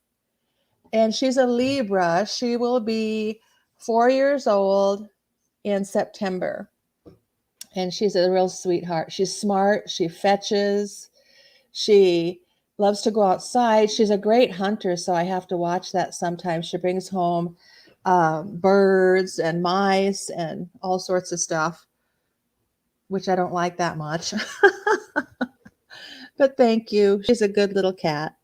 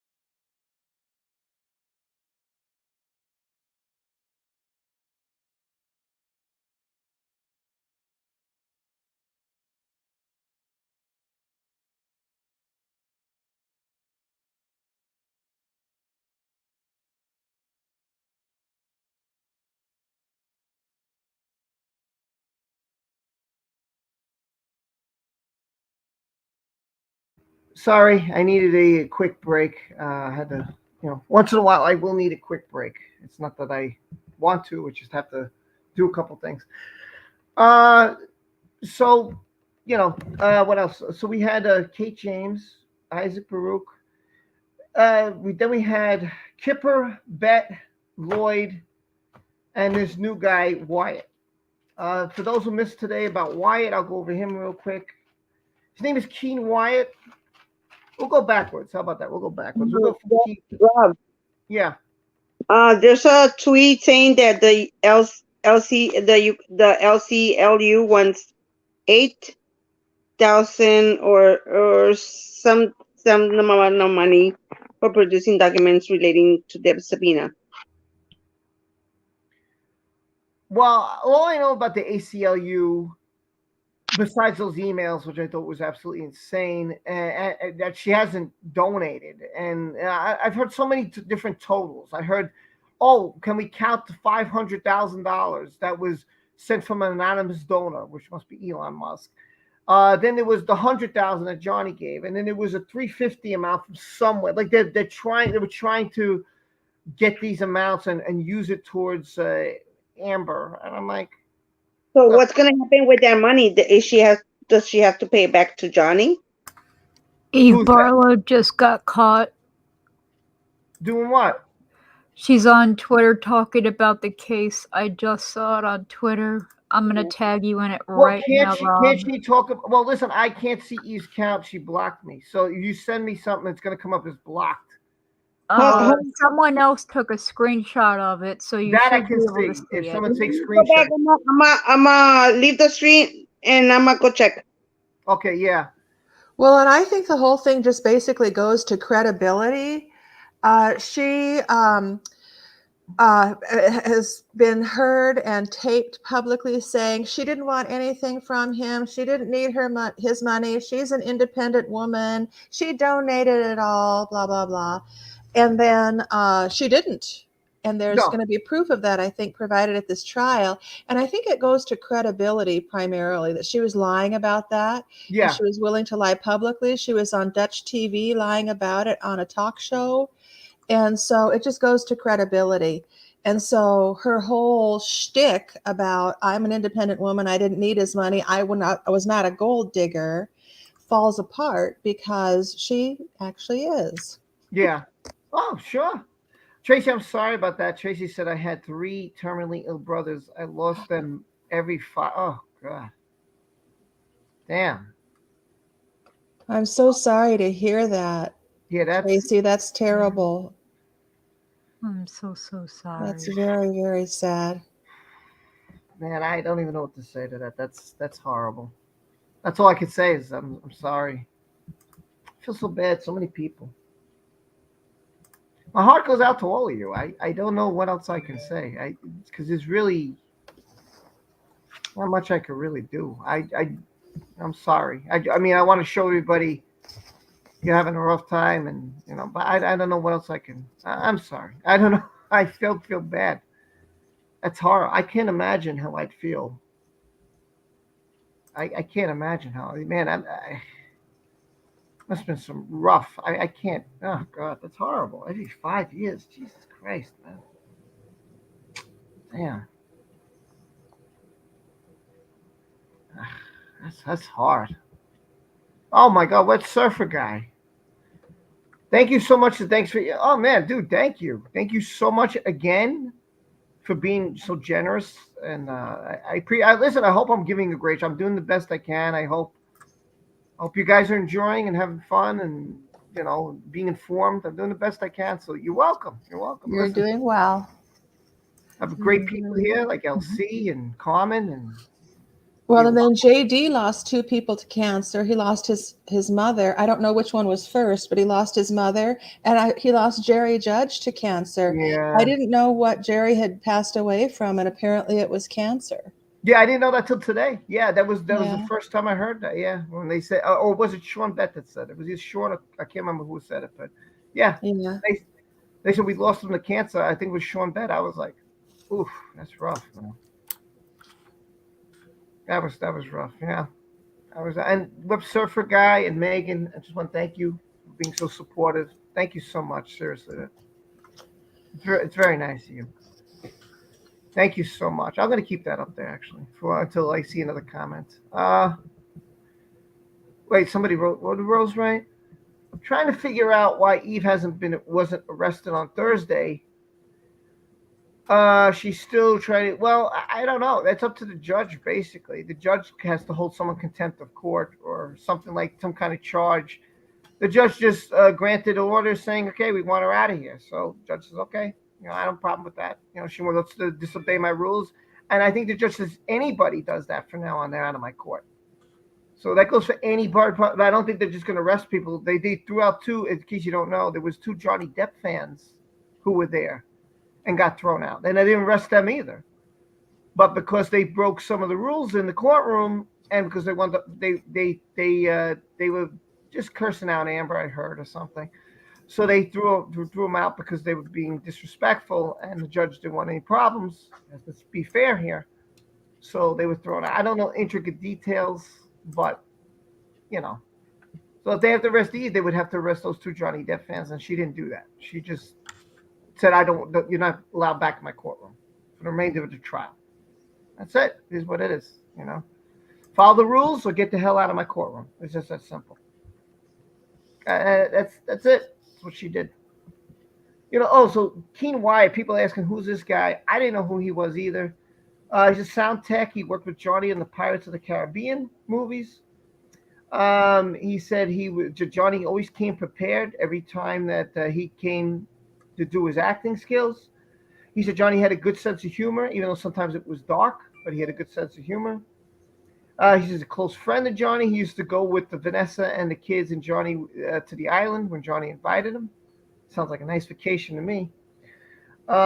He said that Johnny had a good relationship with his kids. He had a good relationship with Vanessa. He never saw anything abusive towards either one of them. He said that when he did see him drink alcohol, it just made Johnny sleepy. Never made him violent. Never saw him violent. Never stood out. He saw Johnny take pills, but again, no change in his demeanor. And he's not sure why he took those pills. But again, I do hear that Johnny Depp is taking the stand at 2 p.m. I just got another message stating that. So I keep getting them. So this must be happening. So in about 35 minutes, I hope you're here. Check out Johnny on the stands. And get ready for AH's side to be jumping up every 2 seconds at objection, objection, objection, just to throw them off, Yes. Even Court TV called out Eve Barlow, who's not supposed to be, talking about the case. Who called her? Court TV called her out. Oh, why am I showing close up of me? I don't want to close up of me. That was like 18 minutes ago. Okay.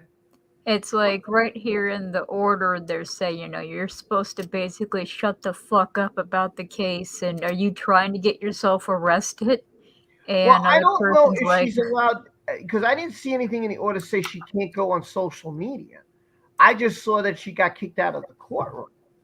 So, because if she can't talk about it, then my argument, if I'm Eve, and again, I'm just trying to be fair here, would be, well, why can't I talk about it, and why can all these other people talk about it? I'm not in your courtroom, right? So if the order did specifically say nothing about her going on social media. It just said that she was barred from the courtroom.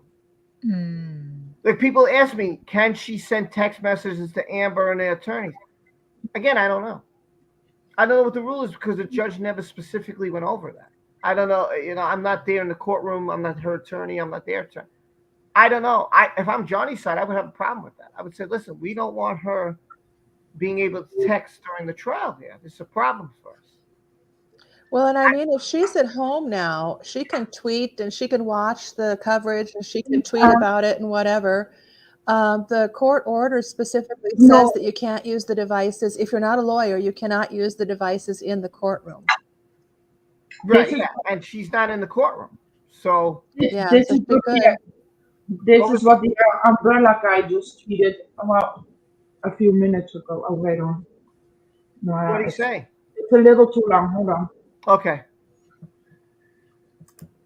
Yeah, so I don't know. There was Snow Queen said, "Well, hey, Snow Queen, how are you?" Says there was I no look at question. Gallet. She says, yesterday was 26 years cancer free for me. Yay! Nice. That's Awesome. fantastic.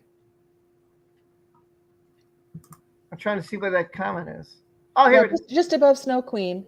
Yeah, look at that. Nice. Yay, wonderful. Oh, Well, that's great. That's great that it's that's awesome. My that's God. a long time. Hopefully it stays Congratulations. that way for the rest of your life. That's Yay, awesome.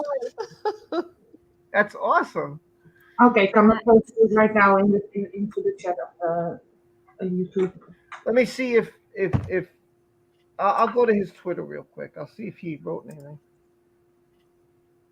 Let me go to Umbrella Guy. I'll go real quick on my phone. If I see anything on my phone, then I'll pop it up here on the laptop. Well, one of the things that really bothers me, and I'm an older boomer type person, yes, this is Right. true. But one of the things that really bothers me about Eve is just the blatant, in your face disrespect for the court and disrespect for the court's authority. Yeah. That was allowed to go on for several days. And that means, in my opinion, that Breda Hoff's team had to have known some of that was going on, and they allowed it. And so that means that Breda Hoff, too, is disrespectful on some level to the court. Rob. And I find that so unacceptable. It's really pretty outrageous to me. Go ahead. Whoever said Rob, I don't know who that Me, was. Herman. I sent you a message on your Twitter, direct message. Okay, hold on. Hold on a minute. Hold on a second. I'm just drinking. I was thirsty. Yeah, she's Okay, what we've learned so far. she's Johnny. talking Oh about wait, the case. that's not it. Okay. She's talking about the case. Basically, yeah. Whole bunch of pictures that are sideways. But hold on, I gotta try to see what these are.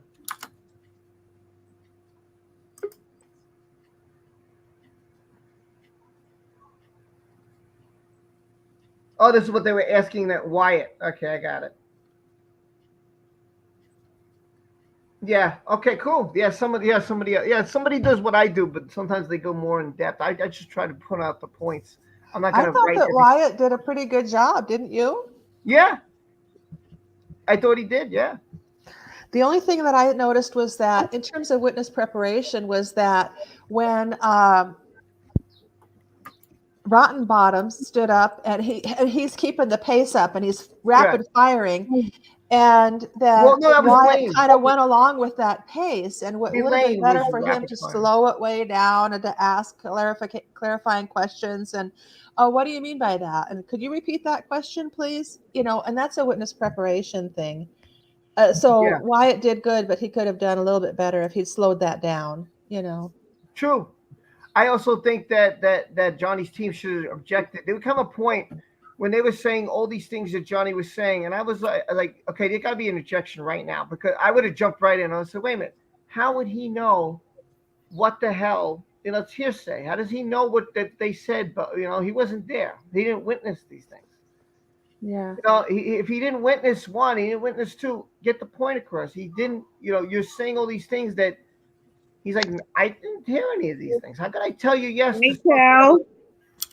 Yeah, I agree with same with Eve Barlow. If she wasn't there, why is she saying, and why is she saying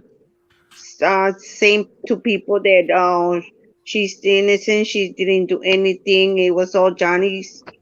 Oh, of course, it's always Johnny's fault. Poor boundaries, personality disorder. Oh my gosh! Oh my God! It's Hanging Johnny's on fault. to no matter what. She's AH's lapdog. All sorts of reasons. Exactly. People are weird. What can you say? Oh, I agree with that. Well, yeah, but because look what they are, Jerusalem Journal, and what is she? It's her religion, so of course they're going to defend her. That doesn't. But I shock find me. Eve so ridiculous. What Only I because don't you agree- say something, you're directly like a racist or whatever. I'm like, are you kidding me? Like, people cannot be on Twitter every fucking day. Like, give us a break. Come on now. What I don't agree, if she's saying that she loved them, why did she abuse him? That's what I Well, don't because she wants understand. to save her ass. That's why. People that they love somebody and care for that person, they don't go abusing them.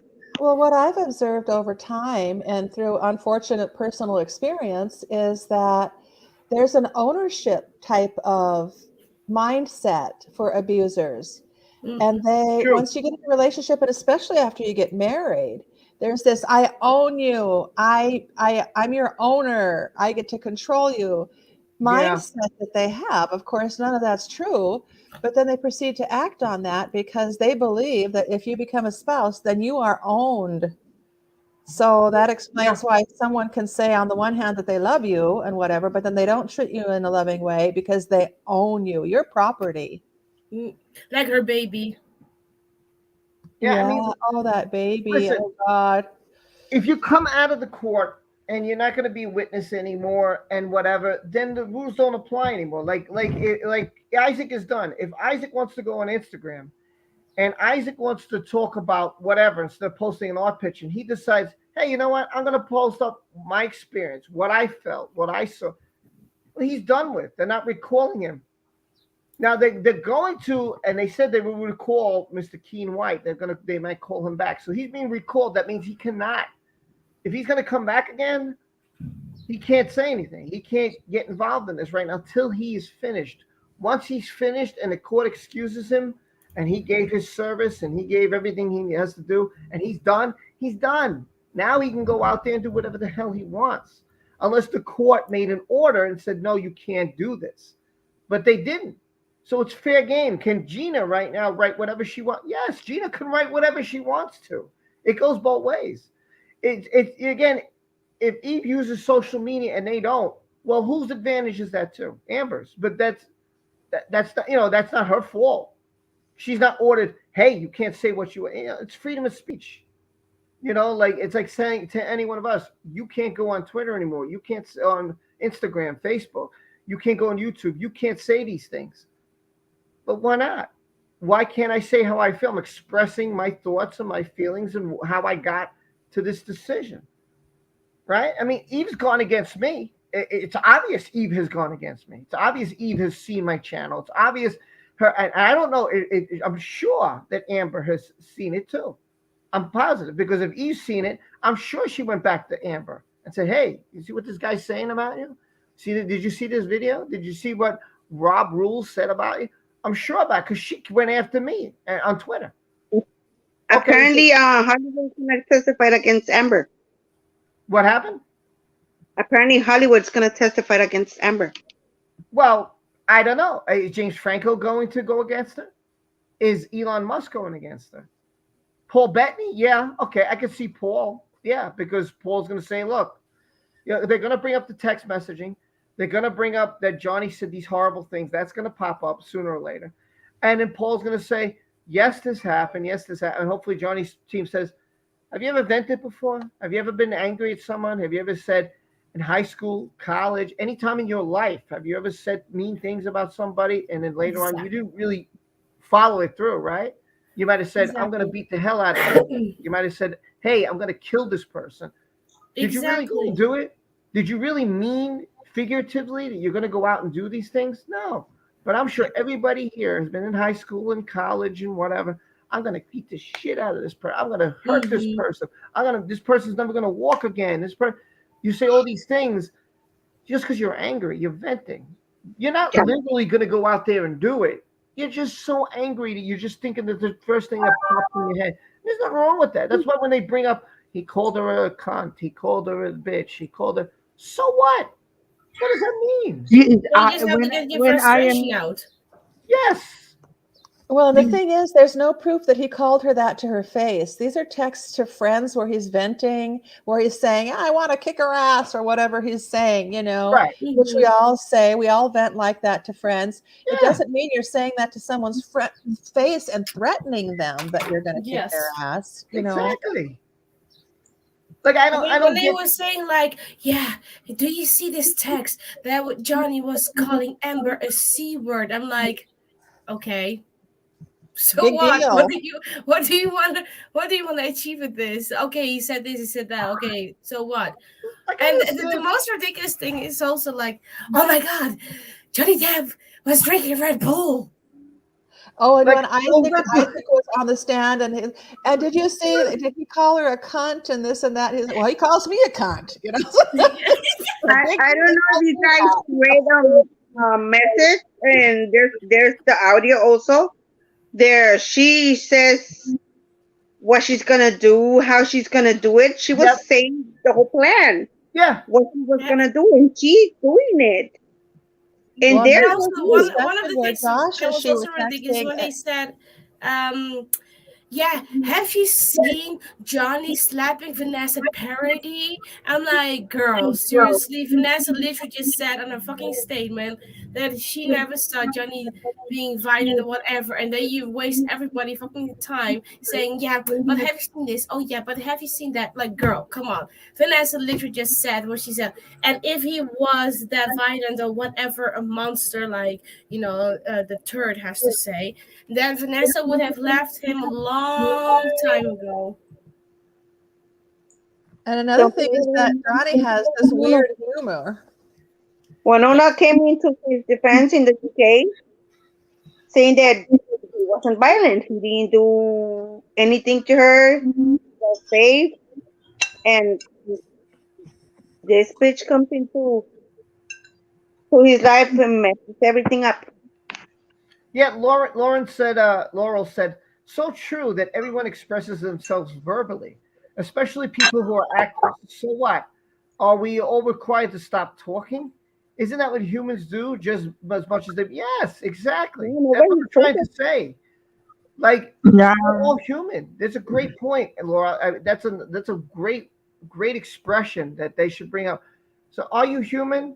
And then I would say, are you human? Yeah. So if you get mad at anybody here, let's say you get mad at me for Pete's sake, and I'm the attorney, you're mad at me. That gives you the right to go vent to someone, right? And if you curse me out, you're allowed to do that, correct? It's your First Amendment, yeah. Okay, so if you're venting and you're cursing, let's say you say, "Oh man, I'm gonna punch him in the face tomorrow because he said this about me." You see me the next day. Are you figuratively going to punch me in the face, or are you going to sit down and have a discussion with me about I upset you about something? No, you're going to be an adult. You're going to sit down and say, listen, you said A about me and it upset me. Why? And that's how you don't go up to someone and just clock them. Maybe if you're in high school, okay, you're a tough guy and you're in high school, maybe. But you get older, you don't just go to someone and clock them. You're like, hey, let's. Well, according to Will, yeah. Yeah. Yeah, Will Smith, yes. I'm sorry. He did wrong there. He did wrong. Maybe his mother is against him. You're not my son. This is how Amber will be. Wait, what was it? Wait. Or maybe Ezra Miller. Maybe if you're Ezra Miller, you go around stalk people, attack them if they're singing a song you don't like. I don't know. You keep my drugs out of your fucking mouth. Yes, as they say. Yeah. There was a picture of that in Amber. I have no idea. Keep Johnny's name out of your fucking mouth. Keep my Amica cream out of your fucking mouth because Amica is worth it. I don't think that's ever gonna get old. I think that I will use that for the rest of my life. I'm sorry, but in my opinion, was not right. Worth it. With the way they're going, I could see Elaine be like, "Get it out of your cocksucker."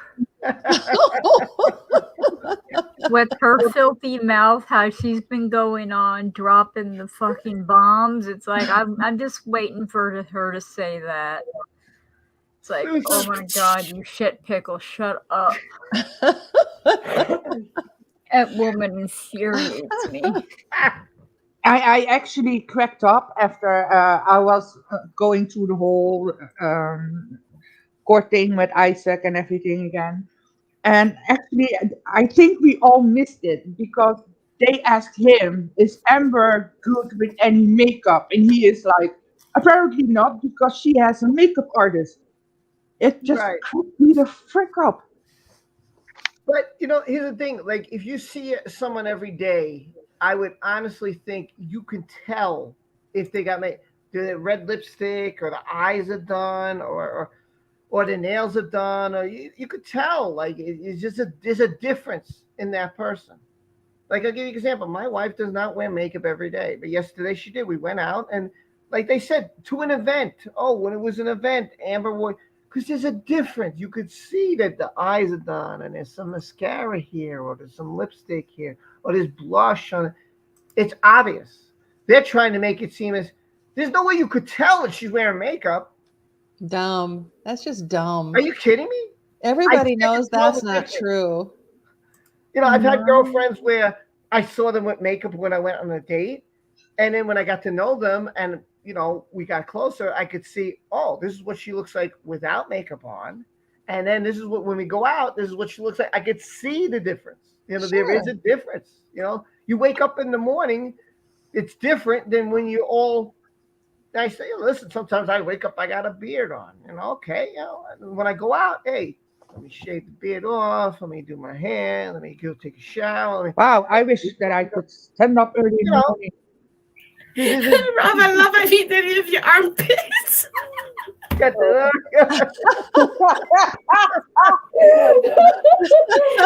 Don't forget to shave the armpits. That's so good. I took a shower. I felt good. But that's the thing. There's a whole different way. And that's why when Kate James said, Wow, there's a people there.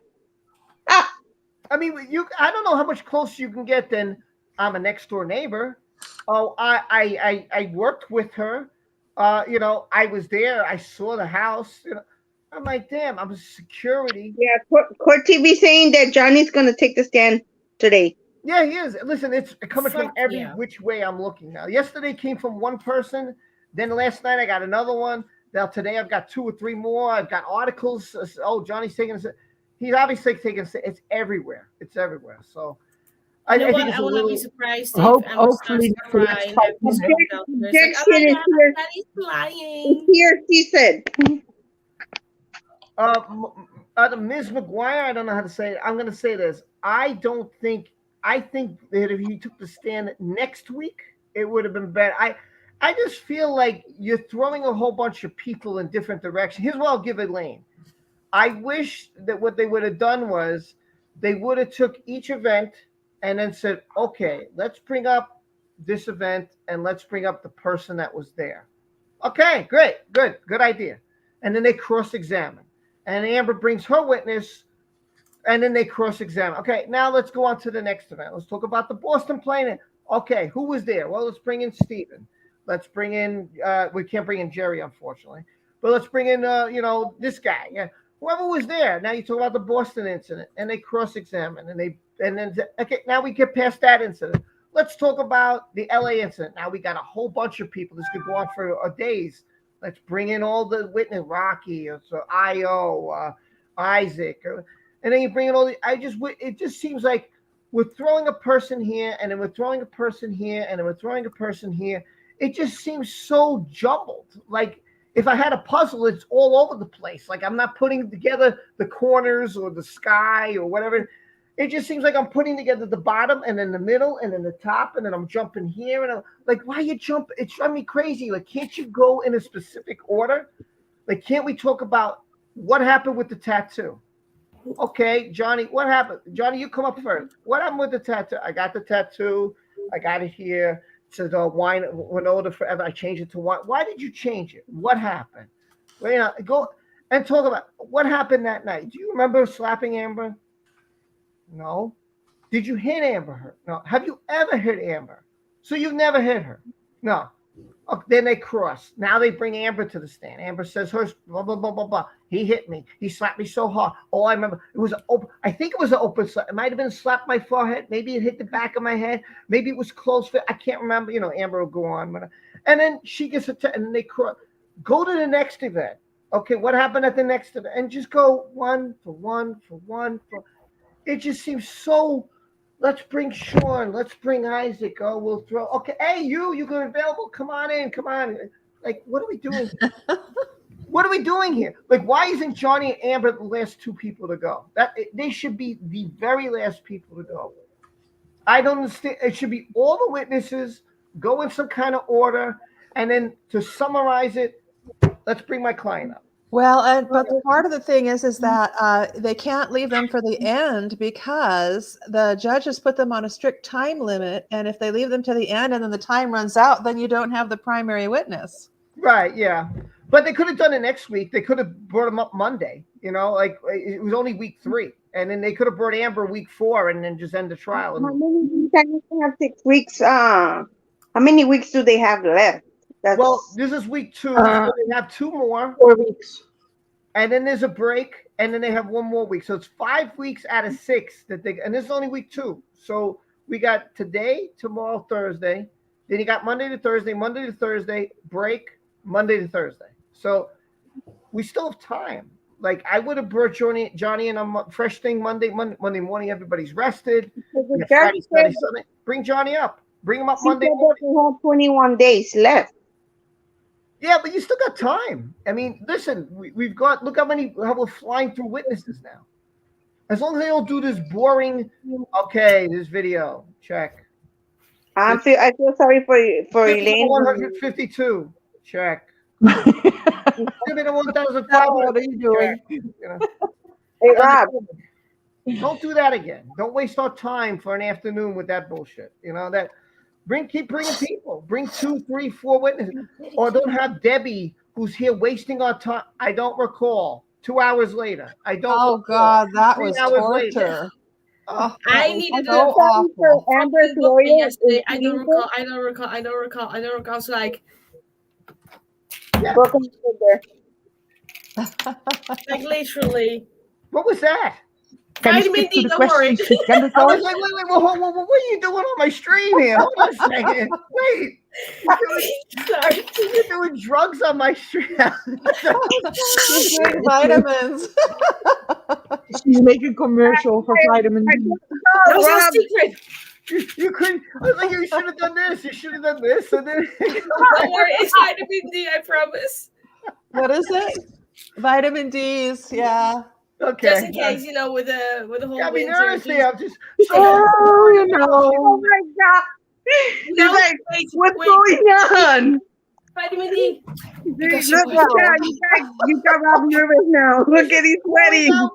I see drugs. He's dropping all over. I'm like, what is happening on my stream?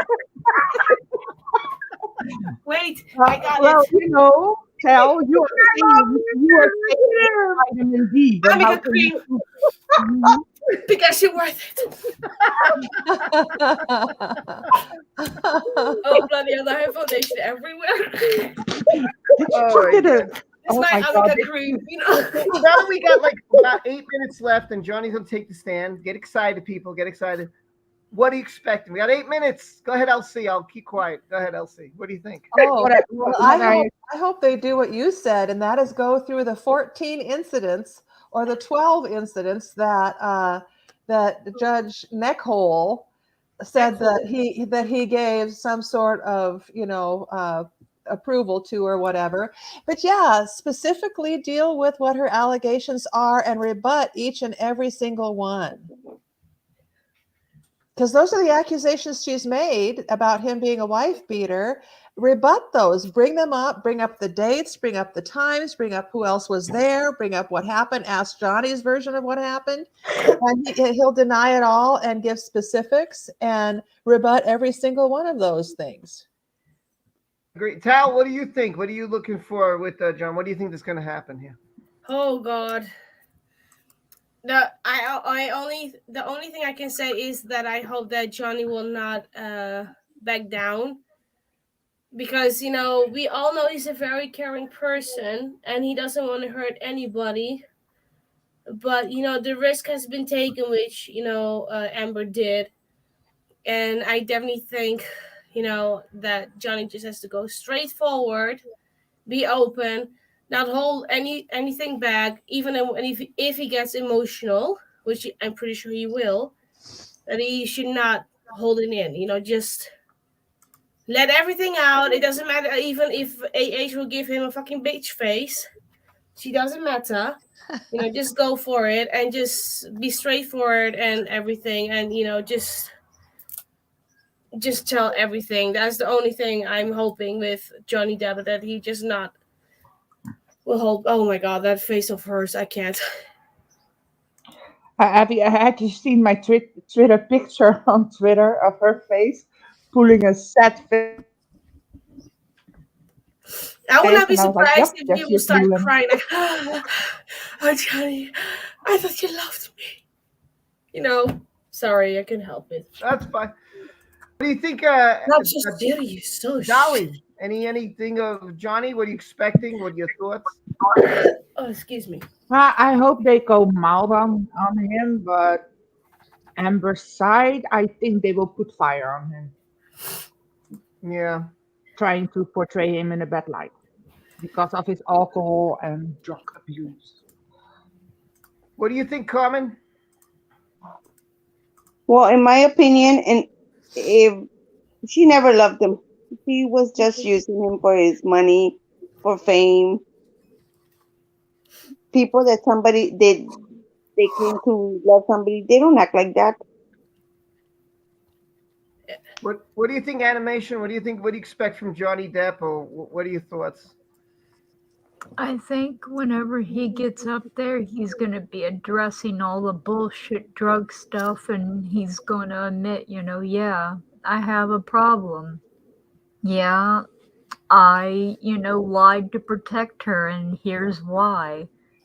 And that men should not be ostracized, for being abuse victims. It has no gender. I think he's going to address all of that. He's going to call out all the bullshit and thank everyone that's supporting him. Yeah. And point out that the inconsistencies possibly. I know he's going to get up there first and foremost and just love bomb and thank everybody, and he'll probably get emotional. He possibly even could cry. This I hope poor he will. man's To whole be life honest. is on blast to the whole world to see, and he has this overwhelming support. And it's probably going to be like, you've given me the courage to speak up and not be ashamed of this anymore.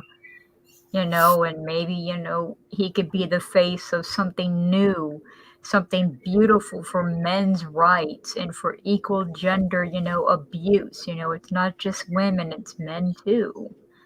There could be a lot to go on with that. And that's basically why I think Johnny kept fighting, because he sees how big a fan base he has behind him, trusting him and believing him. I think the most world definitely believes, and I just saw like on Instagram also a post here in the Netherlands, one of the news about the sexual assault that she did. Everybody was against her. Literally, there was nobody that was defending Amber. Everybody was like, "This girl is fake the house. She has to go away." And like the whole thing. Like nobody was for her. Nobody. One A of the couple of years things ago, I it was think different, might but come now. up. One of the things I think might come up is that after they finalize their divorce, they put out this smushy statement that says there was always love between us and nobody accused anybody else of wrongdoing for money and blah, blah. And it's a terrible statement. And I think that Brett Hoff's going to bring that in because it rebuts the whole gold digger premise of JD's case, because they said at the end of the divorce, nobody accused anybody else for purposes of getting money. Well, they both agreed that they were not gonna say anything. And what does she do? She went to ride a moped. Yeah, that was the NDA. But Yeah. Jenny was also like, I want to move on, even though the world is against me and all this stuff. He went on, he just wanted to do his thing. But then AH came, all the bullshit, and then the UK trial, and then she changed what they actually said to that he was a wife beater. I'm like, do you call that loving him? Calling him a wife beater? Yeah, I don't think so. Yeah, I don't think so either. Oh, she's so full of shit. Literally. Her whole life is shit. No, We're just her shit's waiting all that on his bed. I don't see anything yet, so I'm just checking back and forth. don't see anything yet. If you guys see it, let me I'll know. let you guys know. I Never, Rob. We would never let you know.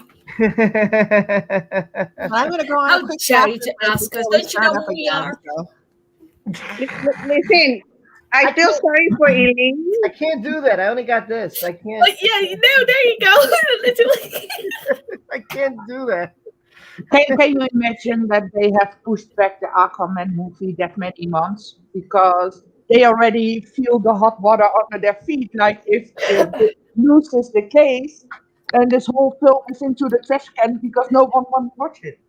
Ooh, okay. I see the Virginia thing. Oh, okay. Let me switch it. No, I don't see anything yet. No, I just mean the logo. You didn't see that first. I feel sorry if Elaine loses her case, because she was saying that if Amber loses the case, she was gonna sue the lawyer. Tug posted a video 24 minutes ago. What's the matter?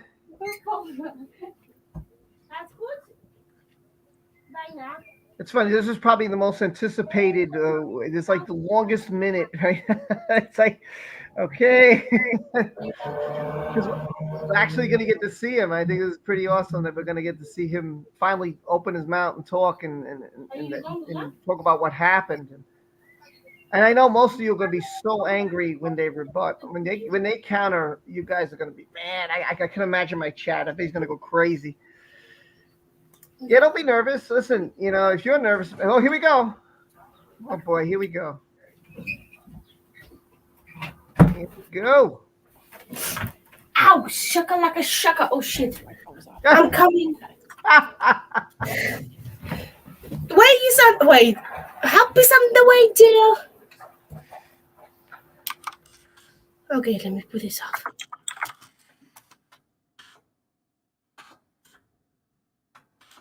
You know you have Amica Queen to fix that, right?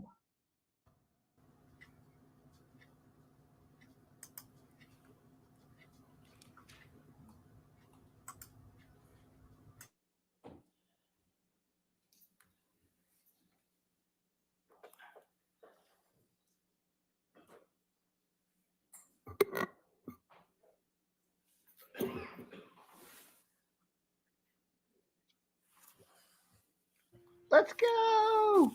I'm excited. Sorry. I already can hear it in my head.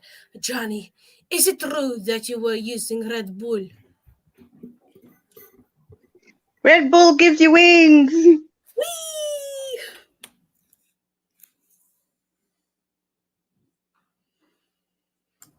Elaine's voice just gives me an instant fucking aneurysm. Oh my god. Okay, they're waiting on the jury. I hope lunch went okay. Here we go. Good. All right. I Your gotta next go witness? eat now. Your Honor, we call Mr. John C. Depp. Here we Sorry, it stands go. for- Oh my god. Go, Johnny. Come on, you could do it, bitch. Oh, sorry. Every woman's ovaries just exploded there.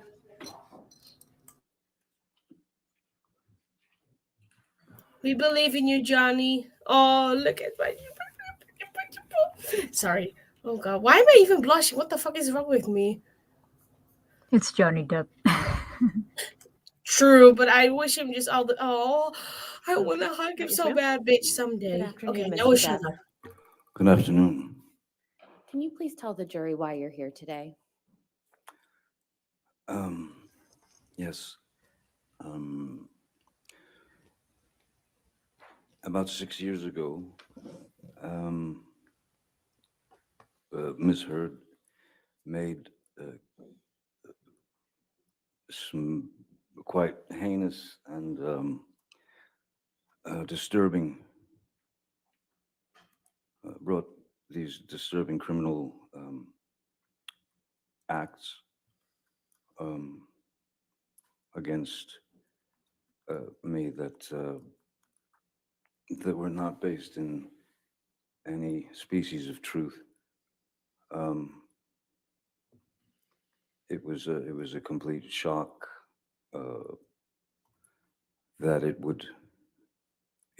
just didn't need to go in that direction, as nothing of the kind had ever happened, though the relationship, there were arguments and things of that nature, but never did I myself reach the point of striking Miss Heard in any way, nor have I ever struck any woman in my life. And so at the time, because the news of this, her accusations had sort of permeated the industry and then made its way through media, and social media became quite a global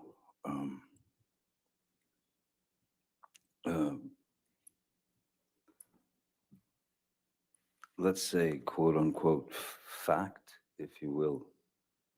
And since I knew that there was no truth to it whatsoever, I felt it my responsibility to stand up not only for myself in that instance, but stand up for my children, who at the time were 14 and 16, and so they were in high school, and I thought it was diabolical that my children would have to go to school and have their friends or people in the school approach them with the infamous People magazine cover with Miss Heard with a dark bruise on her face. And then it just kept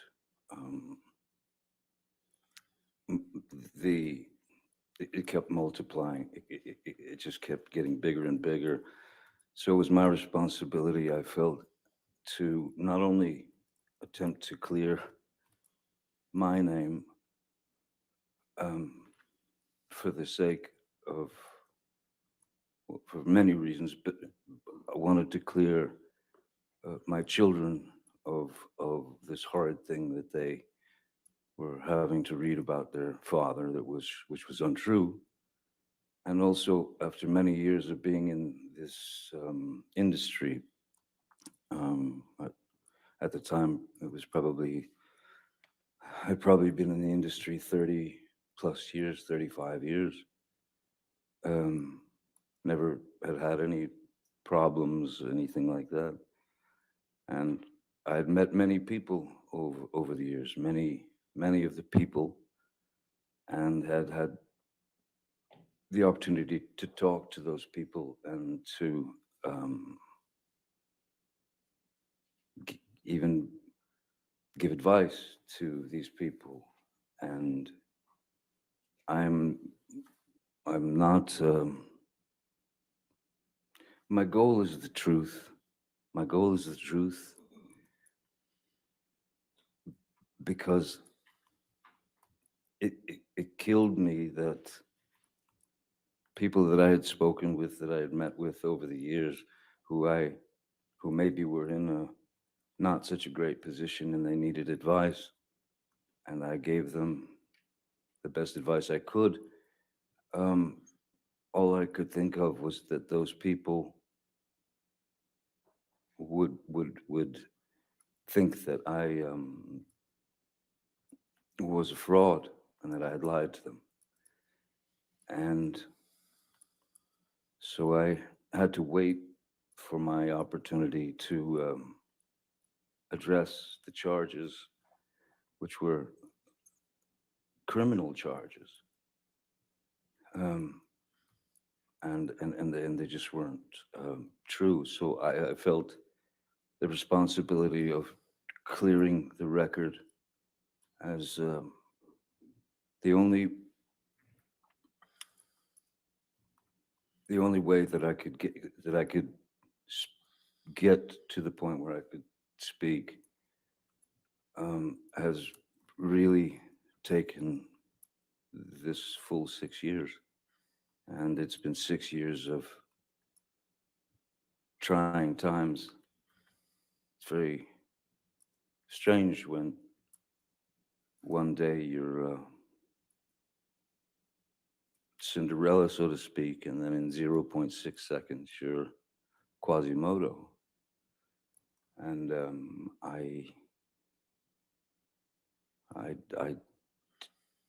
didn't deserve that, nor did my children, nor did the people who have believed in me for all these years. I didn't want any of those people to believe that I had done them wrong or lied to them or that I was a fraud. I pride myself on honesty. I pride myself on truth. Truth is the only thing I'm interested in. Other lies will get you nowhere, but lies build upon lies and build upon lies. It's too much to cover. I'm obsessed with the truth, and so today is the first opportunity that I've been able to speak about this case in full for the first time. Mr. Depp, how do you feel about the intimate details of your life being aired in this process?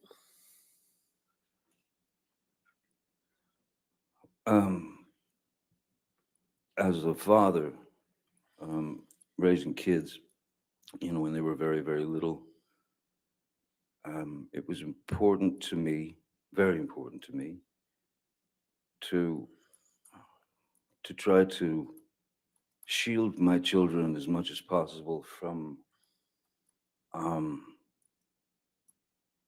looking at their father or their mom, for that matter, as novelties.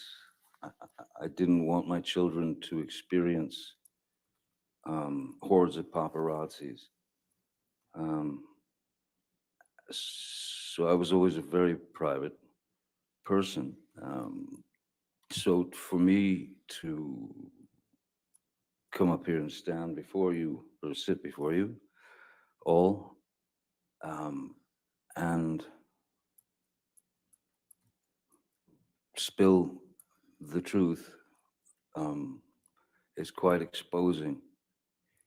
And it's unfortunate that it's not only exposing for myself, it's exposing for my family, it's exposing for Miss Heard, it's exposing for, it never had to go in this direction. And so I can't say that I'm embarrassed because I know that I'm doing the right thing. Now, Mr. Depp, I'd like to turn a bit to your upbringing. We heard a bit from your sister Christy last week, but can you please tell the jury in your own words about your childhood upbringing? I had a very interesting childhood, one that I thought was normal until a certain age. My mother, I was born in Kentucky, and then we moved around quite a lot when I was a kid. So you were always my mom had this, her feet were on fire and she had to move, so we moved constantly.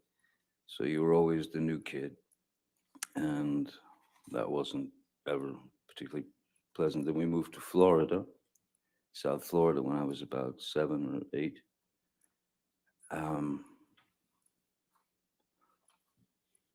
and again, moved several times. But my mother was quite unpredictable. She was very unpredictable. She was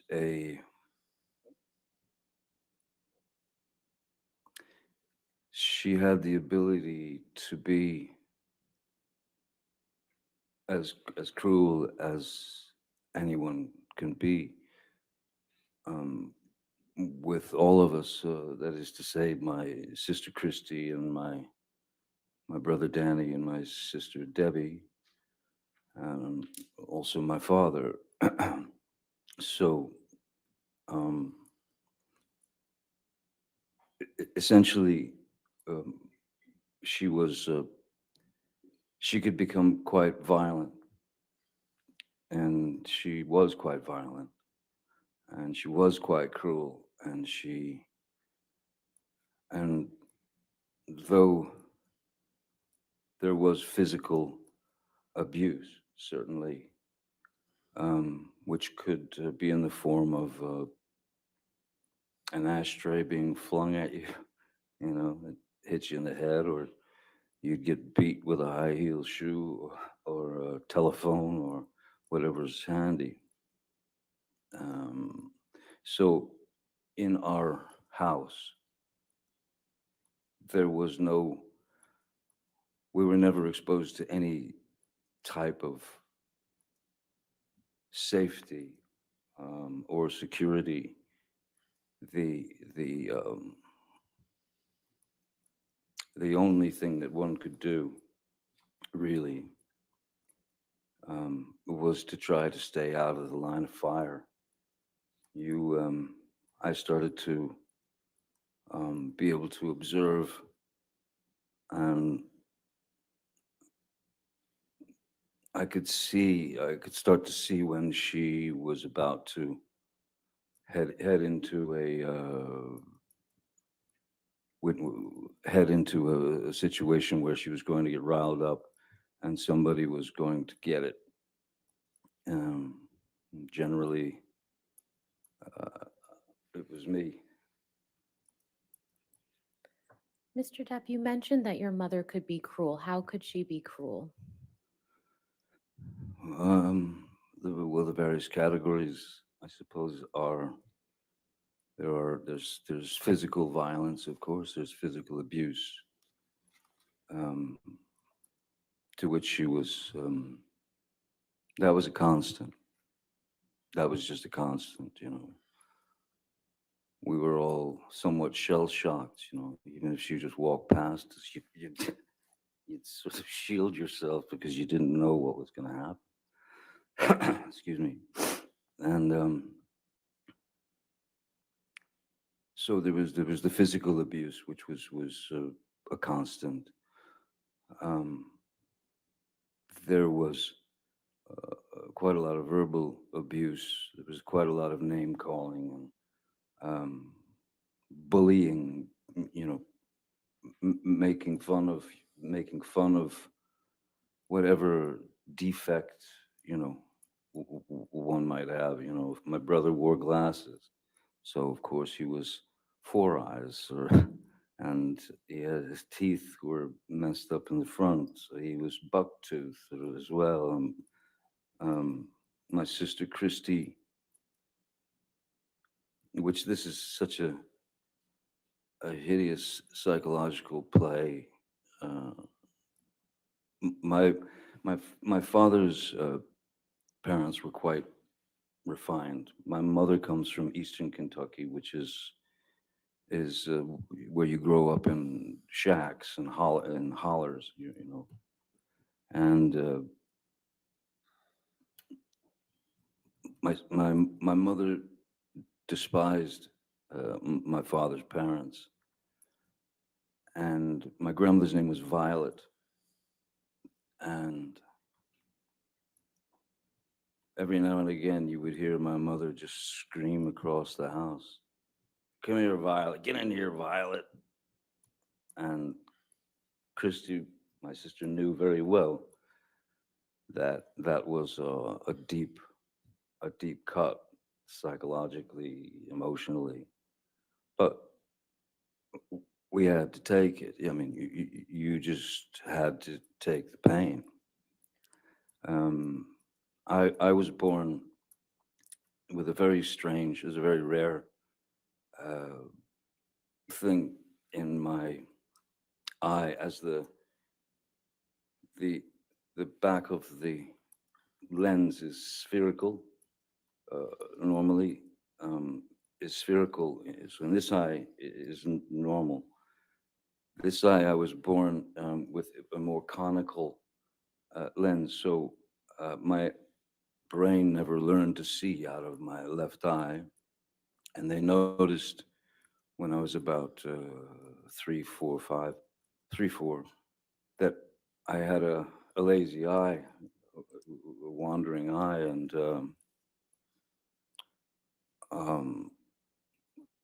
she would call me cockeye, one eye, anything she could get to demean, humiliate. I even had to wear an eye patch on my good eye to strengthen my bad eye, so that it would cease to wander. With it was exercising the muscles of the eye, though the brain had never learned to see. So I still, my vision in my left eye is, I'm legally blind in my left eye.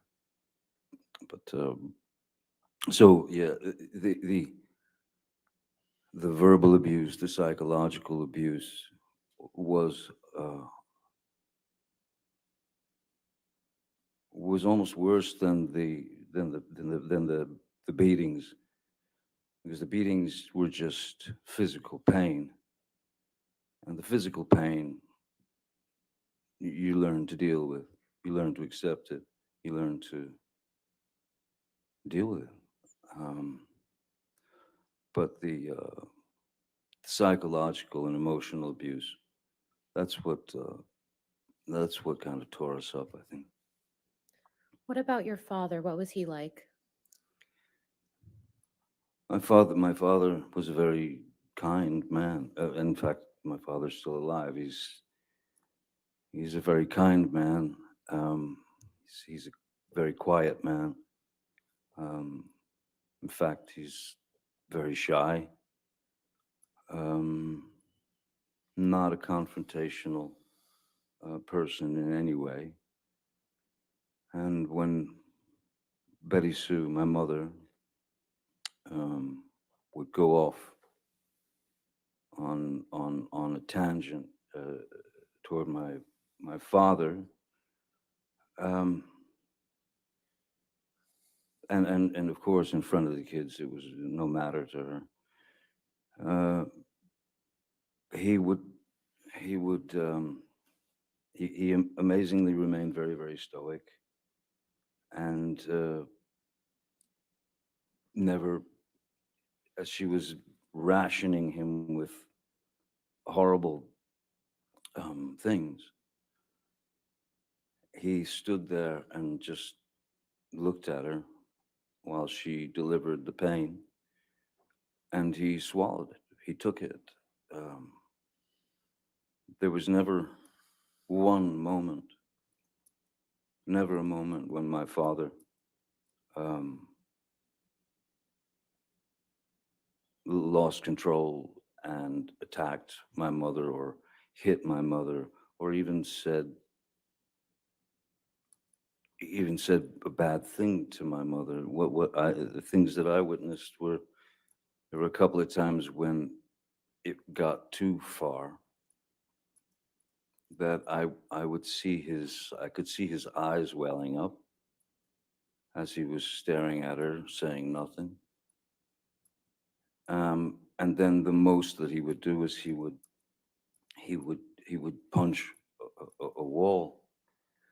I once saw him punch a wall and shatter his hand, because it wasn't drywall. It was proper concrete and steel wire and rebar and things of that nature. And but still, never touched her, never argued with her. He remained a gentleman, and to me, as a 5-year-old boy, I kept thinking to myself, I kept wondering why does he take it? How does he take this? And why doesn't he leave her? But he didn't, you know. He was able to maintain his calm and his composure. He was able to maintain his relationship with his children. He was a good man. He is a good man. You mentioned that you saw your father punch a wall. How many times did you witness that? I mean, out of,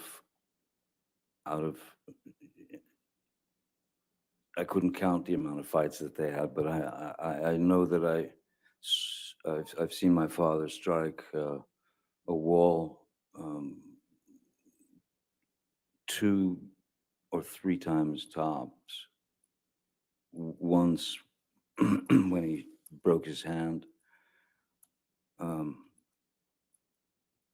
yeah, 2, 3 times at tops. You know. Was your father ever abusive to you or any of your siblings? No, my father was never.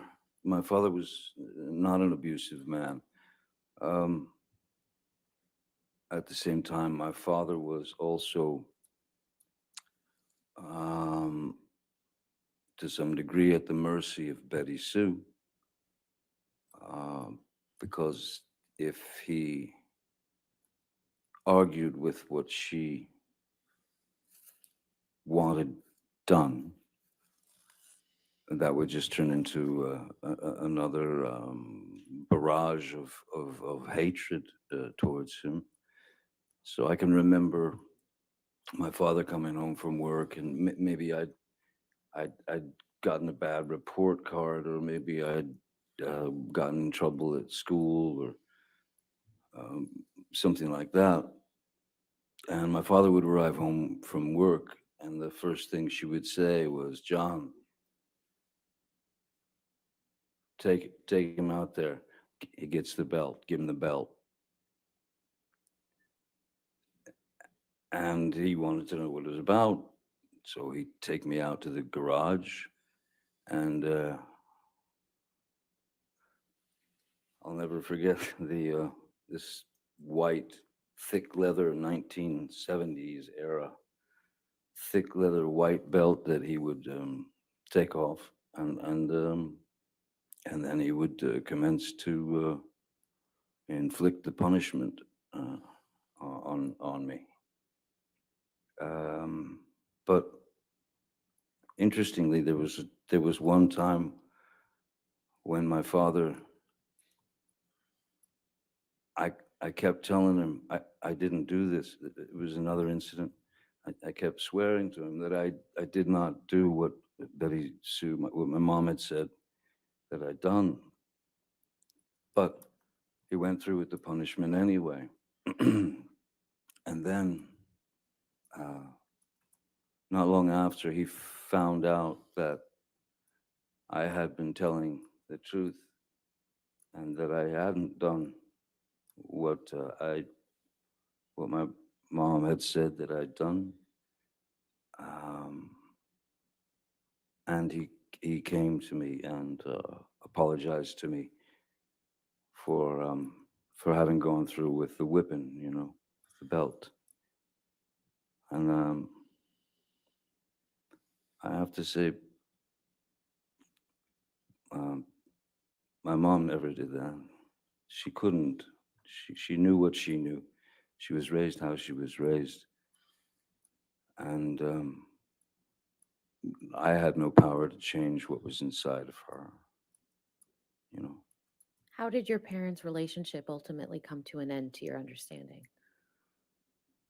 Um, when my father left, I didn't realize that he had left. He left for, I was 15. I had already left school, and I was a musician. I was playing in clubs and such. And he left for work one morning, just like every day, and was packing his car, and then he left. And then hours later, my mom, Betty Sue, came home from work. It was about 3:30 in the afternoon. And she walked in the door and stopped and just looked around like she felt something. And I said, "What's wrong?" She said, "Your daddy's gone." I said, "Well, yeah, I seen him leave for work this morning." She said, No, he's gone, he's gone. And she ran into their bedroom and into their closet, and I followed her, and she opened the door, and there was his rack of clothing and all his belongings were gone. And she was quite upset. And I took her car and drove to my father's work, and I sat down in front of him at 15, and I said, "Listen, seems as though somebody stole all your clothes out of the closet." And he said, "Yeah. He said, "I'm done. I can't do it anymore. I can't live it anymore. You're the man. You're the man now." And those words didn't quite sit well with me. I didn't feel like I was ready to hear those words, but that's what I got. Then my mom went into a very, very dark place, a very deep, dark depression, as you can imagine. And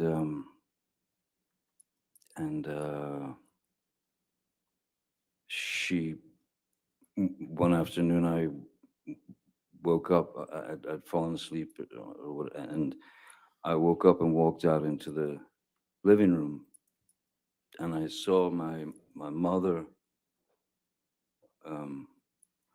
like very feebly, and like almost it was like a slow motion crawl. If I could stand up, I could show you just what I saw. Do you mind? Do you No, want? you can stand up. Thank you. I saw my mother,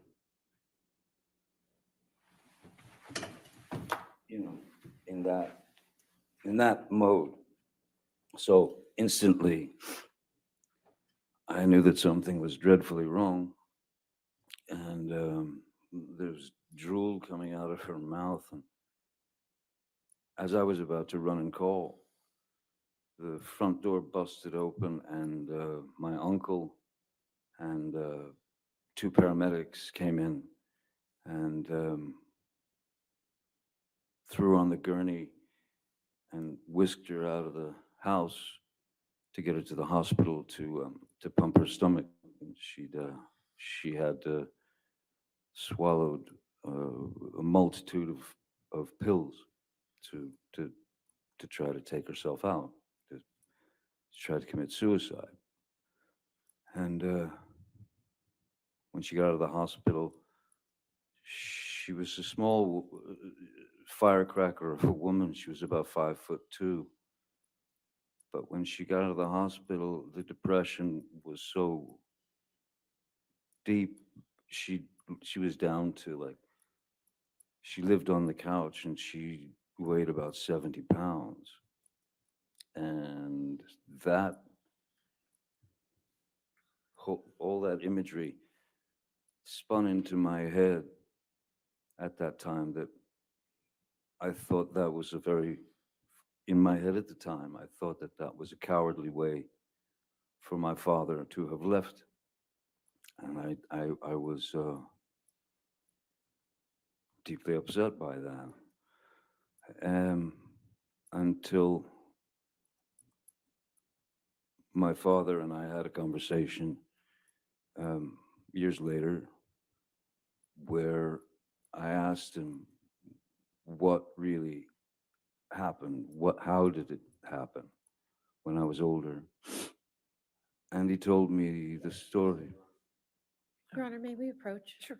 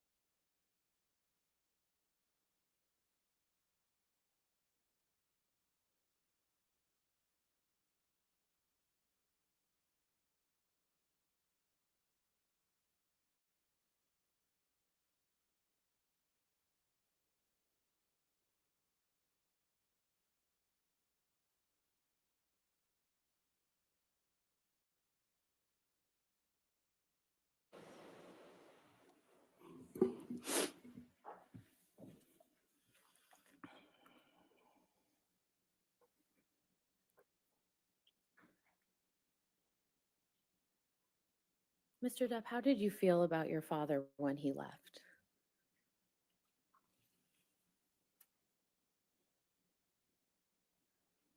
I would,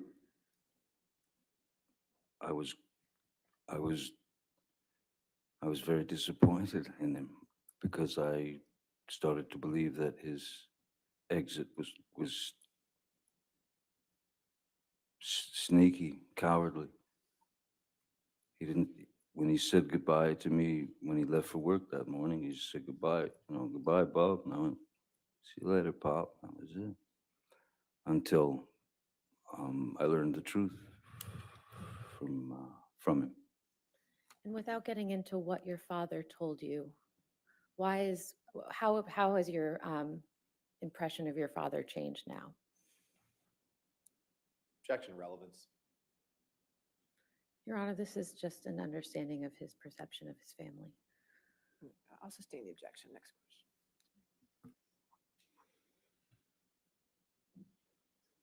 question. Mr. Depp, what have you learned from your experience in your childhood and observing your father in your childhood?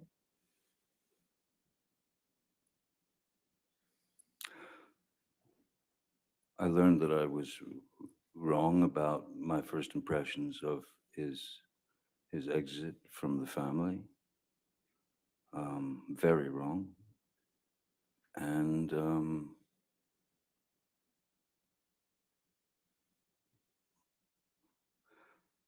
I'll tell you one thing that I learned that was one of the best lessons I believe I've ever learned in my life, ever could learn in my life, was based on my experiences as a child and what I'd seen and experienced. I knew exactly how to raise children when my girl Vanessa got pregnant.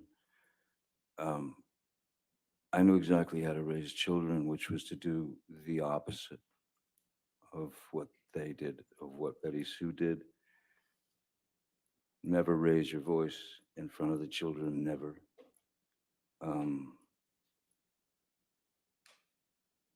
Screaming out the word no to them. I never wanted to tell my kids no. I wanted to tell them that I wanted to show them that there were options. You don't have to stick the coat hanger in the electrical socket. Saying no is an abrupt thing, but to talk to them and say, if you understand the repercussions of something, then you won't go there.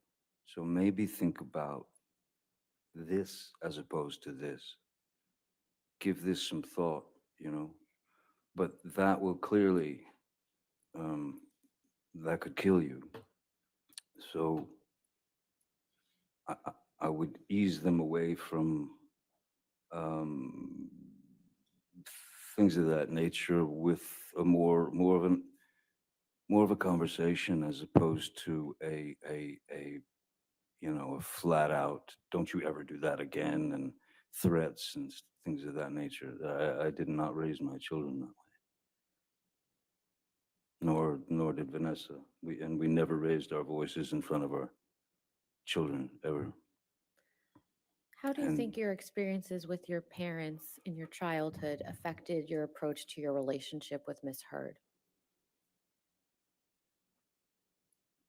I'm sorry, one more time. How did your experiences observing your parents as a child affect your approach to your relationship with Miss Heard? Well, in the beginning of my relationship with Miss Heard, there was, from what I recall and what I remember, she was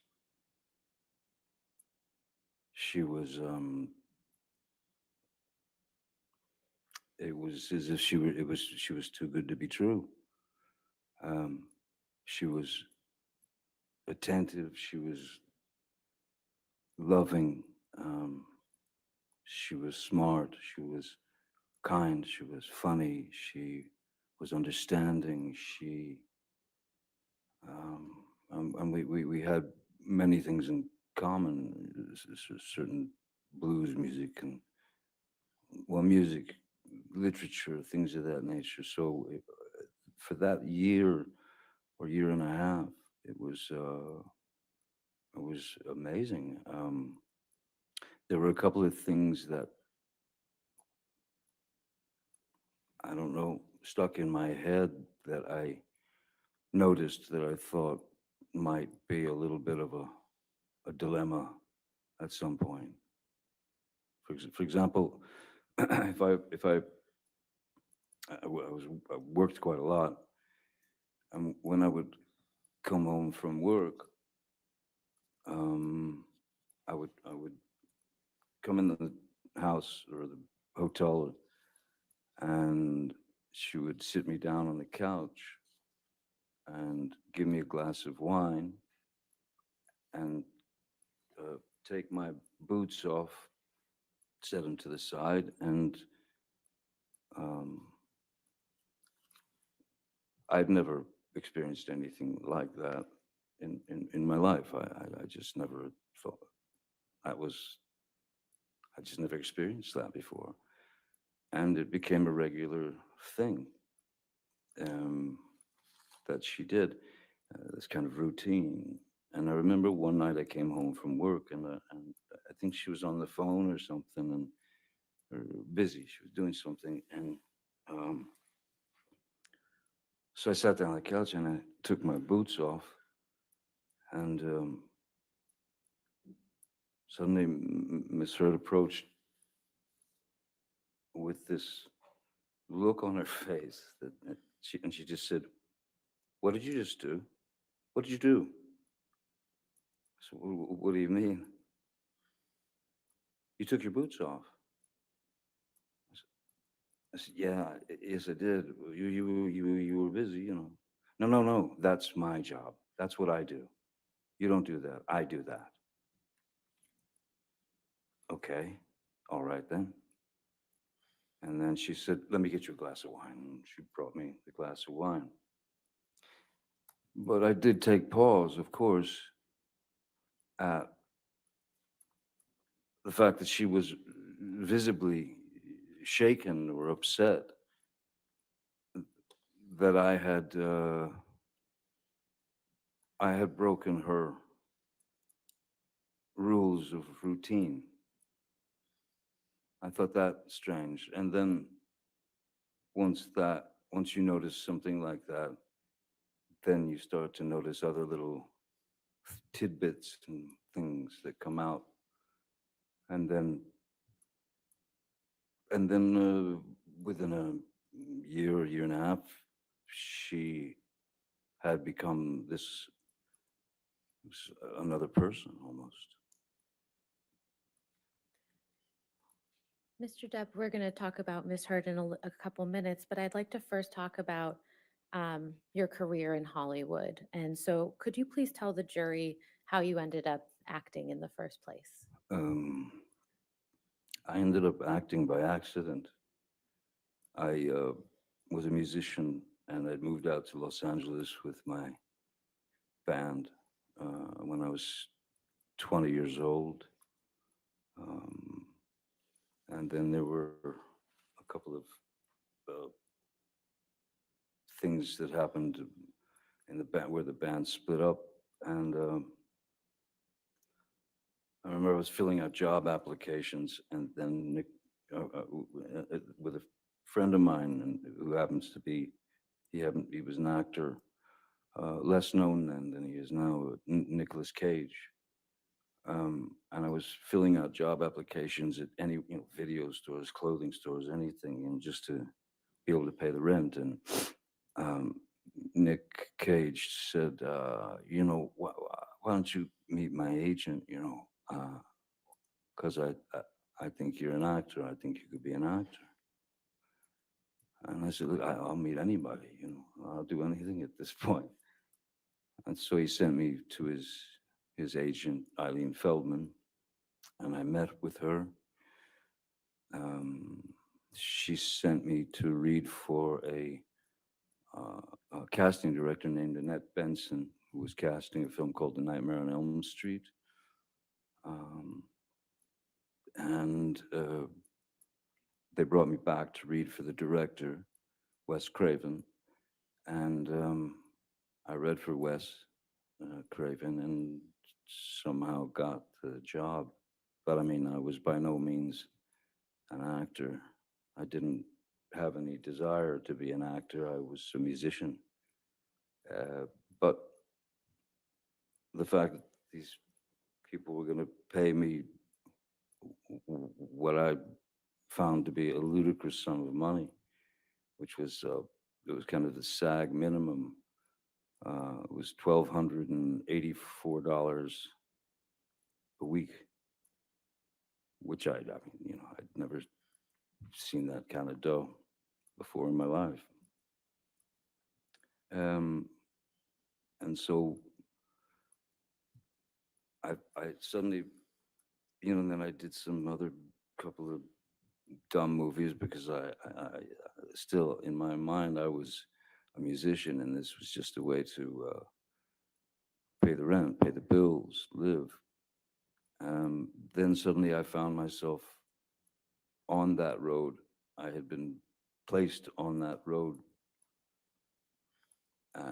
as an actor, and then one thing led to another from film to film, and then I was cast in a TV series called 21 Jump Street when I was 22, I believe. Mr. Depp, between the time that you were cast in Nightmare on Elm Street and you were cast in 21 Jump Street, how did you enjoy acting during that time? It was foreign to me. It was foreign to me, but I didn't have any great ambition to be an actor. I'm a naturally, normally, I've always been quite a shy person. I've always been quite introverted. And so there was a very strange metamorphosis from being one of four, that is to say, one of four in a band where you have this fraternity or this brotherhood, and you're out there fighting the world together to try to get that record deal or whatever you're looking for. And when I got on the series and my life started to change in various ways, that is to say that people started to, you go into a restaurant and you'd see people whispering and pointing and all that. I was very uncomfortable with it. I was very uncomfortable with it, and I didn't like it. Um, just because I never wanted to be the lead singer and the guy out front and will get all the attention, and I didn't. So suddenly I was on my own, and I was having to deal with this newfound sort of notoriety, and it was odd. It was very odd, and it was, yeah, it was a very uncomfortable thing. I mean, I don't think it's anything that one can get used to. I don't. I wouldn't. I'm not. I'm still not used to it now, and which I'm actually glad that I'm not used to it, because if I were, I don't think I'd be the same person that I am. Mr. Depp, did there come a time when you became passionate about acting? Once I realized that that's the road that I was on, and that any attempt at going back to music would be um, a not, it would have been, I hated the idea that since the television series had come out and I'd been exposed as this character or this actor, I had to realize in my own mind and heart that there was no going back to music, because I didn't want to, you know, I didn't want to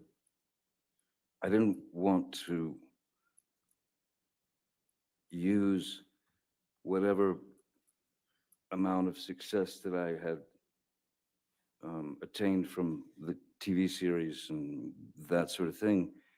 I didn't want to use that to influence, some career in music. I had far too much respect for music than to just become what they wanted me to become, which was teen idol or a teeny, that sort of thing. I fought that with everything in my being. So once I realized that music was no longer an option, then I began to study at various places. The Loft Studio, which is now long gone, in Los Angeles. I studied with some other teachers, Sandra Seacat. I read all the books that you could read, and all that was great, but you realize that the only way to learn, or the only way to learn how to, it's not act necessarily, the only way to learn how to react and behave, because it's just behavior and it's reaction, was to do it. It's on the job training, it's trial by fire. So I did my best to work up my own approach towards a character and such. And what were a couple of the first few projects that you worked on where you were really able to implement that approach? I would say I would say that the first film that I had done that I really took, where I really felt, okay, I've done the work, I know what I need to do. I would say that was where I considered myself an actor, I suppose, was when Oliver Stone cast me in Platoon in 1986. How did you come to be cast in Pirates of the Caribbean? Well, that's many years later, but I had been Disney had offered me a film called Hidalgo when it was about a man and his horse in the desert and stuff, and I read the screenplay, and I just didn't think it was for me. But I wanted to have a meeting with them because at that point I had a 2-year-old, yeah, 2.5-year-old daughter, and so or 3, and for 3 years I watched nothing but animated films, cartoons from Tex Avery to Bugs Bunny to that was all I watched with my little girl, and I received the screenplay for Pirates, and it was that I somehow in my mind I saw this opportunity, like a way to mesh characters like cartoon characters. For example, Wile E. Coyote gets a boulder dropped on his head and he's completely crushed, but they cut to the next scene and he's just got a little bandage on his head. So I started thinking about the parameters that were available to cartoon characters, and if they were available to cartoon characters, and nobody ever asked a question, whether you were 5 or 95, you didn't ask a question. Oh, Wile E. Coyote, of course he's still alive.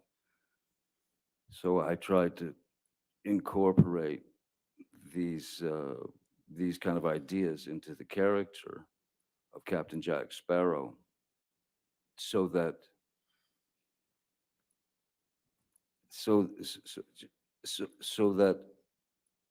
I could try to push those parameters and control the sort of suspension of disbelief, to be able to control the characters' actions, words, movements, and put them in a place where the things that he would do or say were so either ludicrous or mainly something that also something the cartoon characters can get away with things we can't. Captain Jack Sparrow can do things that I could never do. He could say things that I could never say. So it was for me a way to stretch the parameters of a character and take a risk in doing that. But if it panned out, and I felt I was on a pretty good mission. If it panned out, I thought that it might be a character who would be accepted by 5-year-olds and 45-year-olds and 65-year-olds and 85-year-olds, and in the same way that Bugs Bunny is, You mentioned believed. you mentioned that you received the script. When was that? Sorry. When did you first receive the script for Pirates of the Caribbean? The first screenplay I received was 2002, I believe. Yeah, 2002. And what did you think of that script when you received it? I thought that it had all the kind of hallmarks of a Disney film. That is to say, a kind of a predictable 3-act structure, with uh, and the character of Captain Jack was more he was more like a swashbuckler type that would kind of swing in shirtless and be the hero.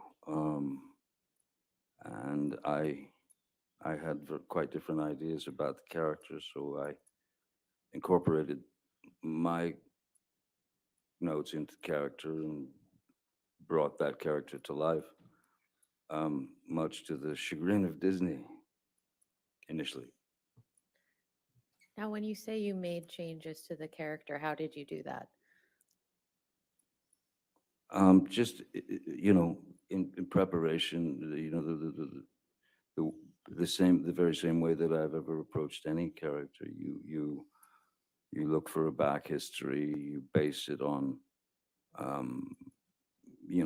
it could be anything. Like Edward Scissorhands, for example, was I based on a dog that I'd had and newborn babies. My sister had a couple of new babies, and I watched them, because I thought that Edward would see things from the sort of uh, from a place of innocence, and not knowing exactly what things meant or were, and also that look of a pure innocent child when they experience something for the first time. Um, those were the two main ingredients that I thought would serve the character. And with Captain Jack, again, the cartoons, the Pepe Le Pew. Uh, it's like making a soup. you know, it's ingredients. It's just ingredients. Um, there's some Pepe Le Pew in there. There's some Keith Richards in there. Um, there's a bit of I figured this is a guy who's been on the sea for the majority of his life. Quite possibly his brains may have been scrambled a bit by the sun. And also I thought that he'd been on the sea for so long that he had his sea legs, but when he got on land, he just didn't have his land legs. So he could never quite stand still. How did the film ultimately turn out in your view? I didn't see it, but I believe that the film, the film did pretty well apparently, and they wanted to keep going, making more, and I was fine to do that, as it was. There's great freedom in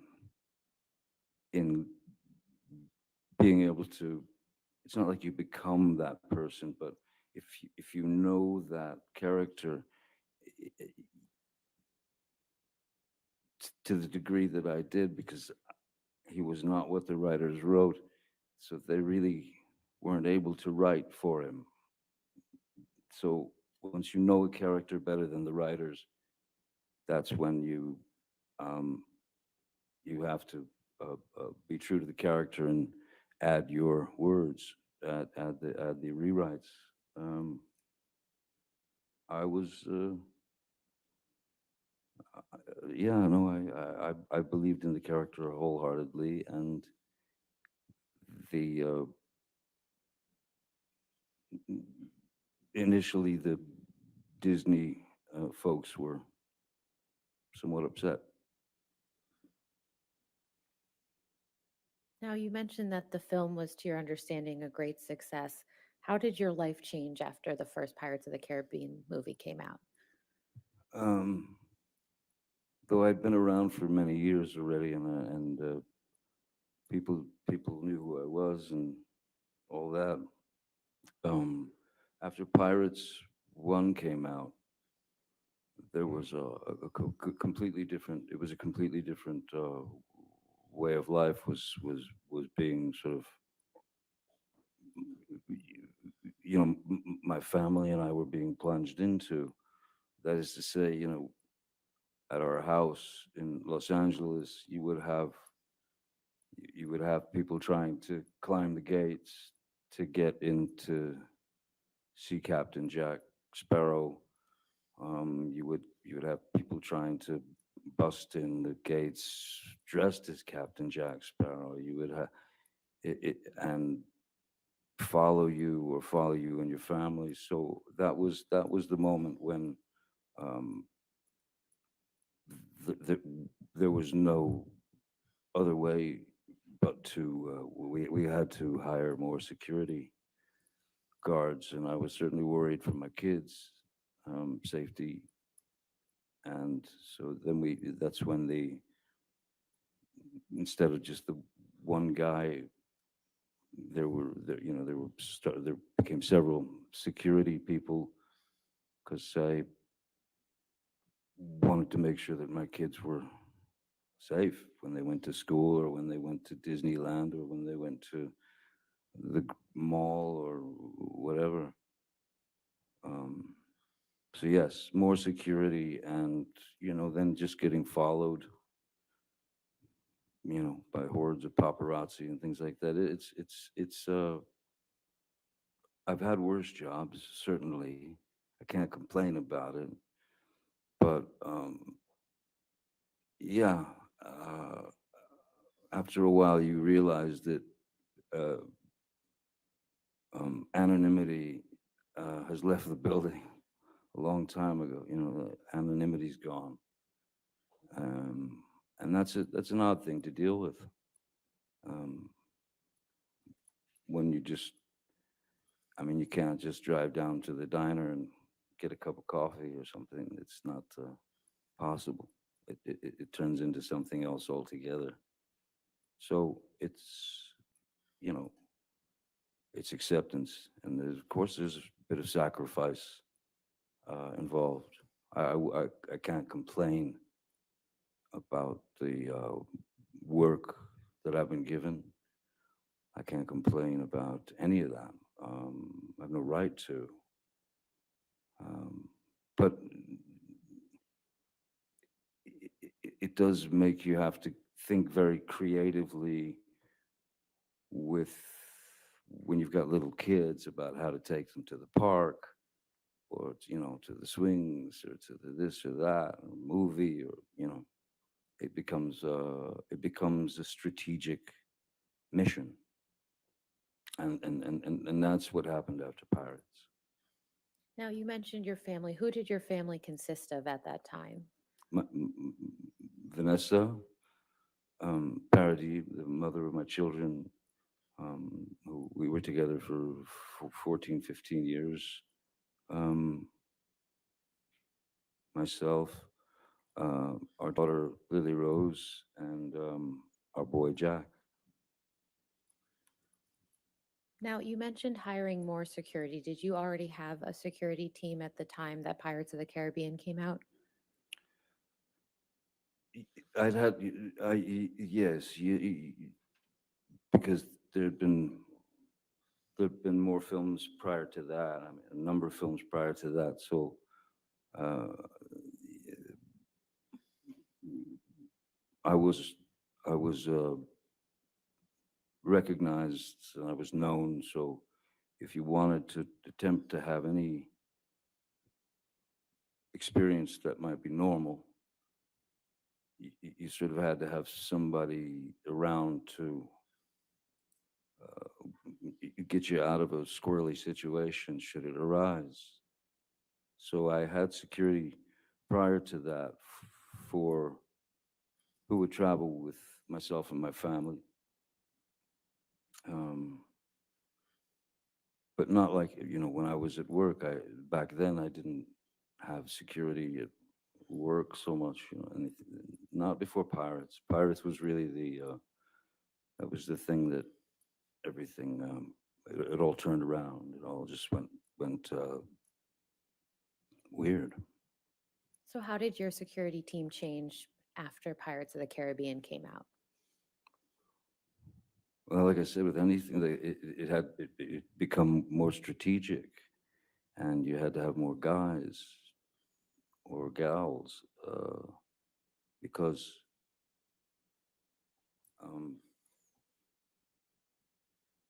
because if if Vanessa, for example, she worked in France quite a lot, and if she was in France, um, and I was in LA with the kiddies, then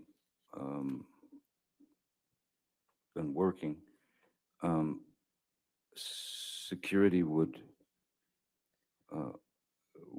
security would basically pick my kids up at school or whatever and bring them home. So that became the routine, driving them to school, bringing them home. Um,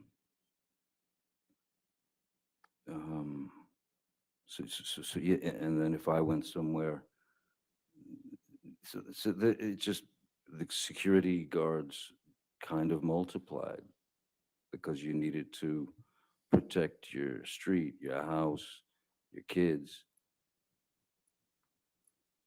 Endless. So after Pirates of the Caribbean, who has been on your security team? Jerry Judge was with me for, oh boy, over 20 years. Jerry Judge is we've mentioned it before. It was a year or two ago. Jerry would go on film sets with me. He would do reconnaissance missions. That is to say, he would go to a country before we would go there, make sure all the hotel rooms were all taken care of and such. Or when I went on tour with, say, the Hollywood Vampires, which is a band that I've played with, he would come on the road with me with another security guard. So there was Jerry Judge, there was Malcolm Connolly, who's been with me for 20 years or more, Leonard Damian, Sean Bett, Travis McGivern, Mark Gibbs. I mean, there are a few. Are all of these security personnel still with you today? Jerry has gone on to somewhere else. Jerry passed away from cancer, so Jerry made his exit. But the majority of those, no, I believe all of those fellows are still with me. Yes. When did Mr. Judge pass away? I believe it was two years ago, roughly, maybe a little less than 2 years ago. Now I'd like to go through a couple of the names that you just mentioned. What is Malcolm Conley's purview in the realm of your security team? What is his role? Exactly, yes. Well, now that Jerry Jerry and Malcolm had worked together for a very long time, so I'd met Malcolm through Jerry.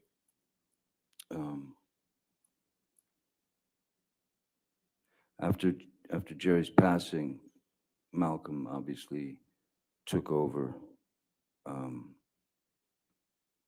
for Jerry, and so he took on extra responsibilities.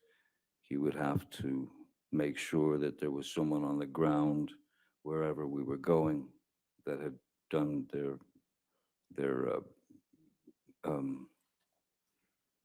recon, the reconnaissance, and to make sure that everything was set up by the time we got there, and that it would be a straight shot into the hotel without a gaggle of paparazzi.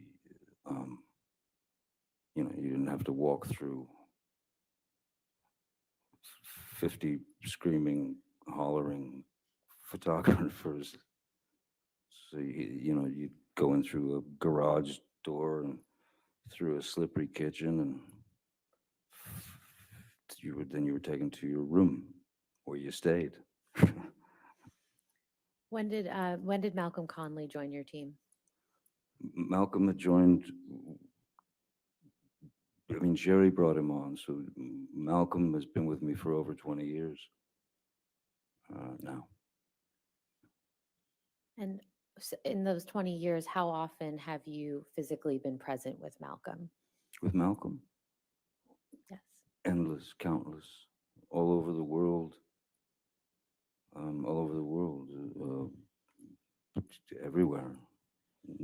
Los Angeles, Japan, Serbia, films, tour. Malcolm was my, he when we were on the Vampires tour in Europe, throughout Europe, and Malcolm was on the bus with me. We lived on the bus together, basically. How often is Malcolm in LA with you? It depends if there's or if there was a larger premiere, where where it had to be worked out so that it didn't turn into a chaotic or dangerous event, because sometimes between you and the people there are these barriers, and sometimes the professional photographers or the professional autograph people will surge forward, and in the front rows of behind these barriers, you have little kids and older women and older men, and so when the professionals would surge forward, these people would start getting kind of crushed against this metal deterrent, and that was the most worrisome thing when you're at a premiere and there are thousands and thousands of people there, and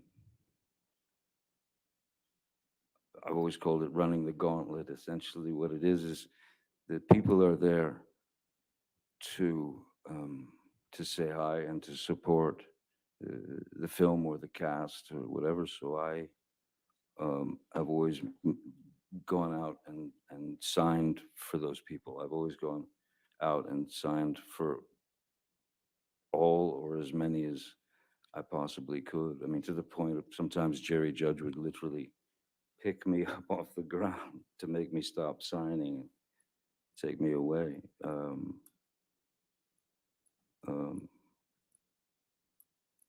So yeah, it was those kind of things. Again, you don't really get used to that, so I forget what the original part of your question was. I got lost in the gauntlet. I'll move on. What about Sean Bett? How long is? You want to go ahead and take a break now? Would that be okay for That's afternoon break? fine. That's Let's fine. why don't we go ahead and do that, ladies and gentlemen? We'll go ahead and take our afternoon break. Please do. We'll take 15 minutes. Do not discuss the case and do any outside research. Okay. Thank you.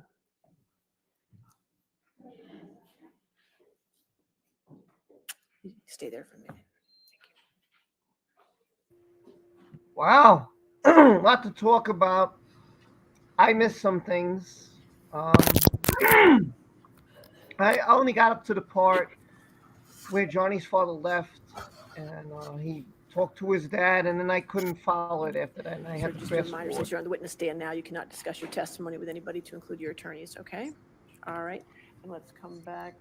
I guess we can come back at 3:35. Is that okay for everybody? Okay. We'll take a recess. Thank you.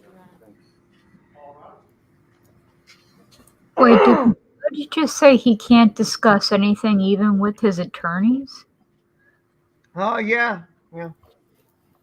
That's weird. Oh, bless. I've never heard that before. Well, she just wants to, I guess, he just chill in the courtroom, and that's what I would do. Either go to the bathroom or just chill in the courtroom. That's really what I maybe get a drink of water. I mean, take a stretch. Maybe a smoke break. Why are you doing this? Okay, listen to your voice. So, you know, I mean, from what I heard, it was about his mom, and she was very violent. Oh, you know why he can't? Someone asked why not. I'm going to tell you why not. The reason that they Clara, don't want him, please stop. they don't Okay. want him to be led in a certain direction. They might just say, "Hey, I want you to speak about this as much as people." You know, he had time to coach. He had time to be coached, and they had plenty of time to do that. So if by now you don't have your story straight and you don't know what direction you want to go in, then that's the attorney's fault. Like LC said earlier during lunchtime. So at this point, you should have your story straight. He's telling the truth. So if he's telling the truth, it is what it is. This is what happened. This is how it happened. If you're lying like somebody across the room, well, then you have to memorize what your story is. So, so if he's telling the truth, which is why he said he's on the stand in the first place, he doesn't need to worry about a damn thing. There's nothing he needs to worry about. You know why? Because the truth can take all the questions that you throw at it. But a lie doesn't like to be questioned. So if I'm telling the truth about a subject, which I tell you guys all the time, if you have questions, throw it at me. If it's about me, if it's anything about me, I'll answer it. You know, that's it. But if if I'm lying to you, then I'm going to be very nervous to do that. I'm not going to look to be confrontational. Rob, I've got a question. I've got a question, Rob. What kind of pants you wearing? I'm wearing pajamas, actually. No, pants are what you wear underneath. Those.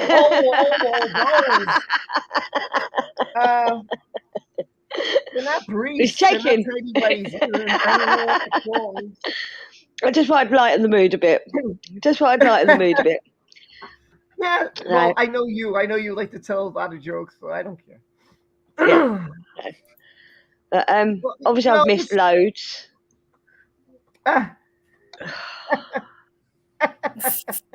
Knickers, yeah. There you go. Yeah, it's pretty. Today's been very interesting. Yesterday was very sleepy, but today has not been. Today's been really, really interesting. With Sean, Bett, Wyatt, and Depp. Really good day, man. I'm wide awake.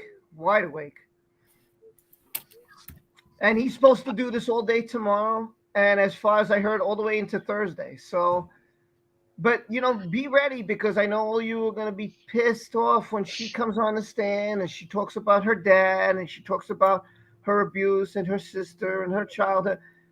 You know, she's going to have her time too. Everybody gets their time in court. So, you know, enjoy it now. Enjoy these next 2 days, because next week when she comes up on here, everybody's going to be really ticked off. So it goes, you know, listen, both ways. So there are more witnesses to call, aren't there? Because I'm sure yes.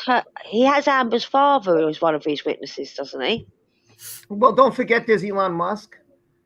Yeah, but that's her side. James Franco. We've got Paul Bettany should be coming to the stand too. Tasha Von Ray. We got a lot of people. I'm sure he's got more security. And they've still got another 17 days. Yeah, well, they should exclude Friday, because we're not going to be on trial Friday. We're not going to be on trial on the weekends. No, it's 17 days of testifying. Yeah, well, let's see. There's 4 the last week. Then we skip a week. She had 21. She said there was 21 days altogether of testifying. Yeah. Well, I think they've had 4. Days. I think they have 21 days, but I don't think it's 21 days of court. Oh, I think it is. Vision is Otherwise, not dead. What do you? Yeah, okay. Vision, the character, is dead, but Paul Bettany is alive. But yes, the character, yes, he died. Yes. Oh, did he? That's sad. Yeah, the character died in the films, but Paul's still alive. Yes, thank God. Oh, yes. So, am I raging about meat? No. Kitty Cam. Raging about meat. Where did that come from? I'm not raging about a bear either. That would be you, PB. I don't rage about bears or meat. Or something. That's you. If you don't know, PB doesn't like bears too much. He hits them with his car frequently. So just letting you know. There you are. Ant-Man is not dead. When did Ant-Man die? Ant-Man did not die. What are you talking about? He did not die. What are you talking about? Silly. Iron Man died. Iron Man is dead. Iron Man is dead. He died. TJ says, are they going to unwire her jaw for testimony? Who said? What TJ say? Are they going to unwire her jaw for her testimony? Oh, well, I don't know. I don't know. I really don't know about that. But you know, I know you guys are going to be triggered when she comes. I know some of you it's going to be very hard to hear her speak. But is that all garbage or no?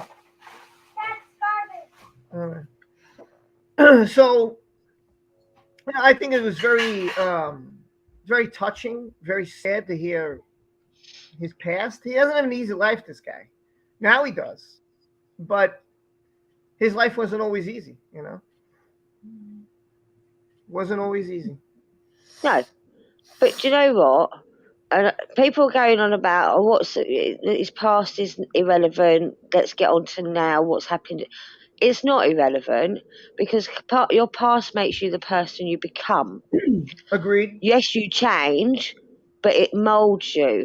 So I've become a much stronger person than I was growing up. But it's because of the things I went through growing up that made me strong now. True. Yeah, it's all that we've gone through that made us strong. Yeah. And you are like I can say, yeah, the person you are today is because of everything you've gone through. You know, and they say, oh, what doesn't kill you makes you stronger. Yeah. Yes. Yeah. You know, listen, how many people here have been abused, but you're still here? You know, you got away. You have not. Put your hand down. And can I just say that I absolutely respect everyone that has been through an abusive relationship and is in this chat now supporting other people and being supported by other people. I think it's great when I see two people say, "Oh, sorry, Rob, I was so busy DMing this person because of what I've been through." I love to hear that. I love to see that people are saying something about their past or whatever, and it bothers them, and they're like, "Hey, I got in touch with this person. Oh, we actually hang out because we live close by. We didn't know that." That's wonderful. Like, good for you. Good for you. You know, I think that's a wonderful, wonderful thing. Carrie thinks we need a Maya roll call. Let's see if I can get Maya. Maya to do a roll call. Maybe I can get Maya here. Speaking of the devil. Go ahead. You want to do a roll call? Go ahead. Do your Maya roll call. Hi, Lola. Hi, Carrie. Hey, Leslie. Hi, Kareen. Hi, Kareen. Hey, this is Kezi. Hey, Kezi. Hey, This is Yazida. Hey, Len. Leanne. Hey, Leanne. Hey, Yazida. Hey, Amy. Amy. Hold on. We got more people up here. First of all, do you say hey to Tal? Hey, Tal. Hey, Hen. Hey, Elsie. Hold on. There's two more. Hold on. Hello, Maya. Who's that? Oh, my gosh. Hey, Animation. Hey, the chairman. And that's Hen. Hi, sweetie. It's Hen. It's Hen. It is Hen. Are you being good, Maya? Yeah. Always. Always. Oh, we got, wait, you guys, you say hi to all these people. Oh. This is Janie. Hey, Janie. Hey Lola, hey Elsie, hey Affected Beauty. Good. This is a Duminus. My Carrie. Hey Carrie, hey Sean. Sean B. I want to show everybody a good trick with my eyes. Maya, can you do me one big favour? Look at her eyes. Can you tell the glarer to behave? Tell the glarer to behave. Hey the glare, can you behave? Awesome. Go. Oh. That's creepy stuff, man. Well, I mean, I did a cool trick with my eyes. Yeah, you did, but that was some creepy stuff. Cross-eyed and I moved my pupils. Oh my God. She realized she can do her eye thing like that. She drives everybody crazy now with the dinner table and everything. I was like, oh, yeah. Maya, she's such a character. Do you have any art to show them? Yeah? You want to show them some art? She's going to go see if she can get some art for you guys and show you. All right, she'll be right back. Yeah, so I just, like I said, I think it's sad. He's gone through a lot. And he just wants, what I love is he just said, I just want the truth. I just want the truth. I'm here for the truth. My kids have been through a lot. I've been through a lot. Yeah, listen. Hey, and like I said, look where he is today. Look where all you are today, and how many of you have been through a lot. So, okay, here, go ahead, show you. Hold on. Here are my drawings. Okay, here's my drawings. Go ahead, show you. I know everybody knows the butterfly emoji, so I decided to draw it. That's cool. That's nice. You did a good And I drew job. like the butterfly emoji with like the wings and like all the illustrations and the wings and stuff. We don't got too long, so you gotta hurry. And I drew like a fire, like, did you just burn out my other fire friends? Remember I made the fire and you saw those two little fire thingies next to it? Right. It was like a realistic fire, and I did like this one. By the way, this person said hi to you. Oh. Someone has to say it. Hey, someone has to say it. Hey, Issa. Leslie. Hey, Lily. Hey, Piglet. You say hi to Leslie? Hey, Leslie. There you go. Here's another one. Ankylosaurus. Yeah, this is a dinosaur. That used to be existed. Wait. Yeah, well, no, the dinosaur still exists, silly. This is a huge... What's with the... This is the face, right? Okay, so this is the face. Yeah, and that's the tongue. Okay, so this is the face. Okay, all right, got it. Well, they're saying precious. That's a very colourful dinosaur, Maya. It's beautiful. And I named this one. His name is Zuck McSmith. Zuck McSmith. Where the hell did you get that? Seriously, who was you named it? That is adorable. Zuck McSmith. I love it. I know. And this one is a velociraptor because the claws are up. Look. Oh, it's you got awesome. The claws up. Ah. That one. And then you also know Lola thought it was a great name. Carrie says it's beautiful. Sean's laughing. Leslie's like, woo-hoo. And Laurel said, hey, Zuck. Hey, Zuck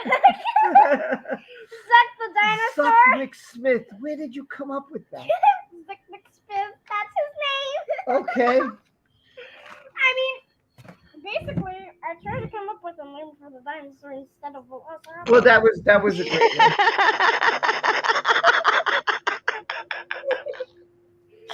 Oh, she's such a character, Rob. She's such a character. Just keep the volume low because if you're on YouTube, She's just like her daddy. What happened, Carmen? She's just like her daddy. Yeah. Well, when she was doing that last bit of her hand, she actually reminded of you, Rob, very much. Listen, I have no idea where this came from. I know Zuck McSmith. That I don't know where that name. I can't even. Where you came up with that name is beyond. It reminds me of a story of something that happened in the UK. So people were given the option to vote on the name of a new boat. So they called it Boaty McBoatface. And that got the most votes. What was the name? Boaty McBoatface, I believe. Someone Bodie correct me if I'm wrong. Boaty McBoatface. I'm pretty sure that's what it was. That's funny. That's Oh my god. Bodie McBoatface. I never heard that. Sounds like a McDonald's character or something. Yeah. That's so funny, man. Oh, I'm glad. I hope you guys enjoyed that quick little break with Maya's pictures and stuff. We should be coming back in like a minute.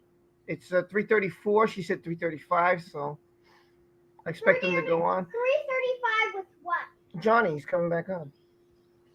He's gonna come back on, and I got to shut them up. So yeah. I'm glad you guys like that. Hopefully, lighten the mood, make you guys feel. Zuck McSmith, hiya. Oh God! All right. Oh my God, she's my. Who's been feeding her jelly babies? What happened? Who's been feeding her jelly babies? Well, yeah. Jelly babies. Jelly Yes. beans. The hell did I miss? No, jelly babies. The jelly beans. No, jelly beans are two different things. Jelly babies. Jelly babies.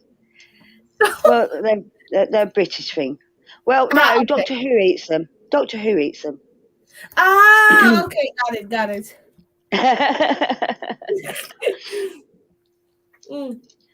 Yeah, Lola's I just jelly never heard babies are my jelly favorite. babies. Yeah, see? I didn't know what they were. They're babies made out of jelly. Oh, okay. Well, Sweets, candies. Yeah, they're candies. They don't have them here. They must be only there. No. We don't have Oh, them. they're back on. Well, if they were on, they'd show it. Twitter is Never mind. absolutely on fire. Yeah, because this is up to date. Oh, there we go. She's the cold face that she's giving. She's giving them an evil eye. I can't see anything apart from the judge's chair. All I see is the judge's chair. Rob, it's not playing. Put it on stop. Press play. Oh, damn it. Good morning. Oh, here we Get go. over here. You know what? Every time you switch off this thing, it pauses it. I don't know why it does that. It really makes me angry. Damn it. Oh, well. Oh, have we got sound? I think so. Yeah, this sound. Just right now, they're waiting. Oh yeah, I for just the heard. jurors I just to come heard him back. open his bottle. No, they're waiting for the jurors. Yeah, I know, but I heard his bottle open, so we definitely got sound. No, he broke the seal on the bottle. I heard it click as he broke the seal. I think tomorrow's going to get really deep into AH and all she did and all the incidents. I think that tomorrow you're going to get, today you're going to get mostly his backstory. I think tomorrow is going to get really deep. He's looking very smart, but he has put on a little bit of weight. I think he looks good. I think he looks awesome. Yeah, I think he looks He good. definitely looks better than ever. And not like the time when he was with her. All right. Okay. You have a seat, sir. All right, next question. Mr. Depp, I'd like to just briefly go through the security personnel that you just listed out before we took a break. How long has Leonard Damien been with you?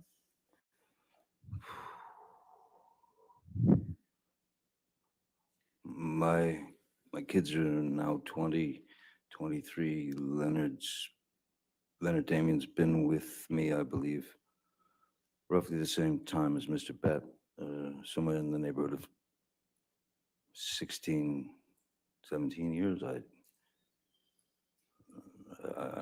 can't be precise, but they were very young. My children were very young when they joined the team, which was really after Pirates was released in 2003, the first.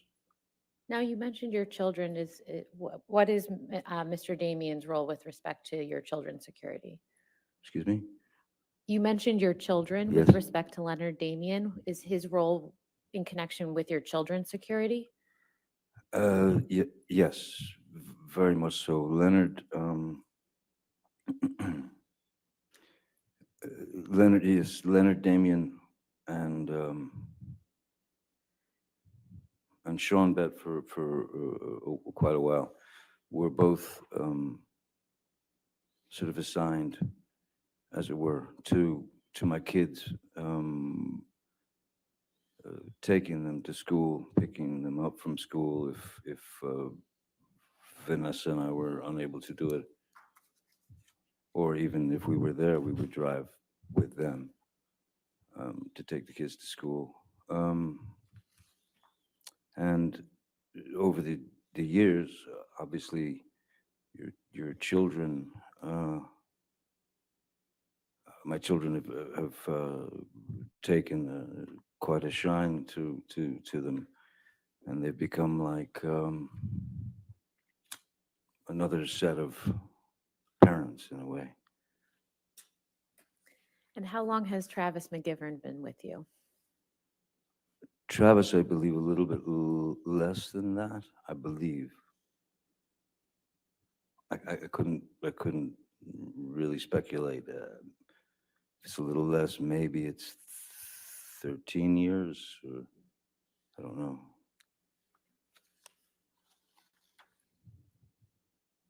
Now, you mentioned that you had to bring on additional security after Pirates of the Caribbean. Yes. How has the fame associated with that franchise affected your personal relationships?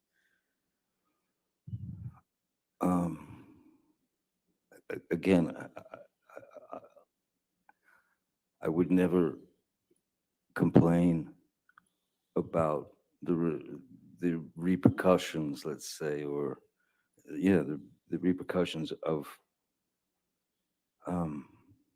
the success of that film.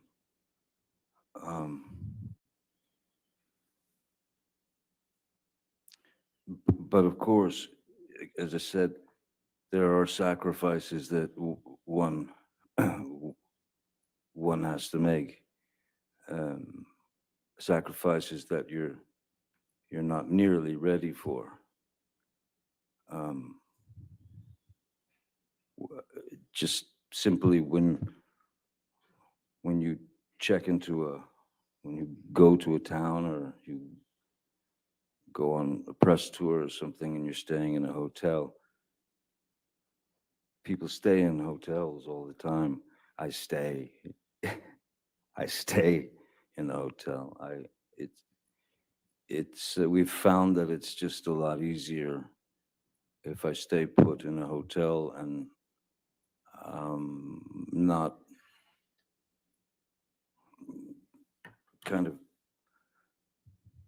again, especially if it's with the kids or something, I don't want them to, I've never wanted them to see me as a novelty. I just wanted to be dad, you know. Now they're well aware of a lot, and they're well aware of pretty much everything.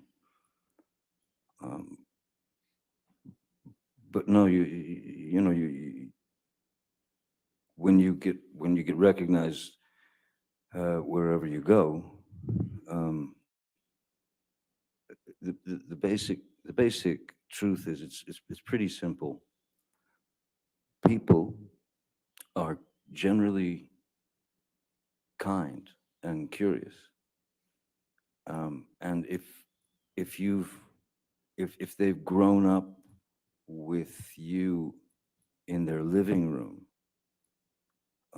from a television series or from various films that they've seen, there's nothing menacing about being recognized. Sometimes there can be. Sometimes people can get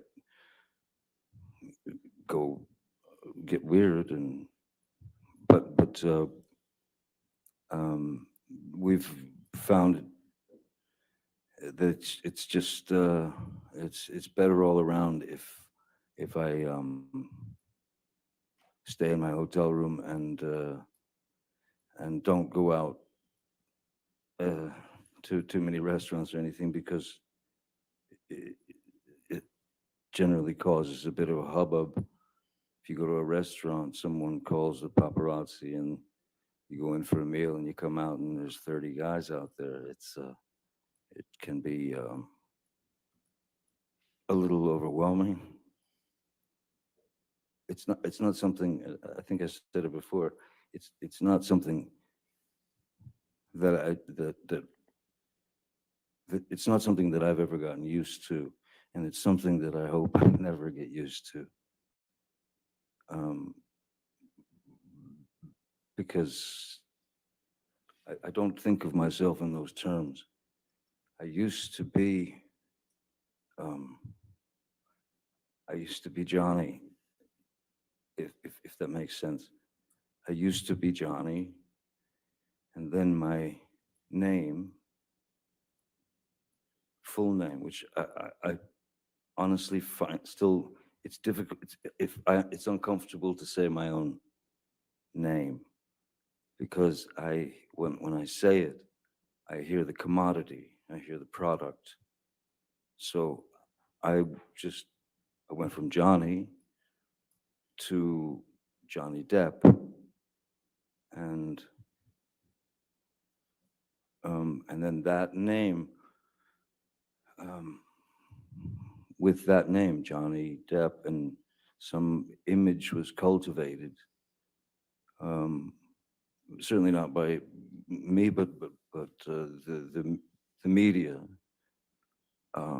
especially in those days, they must label you. They have to give you a label. And labels are one of the things that I've fought vigorously with regard to my work. I never wanted to be the poster boy. I never wanted to be the. I don't have, I'm not built with that kind of hubris. I don't have that kind of confidence. I can do virtually anything playing a character.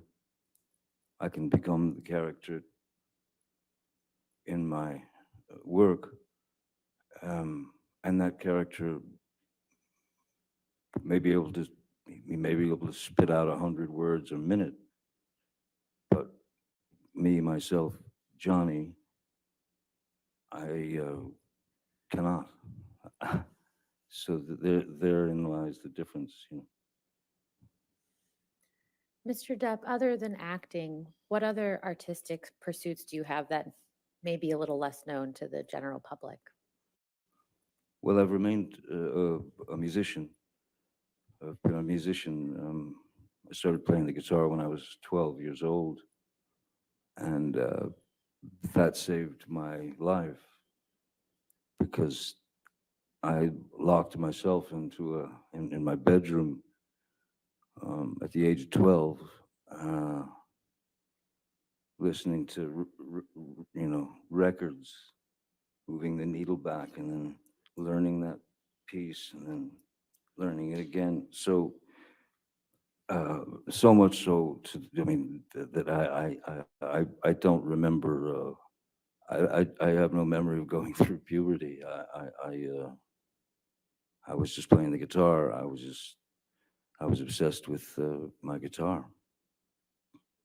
Any other artistic pursuits? I've always drawn since I was very small, since I was very little. And always enjoyed drawing, and then began to paint. And so there started learning about painting and trying to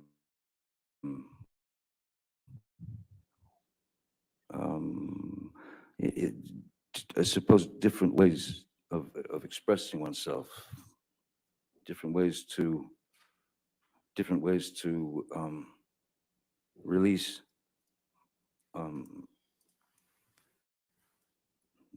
the things that are living in your head, whether they be beautiful memories, whether they be horrific memories, whether they be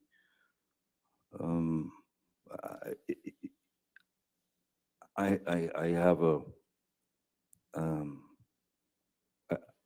I I need to create. It's a need. It's a,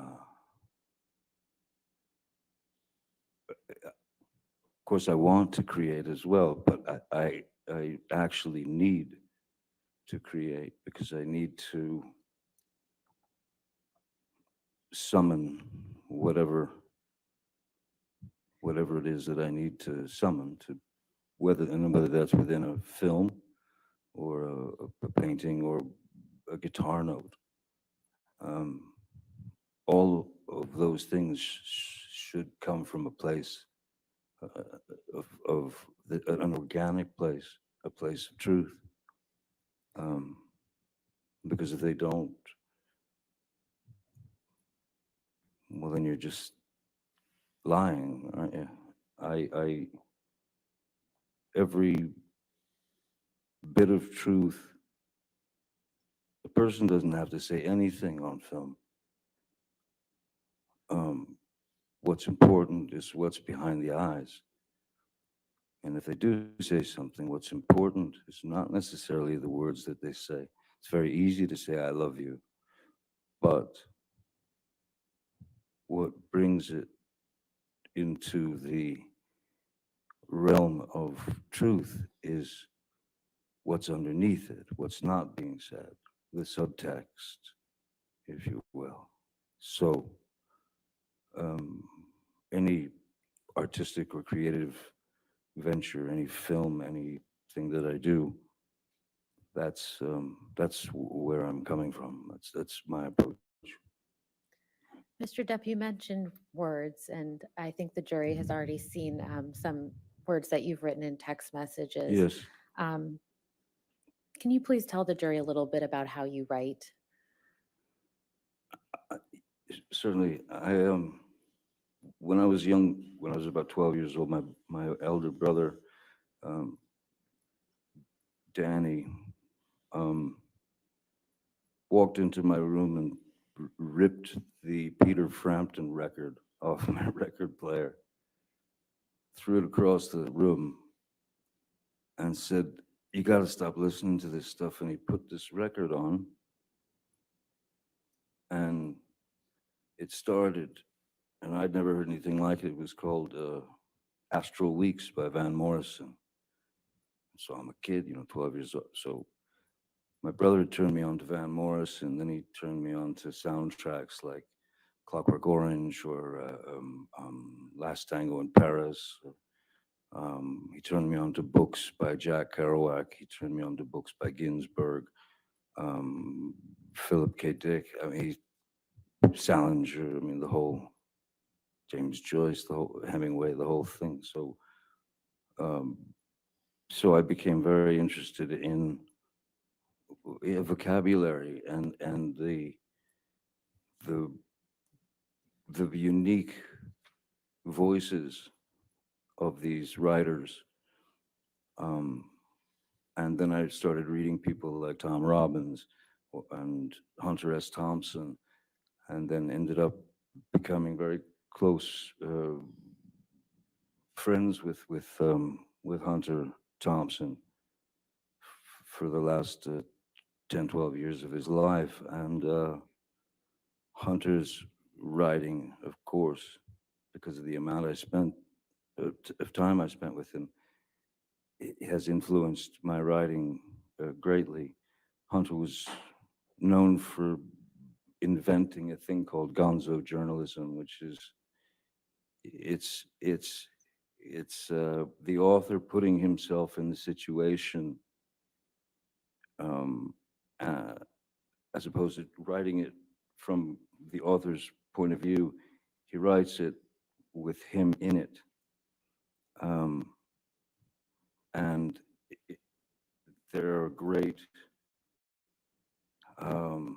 embellishments, and embellishments are great sort of ways that he would twist things and express his feelings, and So he became a huge hero, of course, to me, and a great friend. I, in my texts and in my emails, or sometimes just even in my writing, you take you take the subject and you try to express it in your own vernacular, and in that,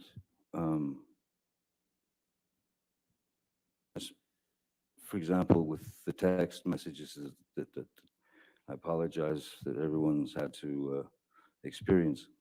I am ashamed of some of the references made. I'm embarrassed that at the time, the heat of the moment, the heat of the pain that I was feeling, went to dark places. There is no,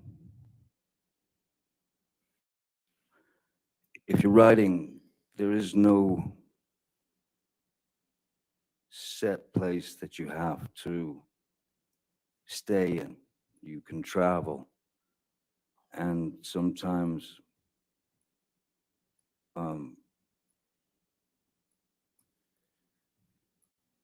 pain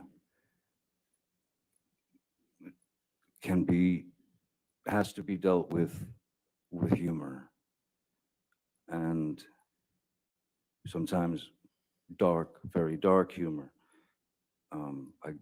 I grew up watching Monty Python,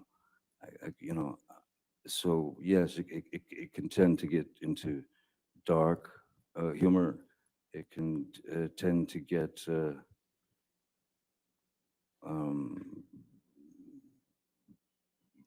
words are used that for emphasis, and words are used to express what you're feeling at the time, and it's just like growing up. You learn from those mistakes, you learn from those things, and you move forward, you know. And that's how you start to understand your own vernacular and what's important, what's necessary and what's not necessary. I tend to be quite expressive in my writing, and after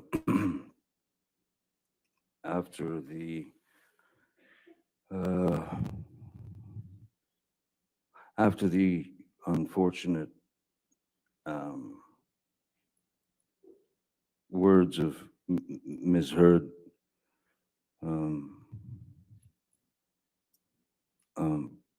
made their way into my heart and my head.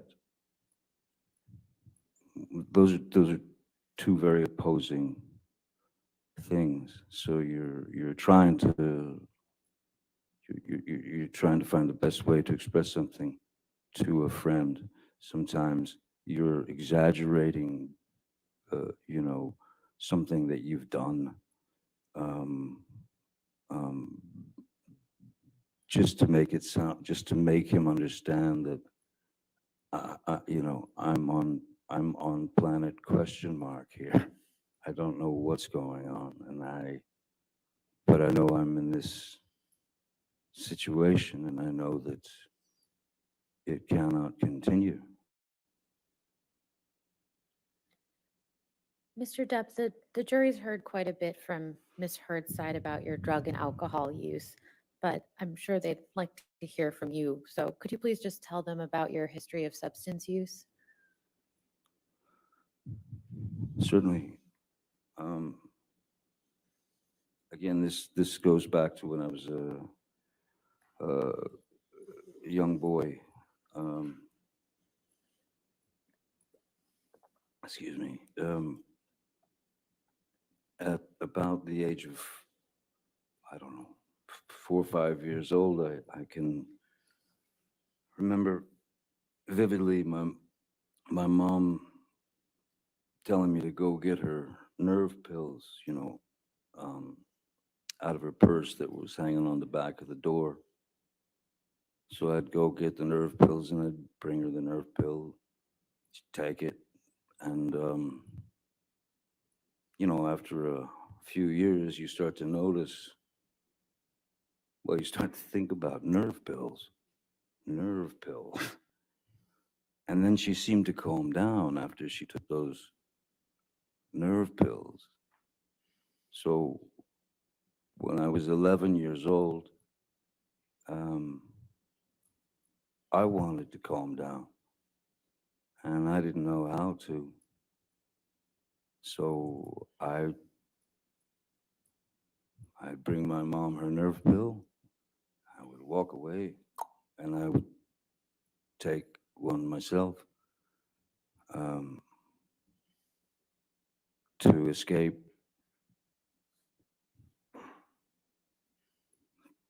caring so much, feeling so much, to escape the chaotic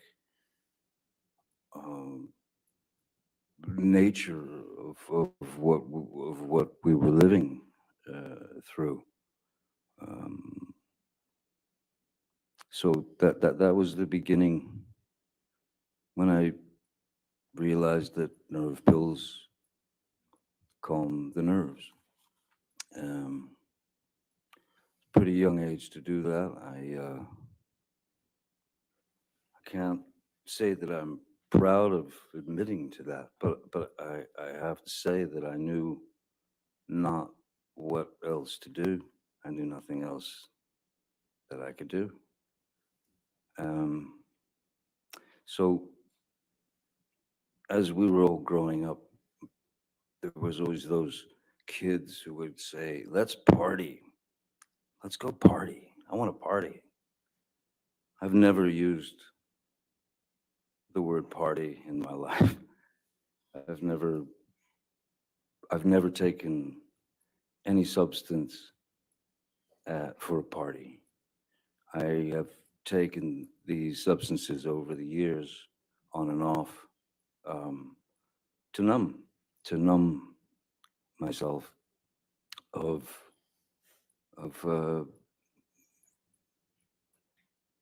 the ghosts, the wraiths that were still with me, and from my youth.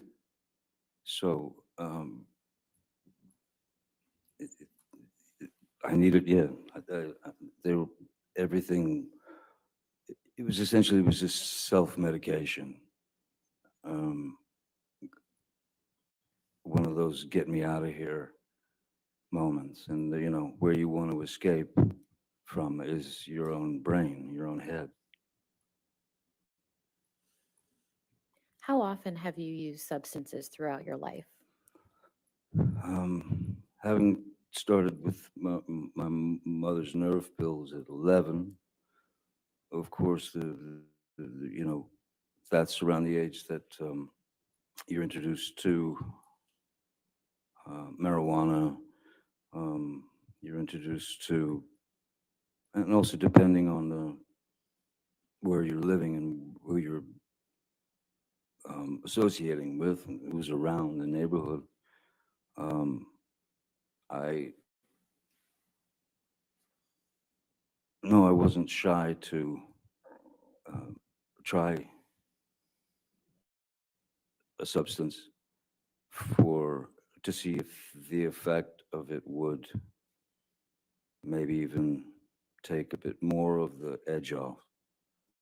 So I started at 11, and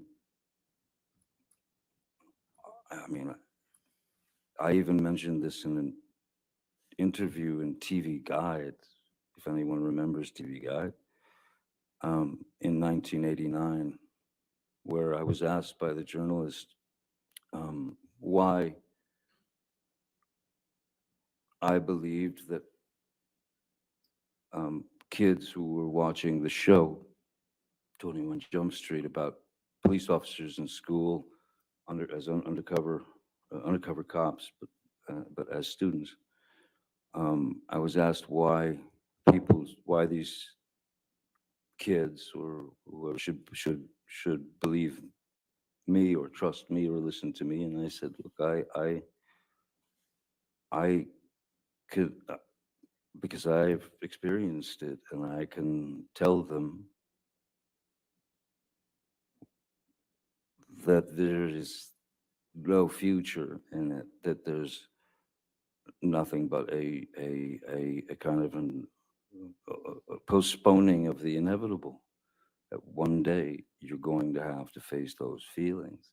One day you will meet those, let's call them demons from your youth.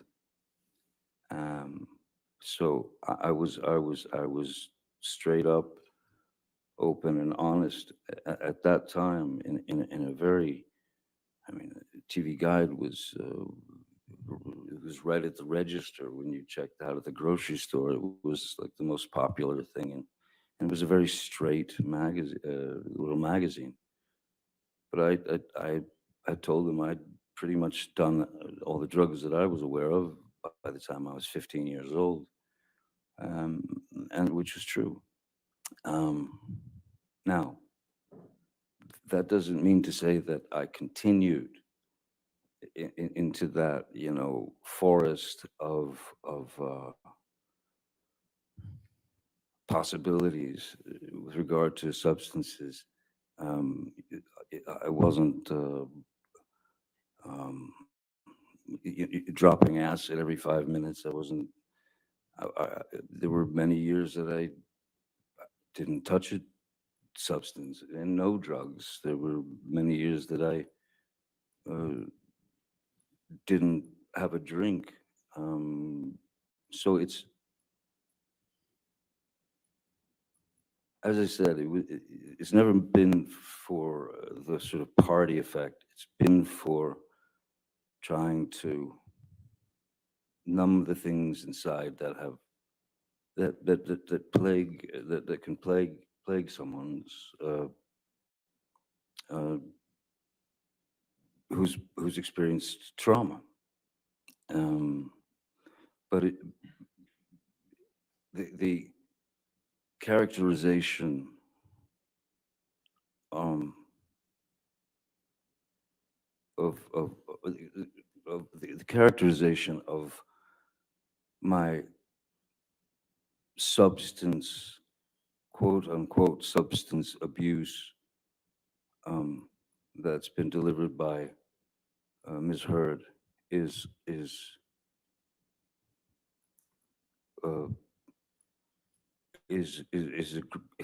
grossly embellished, and I'm sorry to say, but a lot of it is just plainly false. I think that it was easy. It was an easy. I think it was an easy target for her to hit, because once you've trusted somebody for a certain amount of years and you've told them all the secrets of your life, that information then, of course, can be used against you, especially if it's taken to a point that is teetering on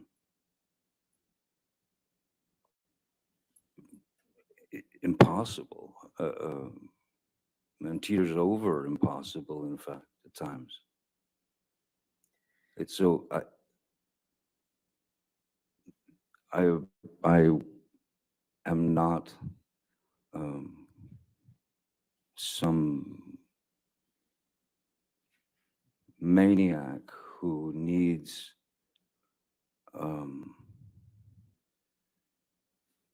be high or loaded all the time. In fact,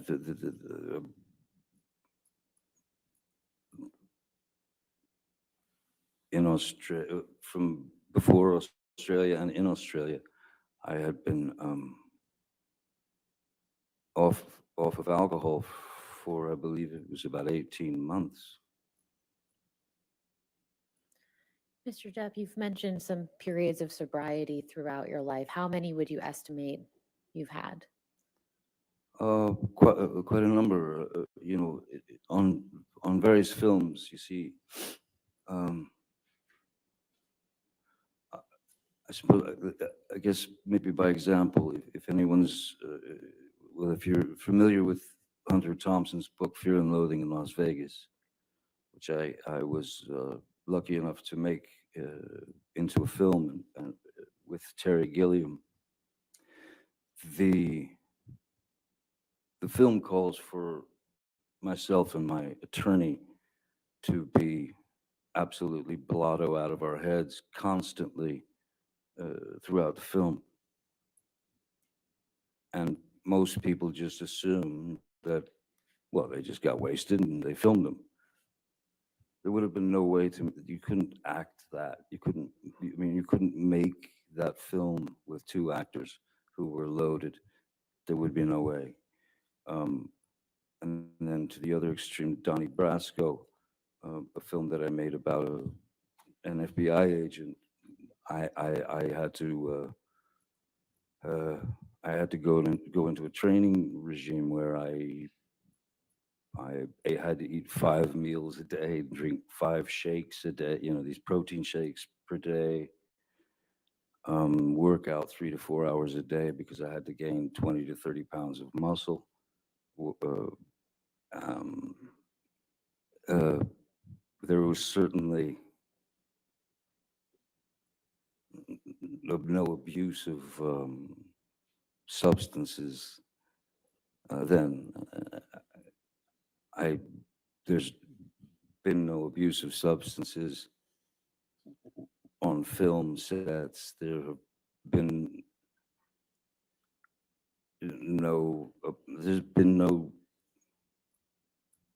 there's been no moments where I would have been considered out of control.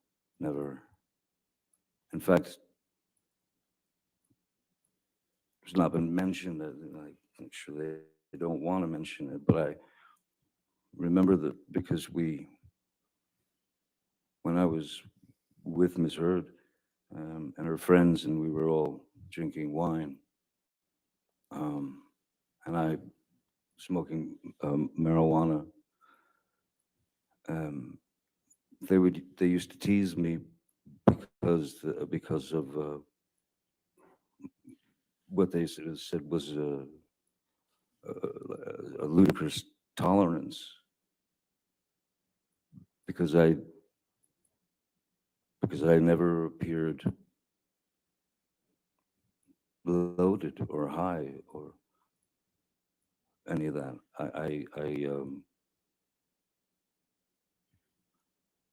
Even if I felt a little spinny, no one would have ever known. Mr. Depp, is there any substance that you've ever been addicted to? Yes. And what is that?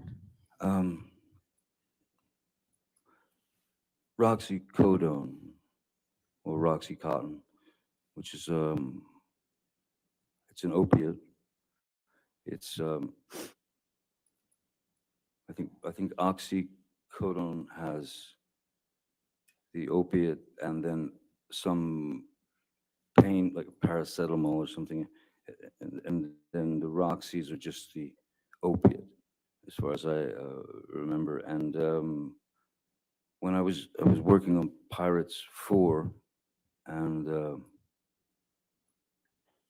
there was a scene in which I had to grab this large gold and red, stately gilt chair, pick it up and chuck it out this big giant window. And so I did it.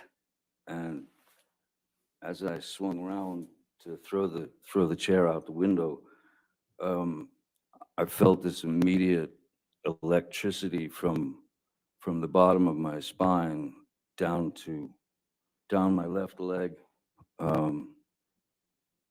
And it was like an electricity that burned. So I had obviously it was sciatica, so I had obviously pinched something, done something. So I saw a chiropractor or a kine or whatever. I saw chiropractors and to no avail.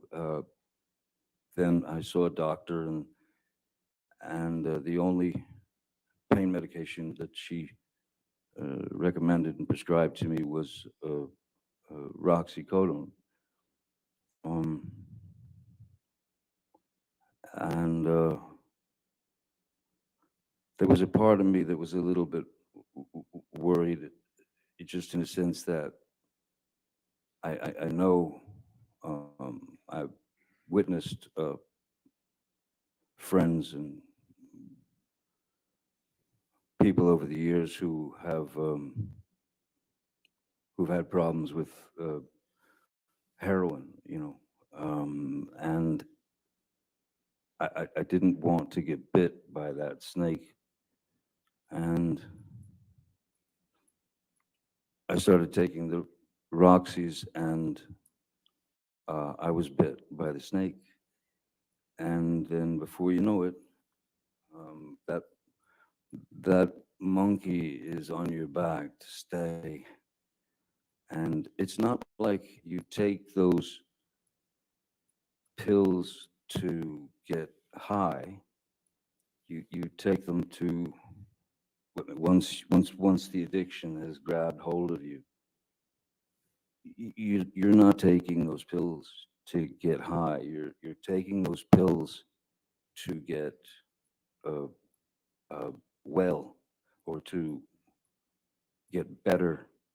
Because if you're without the pill, your body will start to go into various you'll withdrawals. And so I was on the Roxy's for a number of years, 4 or 5 years, I think, maybe more, I don't know. But the key was that if you take 2, you will be what they call on the knot. You will be that. You will just drop into sleep.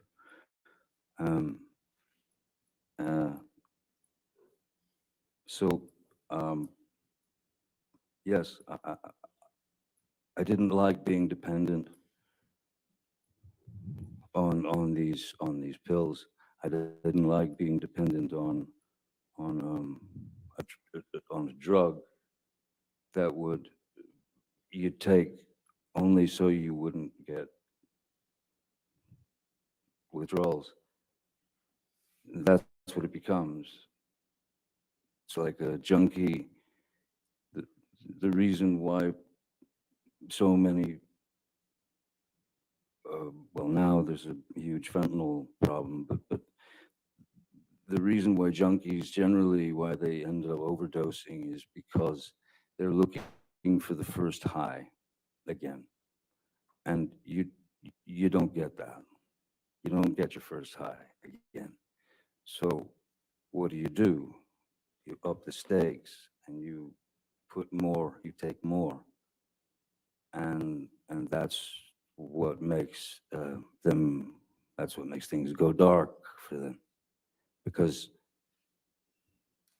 they overestimated the amount that their body could tolerate, and they go blue and they die.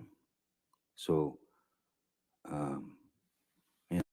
didn't want that. Mr. Depp, do you have an estimate as to what year you started taking the opiates that you just described? When 2000, or excuse me, it was Pirates. Bless you. 4, I believe. Pirates 4. No, it was Pirates 4. Rob Marshall directed it. I don't know what year that was. Maybe. I actually don't. I have no idea what year that was. Was it before you were in a relationship with Miss Heard? Yes, I believe so. And you didn't detox, and you detoxed from those opiates during your relationship with Miss Heard. Is that right? Yes. Yeah, so of course, yes. So they must have, yeah, they did come around prior to my meeting Miss Heard. After you detoxed from the opiates, have you ever taken any opiates ever again? No, I can't. That's no. Once you've been bit, you'll be bit again. So no, with any, I mean, even with my finger,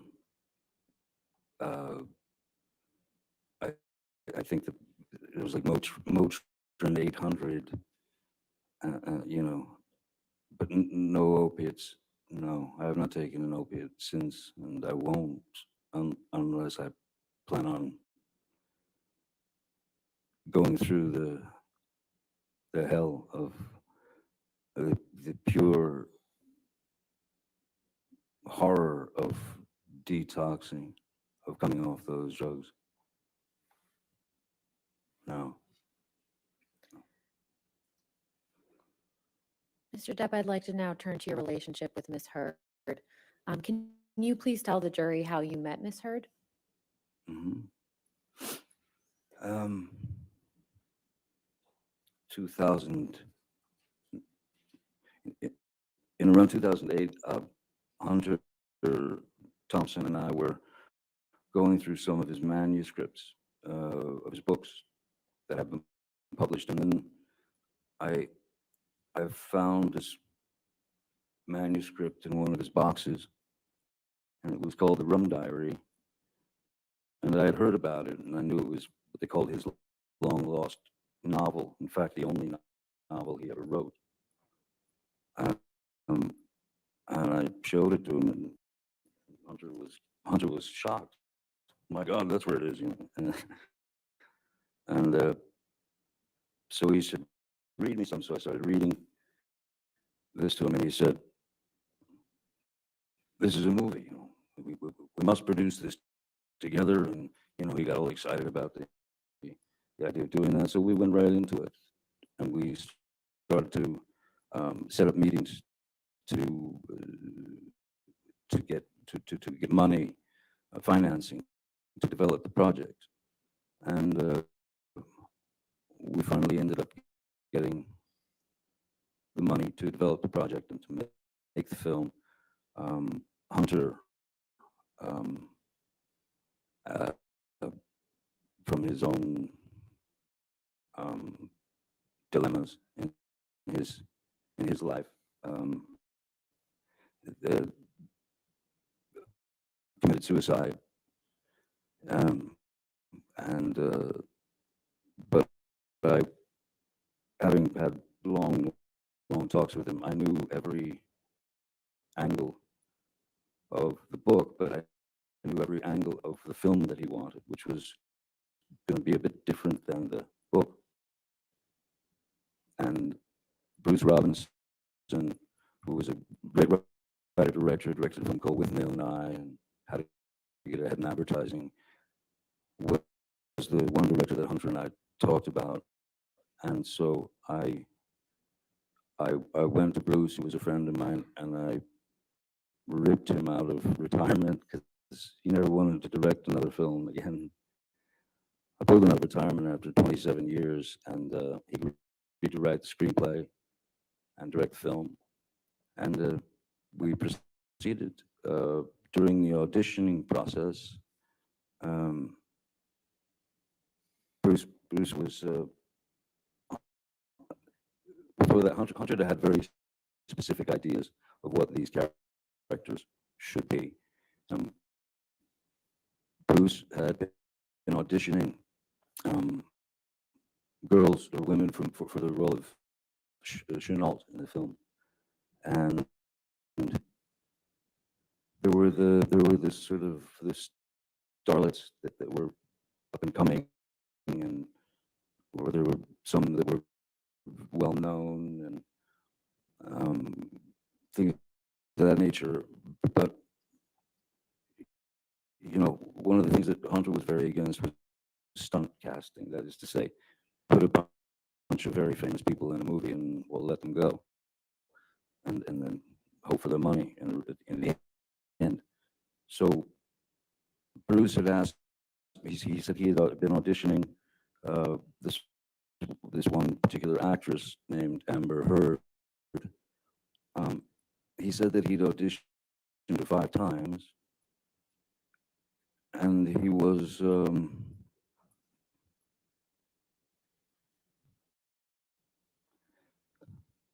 wasn't sure about her capabilities as an actress with regard to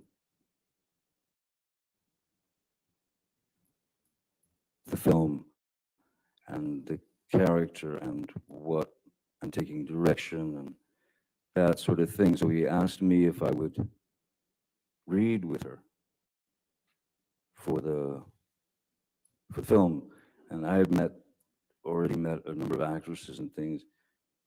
And so what I said to Mr. Robinson is, I said, Bruce, I don't. If you've auditioned her 5 times, you've seen the best and the worst, I suppose. So me putting her, this girl in an uncomfortable situation, you know, saying, hey, all right, let's read this. I think it's a far better idea that we just meet so that I can see how she behaves, see how she reacts, because that's really all it is, reaction, behavior, and you don't have to push anything else, you know. So they made an appointment. She came to my office. I took one look at her and I thought, yeah, that's the Chenault that Hunter wants. That's the one. I thought, yeah, she could definitely kill me. That's what Hunter wants. And so we spoke, and she was sweet as pie, pleasant, again, you know, intelligent, literate, very good taste. And I felt like what I felt and what I told Bruce was, look, when you put someone in a situation that they're obviously going to feel under pressure, it's not the best way to really know what they're capable of. And I made suggestions such as, and which I ended up making to Ms. Heard. I made suggestions of films that might give her some insight into what we were looking for in terms of the film, which is to say, I gave her films like To Have and Have Not, and things of that nature, because I wanted to. There was something very important that I felt she needed to know about stillness, as opposed to, you know, going broad or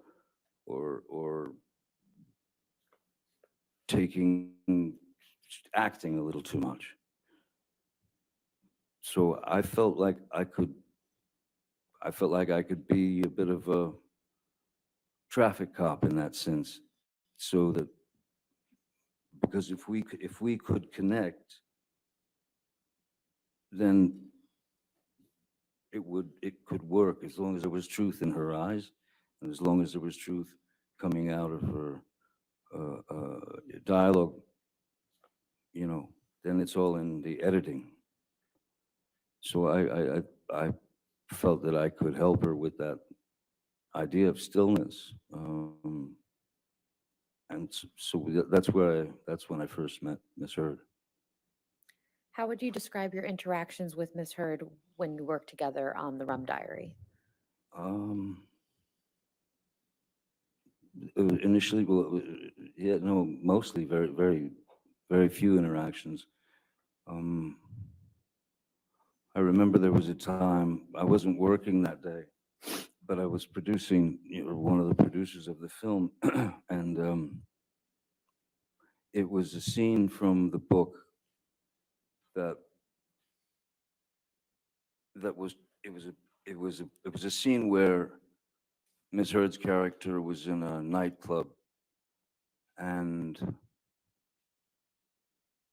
we're amongst the locals, and she's very drunk and everybody's very drunk, and she ends up dancing with a few of the local, like one of the local guys and stuff, and then the other local guys start to sort of close in on her. In the book and in the screenplay as it was written, there was there was a requirement for nudity for the part, and I was on set the day that they were shooting that,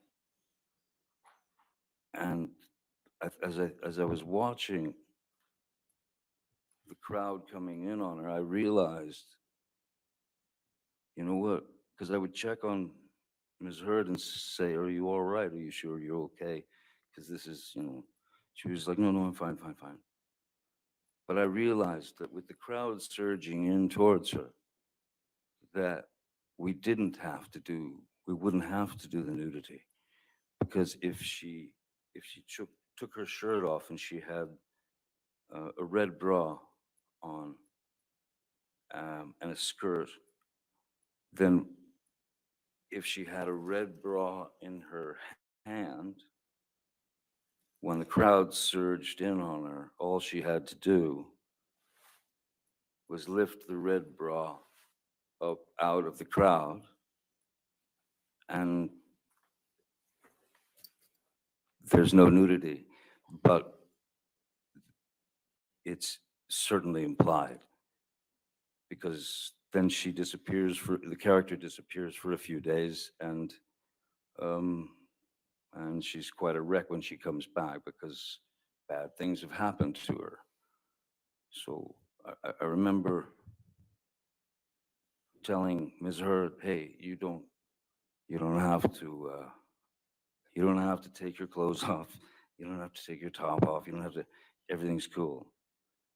And she was appreciative. But other than that, we didn't really have much interaction until there was a scene where I'm taking a shower, and then she comes into the room and she opens the shower, and we kiss.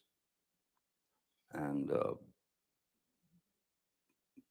that moment was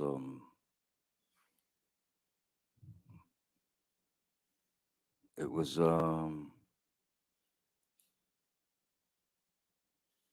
yeah, it felt like something. It felt like something that I shouldn't be feeling, because she had her wife, and even though it was a scene, and she had her wife, and I had Vanessa and kitties, and yeah. When would you say your romantic relationship with Miss Heard actually began, if not in that moment? Well, I think there was something in the kiss in the shower that was very real. So that day after work, Miss Hood had come to my trailer, and I was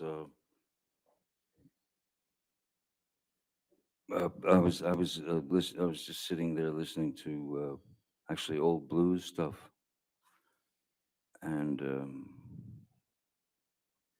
we had a glass of wine, and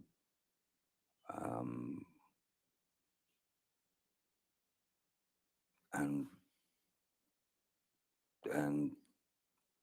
and we kissed.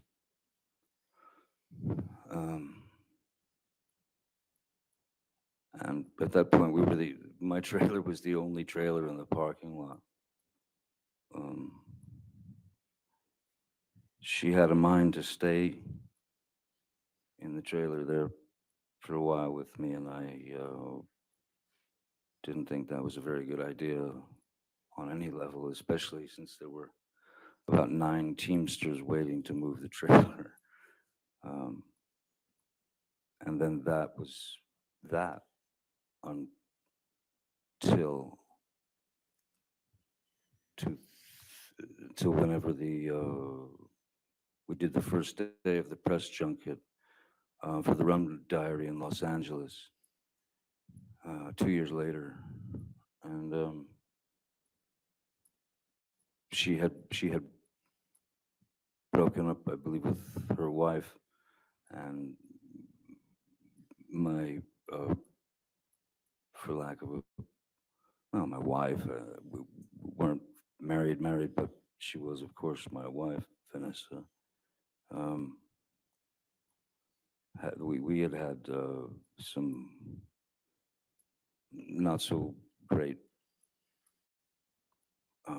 situations, you know. She was stuck in America. She wanted to go back to France. She wanted to have her life back. She's a well-known singer there.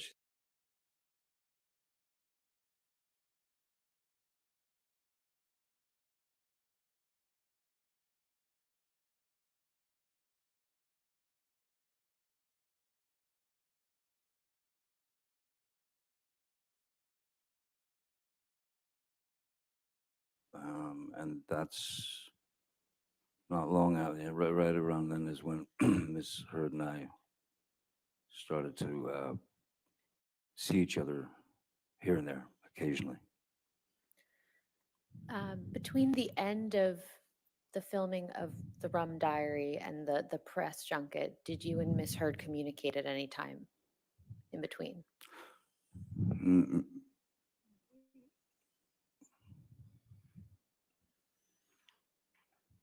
I don't remember. I remember that there was a white dress that she really was infatuated with. That she really loved this dress that she wore in the film, and so I went to Colleen Atwood, the costume designer, and to Bruce, and I said, "Do you think we can snag this white dress?"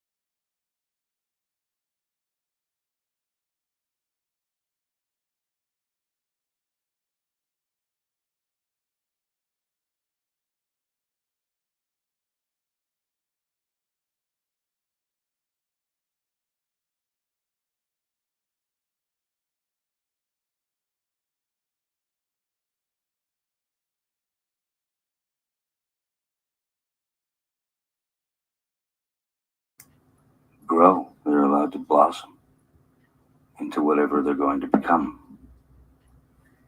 What were you and Miss Heard's nicknames for each other? I called her Slim. Why is that?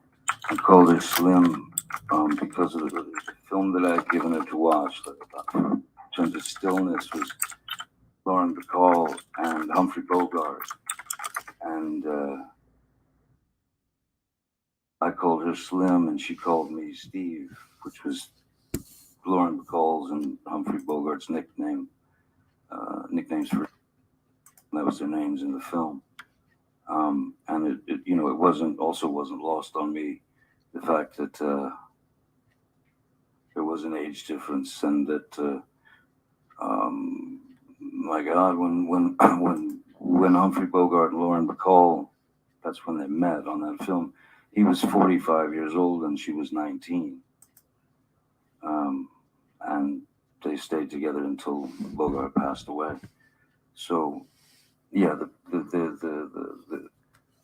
there was a kind of a Volume 37, 38, 40. Just,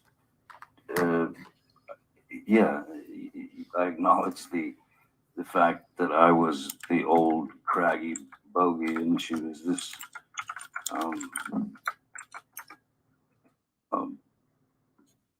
beautiful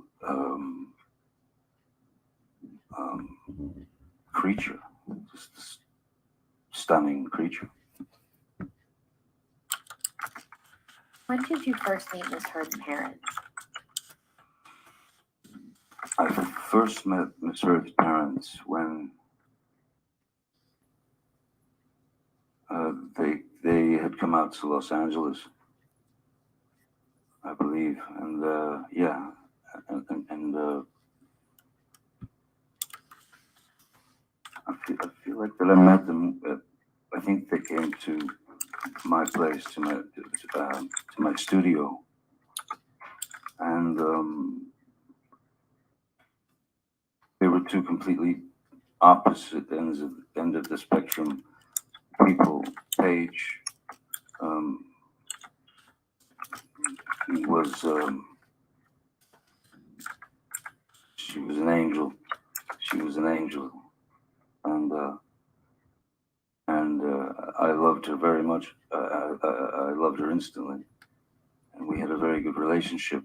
Her father, David, was the opposite end of that. He was this outrageous kind of, almost like a cartoon cowboy, and he was the initial thought, my initial kind of definition for David would have been rascally, like a rascal, but I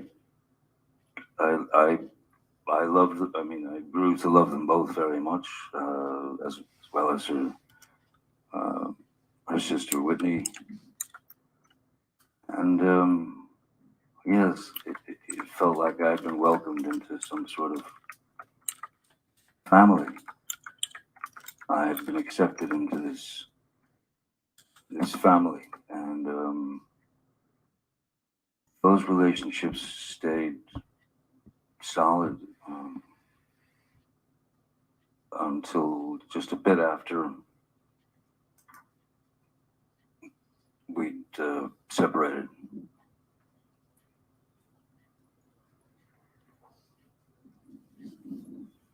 How often did you spend time with Miss Heard's parents during your relationship with Miss Heard? Quite a lot. Whether I used to have a boat, and we would take her parents, her family, and we'd go sail the boat and, drop anchor at the island, and we would spend a week, 2 weeks, whatever, on the boat, on the island. Also, they would come to Los Angeles quite a bit. We also would go to Austin here and there to see them, visit them. every year we would, on their anniversary, I had a friend of mine who had a restaurant in Austin, like a very good restaurant in Austin, and I'd call him up and basically set it up so that every year on their anniversary they could just go there and they'd be taken care of and there would be no bill, so they could just celebrate. And I think one of the things we did was, yes, we would try to order them car so that they could drink.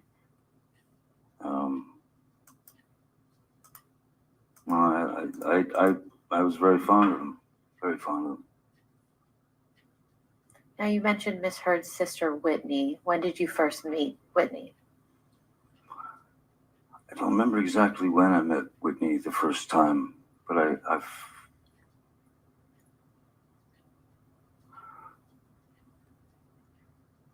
I felt when I first met Whitney, there was something in what I saw of Whitney that was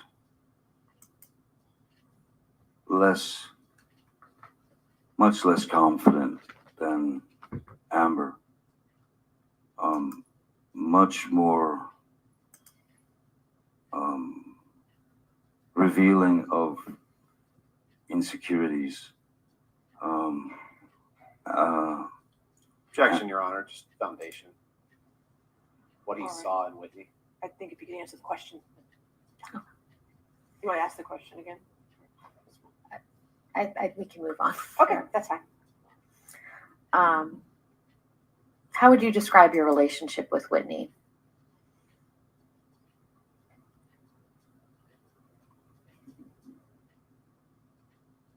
Great. I mean, fantastic. I called her sis. I loved her, you know. I had always felt something. I'd always felt like Whitney had missed out on something. Same objection.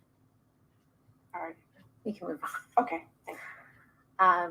Where was Whitney living when you and Miss Heard first started your relationship? She was living with her then boyfriend, Sean Krajewski. Was this in the same? Where was Miss Heard living when you first started your relationship?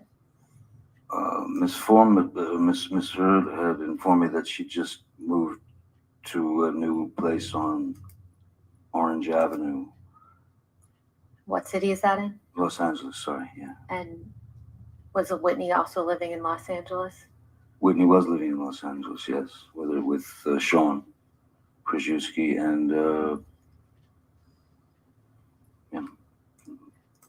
So how often would you see Whitney when you and Miss Heard were in a relationship? Oh, a lot.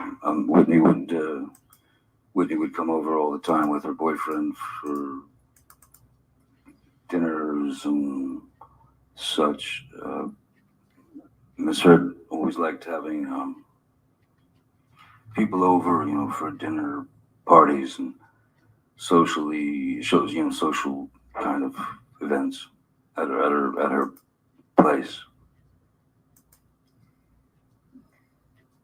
Have you ever done any drugs with Whitney? Yes, How often would you do that? with Whitney. Yes, with Whitney. Maybe three times, maybe twice, 3 times.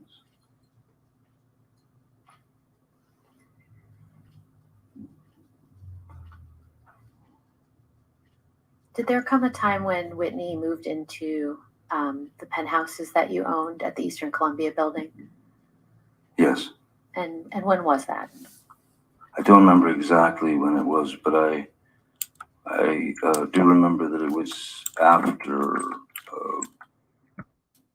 Rocky Pennington, and yes, I believe Josh Drew was there already as well. Whitney, I can't remember why she needed a place, but she needed a place, so we gave her penthouse 4 to live in. How long did she live there for? Oh boy, on and off for, I suppose, a couple of years. How much rent did you charge her?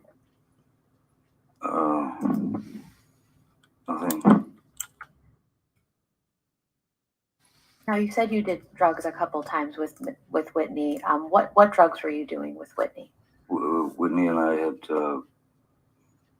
done a line or 2 of cocaine together.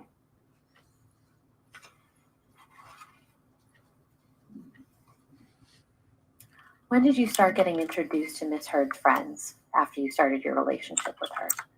Almost immediately. Well, in fact, immediately, yeah. Immediately. I was introduced to the whole gang, you know. Rocky, Io, Brittany Eustace, Whitney, certainly.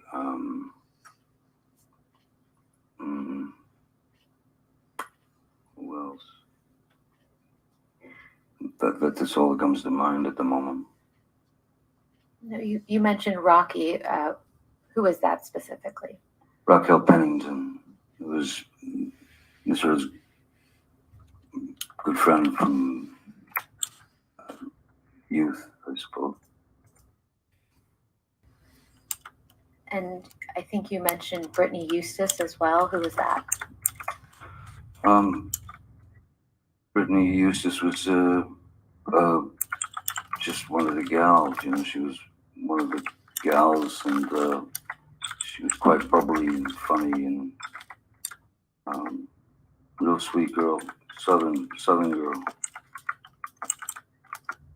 I haven't seen her, and I think that something went sideways between Brittany Eustace and the girls, because she suddenly just disappeared from the group.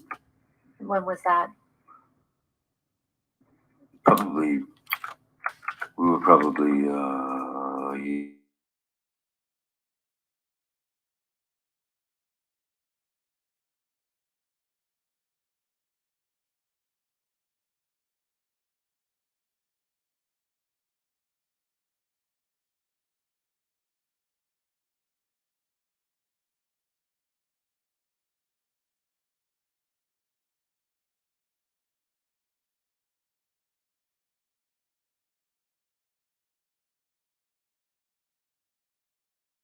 defined as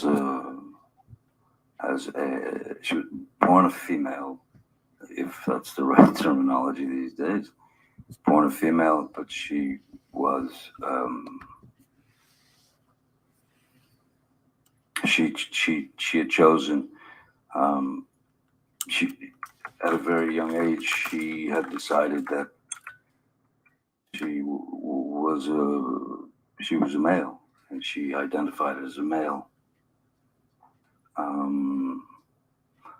And Io seemed to be, again, she was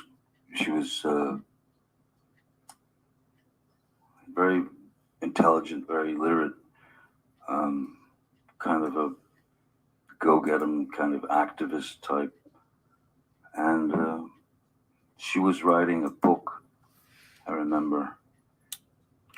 She was writing a book, Io, or he was writing a book, rather. And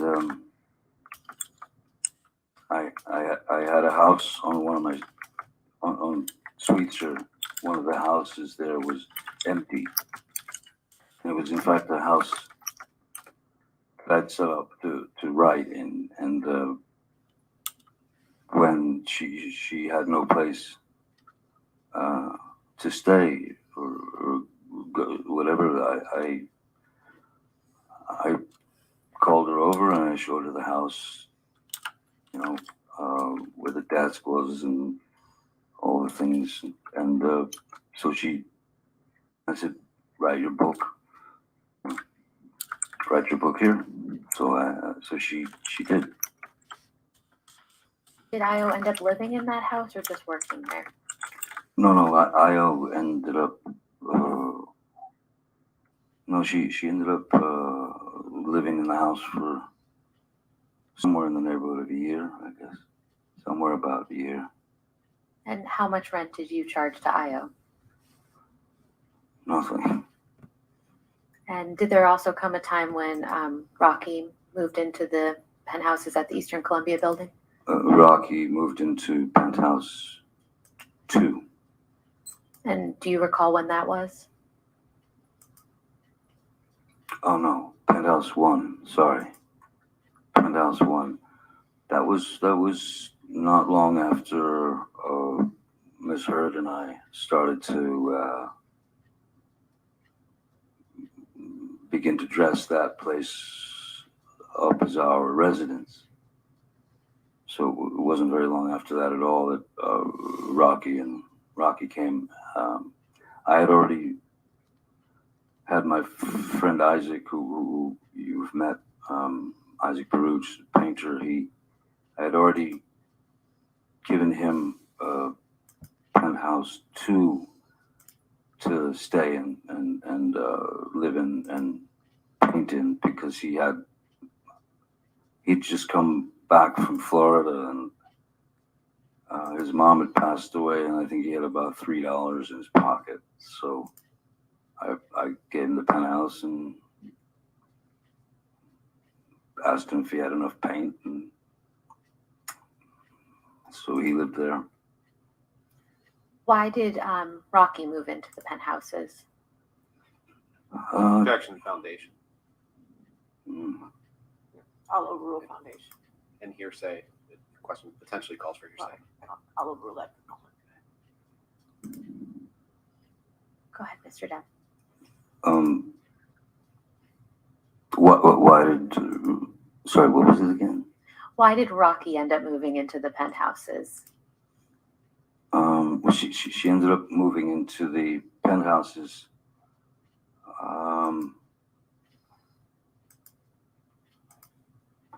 I don't recall. I believe it was something to do with just not having a place. And Amber had asked if I would be okay with, Rocky moving in. And I said, of course. The penthouse is empty. I wasn't in the, I wasn't going to be renting them out necessarily anyway. They were for friends to come and stay. Penthouse 4, in fact, was initially planned out for my sister Christy to have an escape from her 3,000 grandchildren and the amount of workload that she had taken on at the company.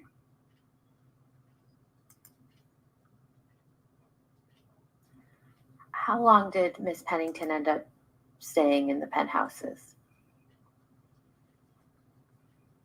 Longer than I did. And how much rent did you charge to Miss Pennington? Nothing. Did anyone live with Miss Pennington in the penthouses? Yes, her fiance or boyfriend and fiance Josh Drew. And then at a certain point, I learned that there was another female living there who I wasn't sure who that was. I didn't know who that was. There were 2 bedrooms, and so she had invited a friend to move in. But I met that person very briefly a while after they had already been living there. A good breaking point. I think just wanna this is a make good sure. Okay, stopping point. That's fine. All right, ladies and gentlemen, it is 5 o'clock, so we'll go ahead and break for the evening. Again, do not discuss the case with anybody and don't do any outside research, okay? We'll see you in the morning at 10 a.m. All right? Thank you. You're excused for the day. Thank you.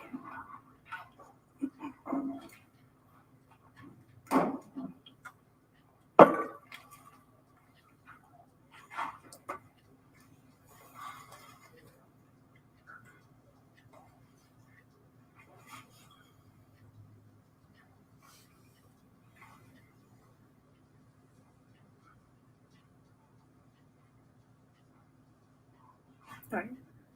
And again, sir, since you're in the middle of your testimony, did not discuss your testimony with anybody to include your attorneys this evening. Okay. All right. You can stand down if you like. Okay. Thank you. All right. Is there any other matters for this evening? Sure. Sure.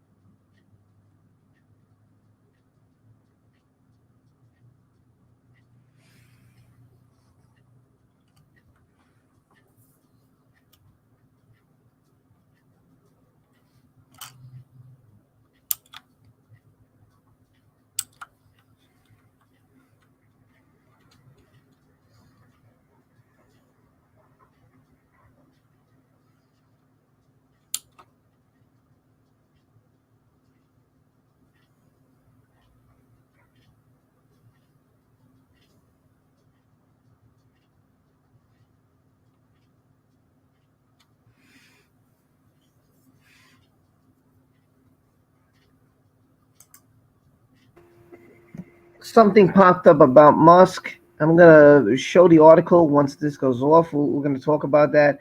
Something about Twitter, and he's been trying to buy it, and I don't know. I'm gonna read it to you because it was something about he wanted to keep Twitter private or something. So we're gonna read it. I'm gonna share the screen with you. We're gonna read it together, and we'll go over it, and then I got to go over the whole thing with Johnny tonight. I'm gonna have to read it before I go to bed. I want to read everything. Make sure I have it all before I review everything. I got some notes, but I don't have enough. So because I was out, I missed some, and then I was here, and I was there, and I missed some of it. So I was like, I got bits and pieces, but sometimes I have to run out and I miss things. I'm gonna get the Elon Musk article ready as you guys watch the end of this. I'm not gonna talk anyway. Quickly, it says Musk tweets his philosophy on social media policy amid to bid to buy Twitter. Oh boy. Gee, I wonder why he's doing it. He wants to. He said, "Yeah, I'm gonna read this to you guys. This is really interesting. Yeah, we're gonna definitely read this."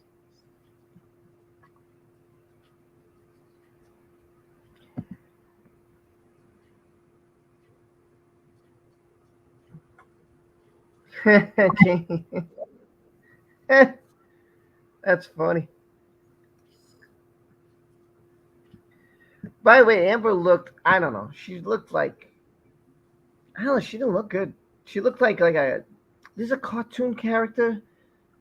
Oh man, I just can't remember that cartoon character, but the way she looked just reminded me. Everybody's standing now. They must be getting ready to go. I think it's weird that it's his case and he can't talk to his own attorney. He's talking now. Is that a problem? Is that an issue? I don't know. It's weird. There goes the monster. She goes. Bye-bye. Bye. Bye. Don't look back. Why are you looking back? Get out of here. Get out, skank! Be gone! Oh shit, my mic's on. Yes, your mic's on. Why? Well, why not? Their mic is silent. I have the volume on, and they're not going to say anything then. He looked nervous and scared when he went in the stand. Yeah, being shy and introverted, yeah, that's terrifying for us. Oh.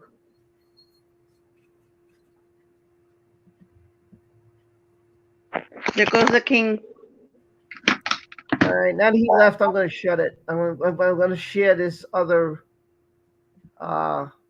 article with you because this is something else. What is Elon Musk doing? Why is he doing this? This is interesting. So I'm gonna share this article with you. Because when I saw it, I was like, wait a minute, this could change the whole ball game here. I don't know what he's trying to do. So we'll read it together real quick and see what the hell he's trying to do. So here it's let me check. Wait, hold on. Let me get rid of this. All right, so here it is. It says Elon tweets his philosophy on social media policy amid to buy Twitter. All right, so let's. And here it is. I'm going to put a full screen so I can read it to you guys. Let me put a full screen. All right. There we go. Oh, I got to share this one now. Oh, God. So I have to stop sharing this one. I got to share the other one. Because it opened up another tweet. And now I understand what TJ was telling me. Well, get out of here. Now I understand what TJ was telling me. I got it. And I shared this wrong screen. When you click on, it doesn't. TJ, I got it. Thank you. Okay. Should be, yeah, there it is. Okay. You guys see it? Yeah, okay. So here we go. I'm going to read the article. It looks interesting. Here it is. So Elon Musk tweets his philosophy on social media policy amid bid to buy Twitter.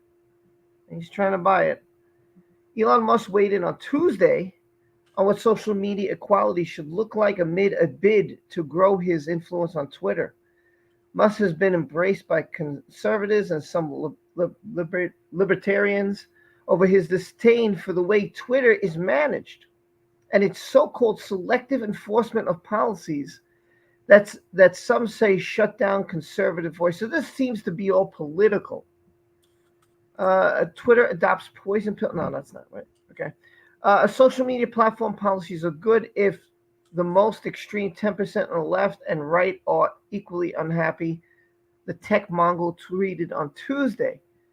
In recent weeks, the Tesla CEO has made a bid to take over the media platform that has since caused a firestorm after it was revealed he bought over 9% stake in the company, making him the largest shareholder of Twitter. That was later followed by an offer to buy the entire company for $43 billion.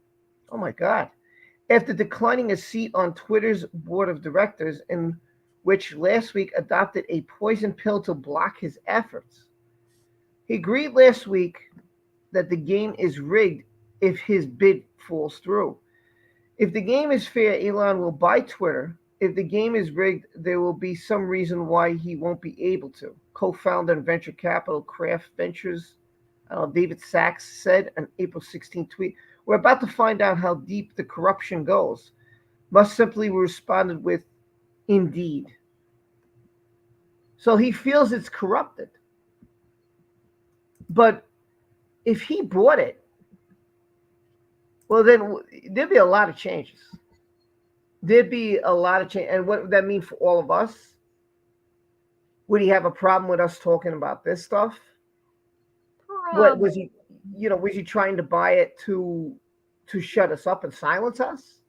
I say, yeah, that's why he's buying it. I think so. I think that go ahead. I got a strong feeling that that's a part of it, yeah. Now, what did Sean B say? Do you know if anyone is allowed to tweet about the trial, or would that be interfere with the trial? Well, listen, everybody is on here talking about the trial. Either somebody saying what's going on with it, I posted it, there's a whole bunch of tweets. So, if they said that was a problem, I think that we all wouldn't be allowed to do that. But a lot of people are doing it. And, to me, I don't think anybody's doing anything wrong as long as you don't, come after a person. I mean, this is like a social public thing, right? I never understand what the problem is. If you're a celebrity, you're going to get thrown in the fire. It's part of your life. People are interested in what's going on in your life. They're fans or, whatever. They're just curious. You guys make millions of dollars. It comes with part of the territory. Where's my phone going? Okay. A friend of mine was checking how I was. I know it's weird. Like, he's a weird guy. Like, he doesn't own a home. I was reading. stays at friends' places. He didn't take care of Grimes. She was living in a mattress with a hole in it. I'm like, dude, you're one of the richest guys in the world. What is wrong with you? You could buy 10 homes. You could buy a home in every state of this country, in my country, if you want. You could buy a home in probably every country in the world. I mean, I don't know, man. I don't get why he's there's something in Twitter that he doesn't like. And one of them is probably that guy who has that plane thing going on.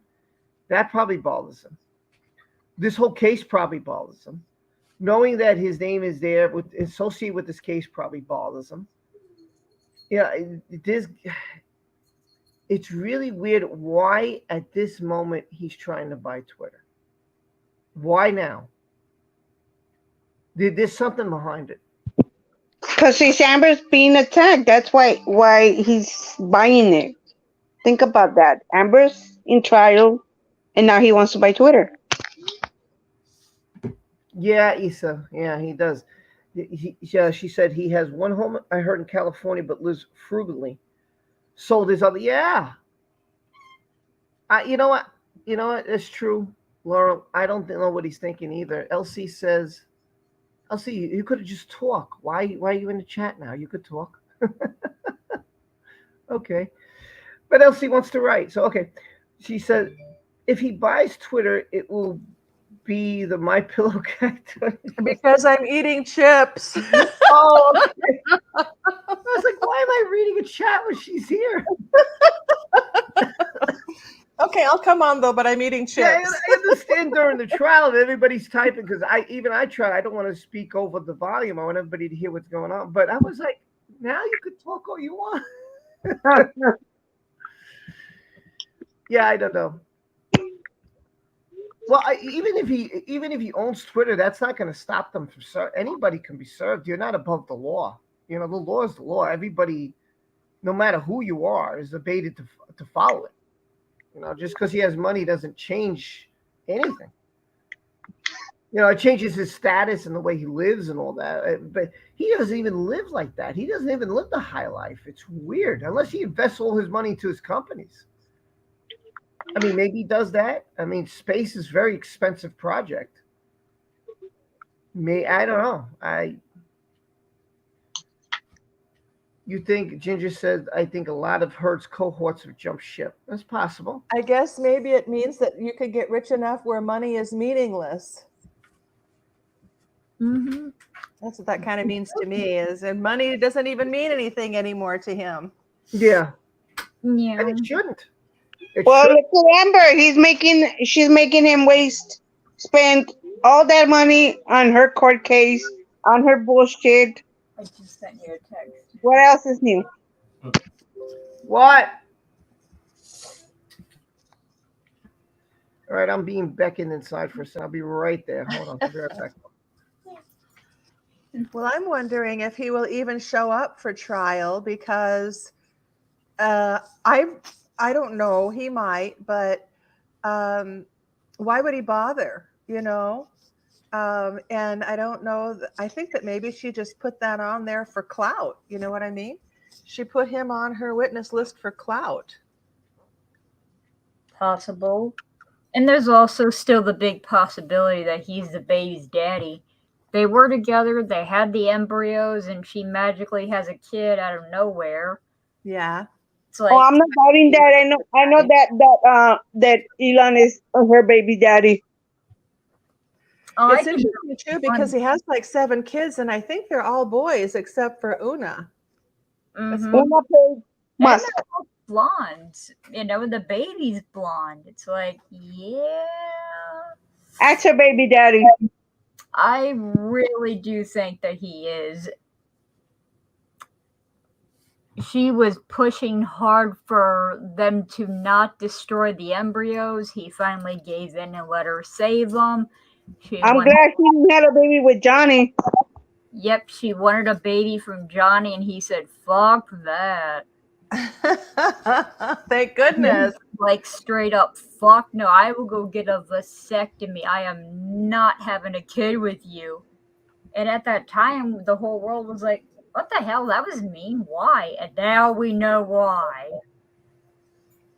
It's like, God. Yeah, you know, somebody said they don't think that she's relevant to him anymore. Issa said that. But she may have blackmail, and if he is the father of that kid, he may look at it as it may hurt my image. I don't know. Elon also seems like a freaky, weird, shy guy that cares about materialistic things, especially his image. Who knows? Something fishy. Something fishy. He's got, what, 7 kids? 7, Yeah. 8? 7 from 4 or 5 different women. I think his first marriage, he had 3 kids who might be triplets. He had triplets somewhere along the way. So, you know, that's probably a fertility treatment kind of a situation, you know. Yeah. He might even have a set of twins, but they're all boys, which is interesting to me. And then Una, of course, being a girl, it kind of makes you wonder if he really is the donor. And, you know, all that stuff about the embryos and everything, I researched that and I never did find anything, an actual court case or anything like that. I wonder if that, and I think that may have come from Paige, her mother, at some point in time. And of course, she can't be cross-examined or anything like that now about it. No. So I don't even know that that's actually ever been proven, you know, that they had embryos or whatever, you know. It's possible, but I don't think that there's any reliable news out there. Yeah, there's some things that died. Like they was brought up and then it just fizzled out. Like a couple, like the FBI just fizzled out. The about Australia, that fizzled out. It came up one more time and then it fizzled out again. Do I think that Amber Heard's cheating on Johnny to convince Elon, I guess, she was having his baby? Well, you know, here's the thing too. They were in Mexico, and that picture that someone took with their cell phone, he just did not look happy. And she was, and of course the wine glasses were there, and she's trying to explain something to him. And he just didn't look happy about whatever news he was getting. And then shortly after that, we found out, oh, look, here, the baby's here. And I was like, wow, wait a second. Is it possible that she waited to after the UK trial, met up with him, and then brought the news on him? You know, we don't know. I mean, listen, he hid the second baby from everybody. And the only reason that we know that they had the second baby was because that reporter was interviewing Grimes and heard the baby crying upstairs when they realized that the kid was at Elon Musk's house. Had that not happened, had the kid been with Elon, we would have never known that they had another kid. So it is, listen, it doesn't, when I heard that and I read that article, it doesn't faze me that it is possible that he's just hiding. Maybe he has more kids with other women we don't even know about. I mean, this is all we know about. We don't know if he's hiding things. We don't know if he has kids with a woman in another country. We don't know. He's like Johnny Appleseed. He's spreading his seed all over the place. Yeah. Well, he can. Listen, he can have 40 kids if he wanted to. He's got the money. Yep. Oh, he has 8 kids, 2 with Grimes, X and Y, right? And well, do you know the others? 2 with Grimes. There's 3 with one woman, and okay, I lost count. I don't know. I lost count. I think there's 3 with his first wife, and those might be the triplets. And then he had 2 with his second, and those might be twins. And then he had 2 with Grimes. They're not twins. And then maybe Una, I think. Right. Like I said, we don't even know where this kid from Amber's came from. You know, everybody's speculating. Is it part of the embryos? Could be. Is it with just someone out in the street and she just said, hey, you know, I'll pay you to do it? Could be. Or Josh.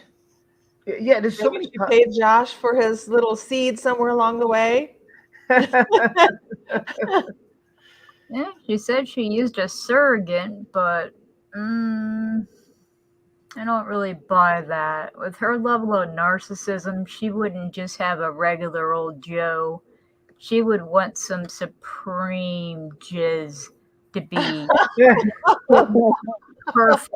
They should make they should take a DNA test and see who the dad is. Well, yeah, and there's a reason. Yeah, she would be bankrolled for life. Exactly. That's a great point because I was like, yeah, she could if it's his.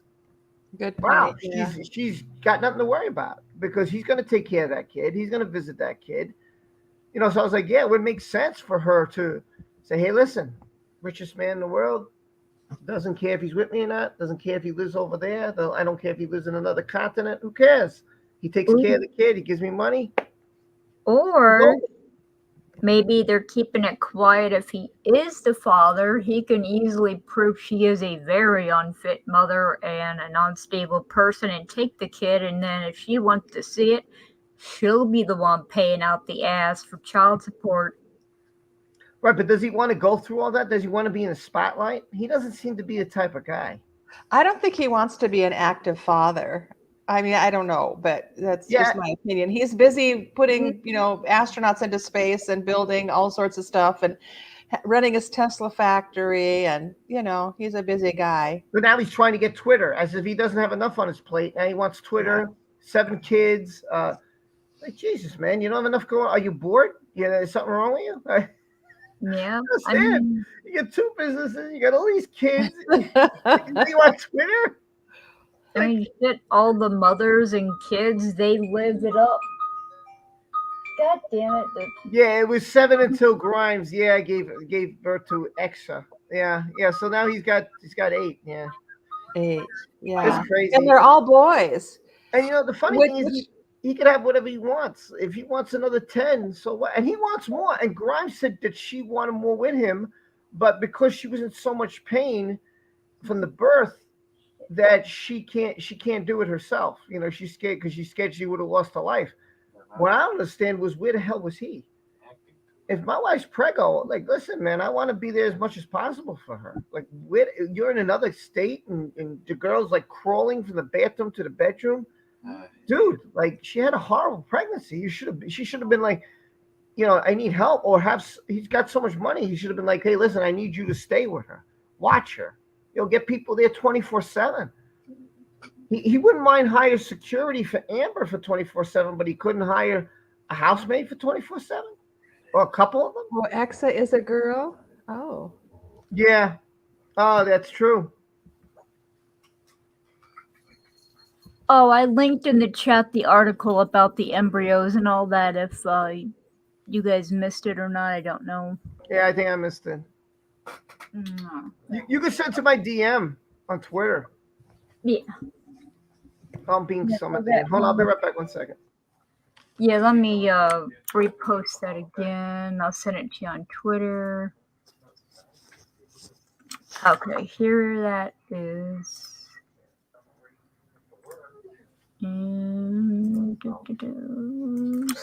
Sent on Twitter.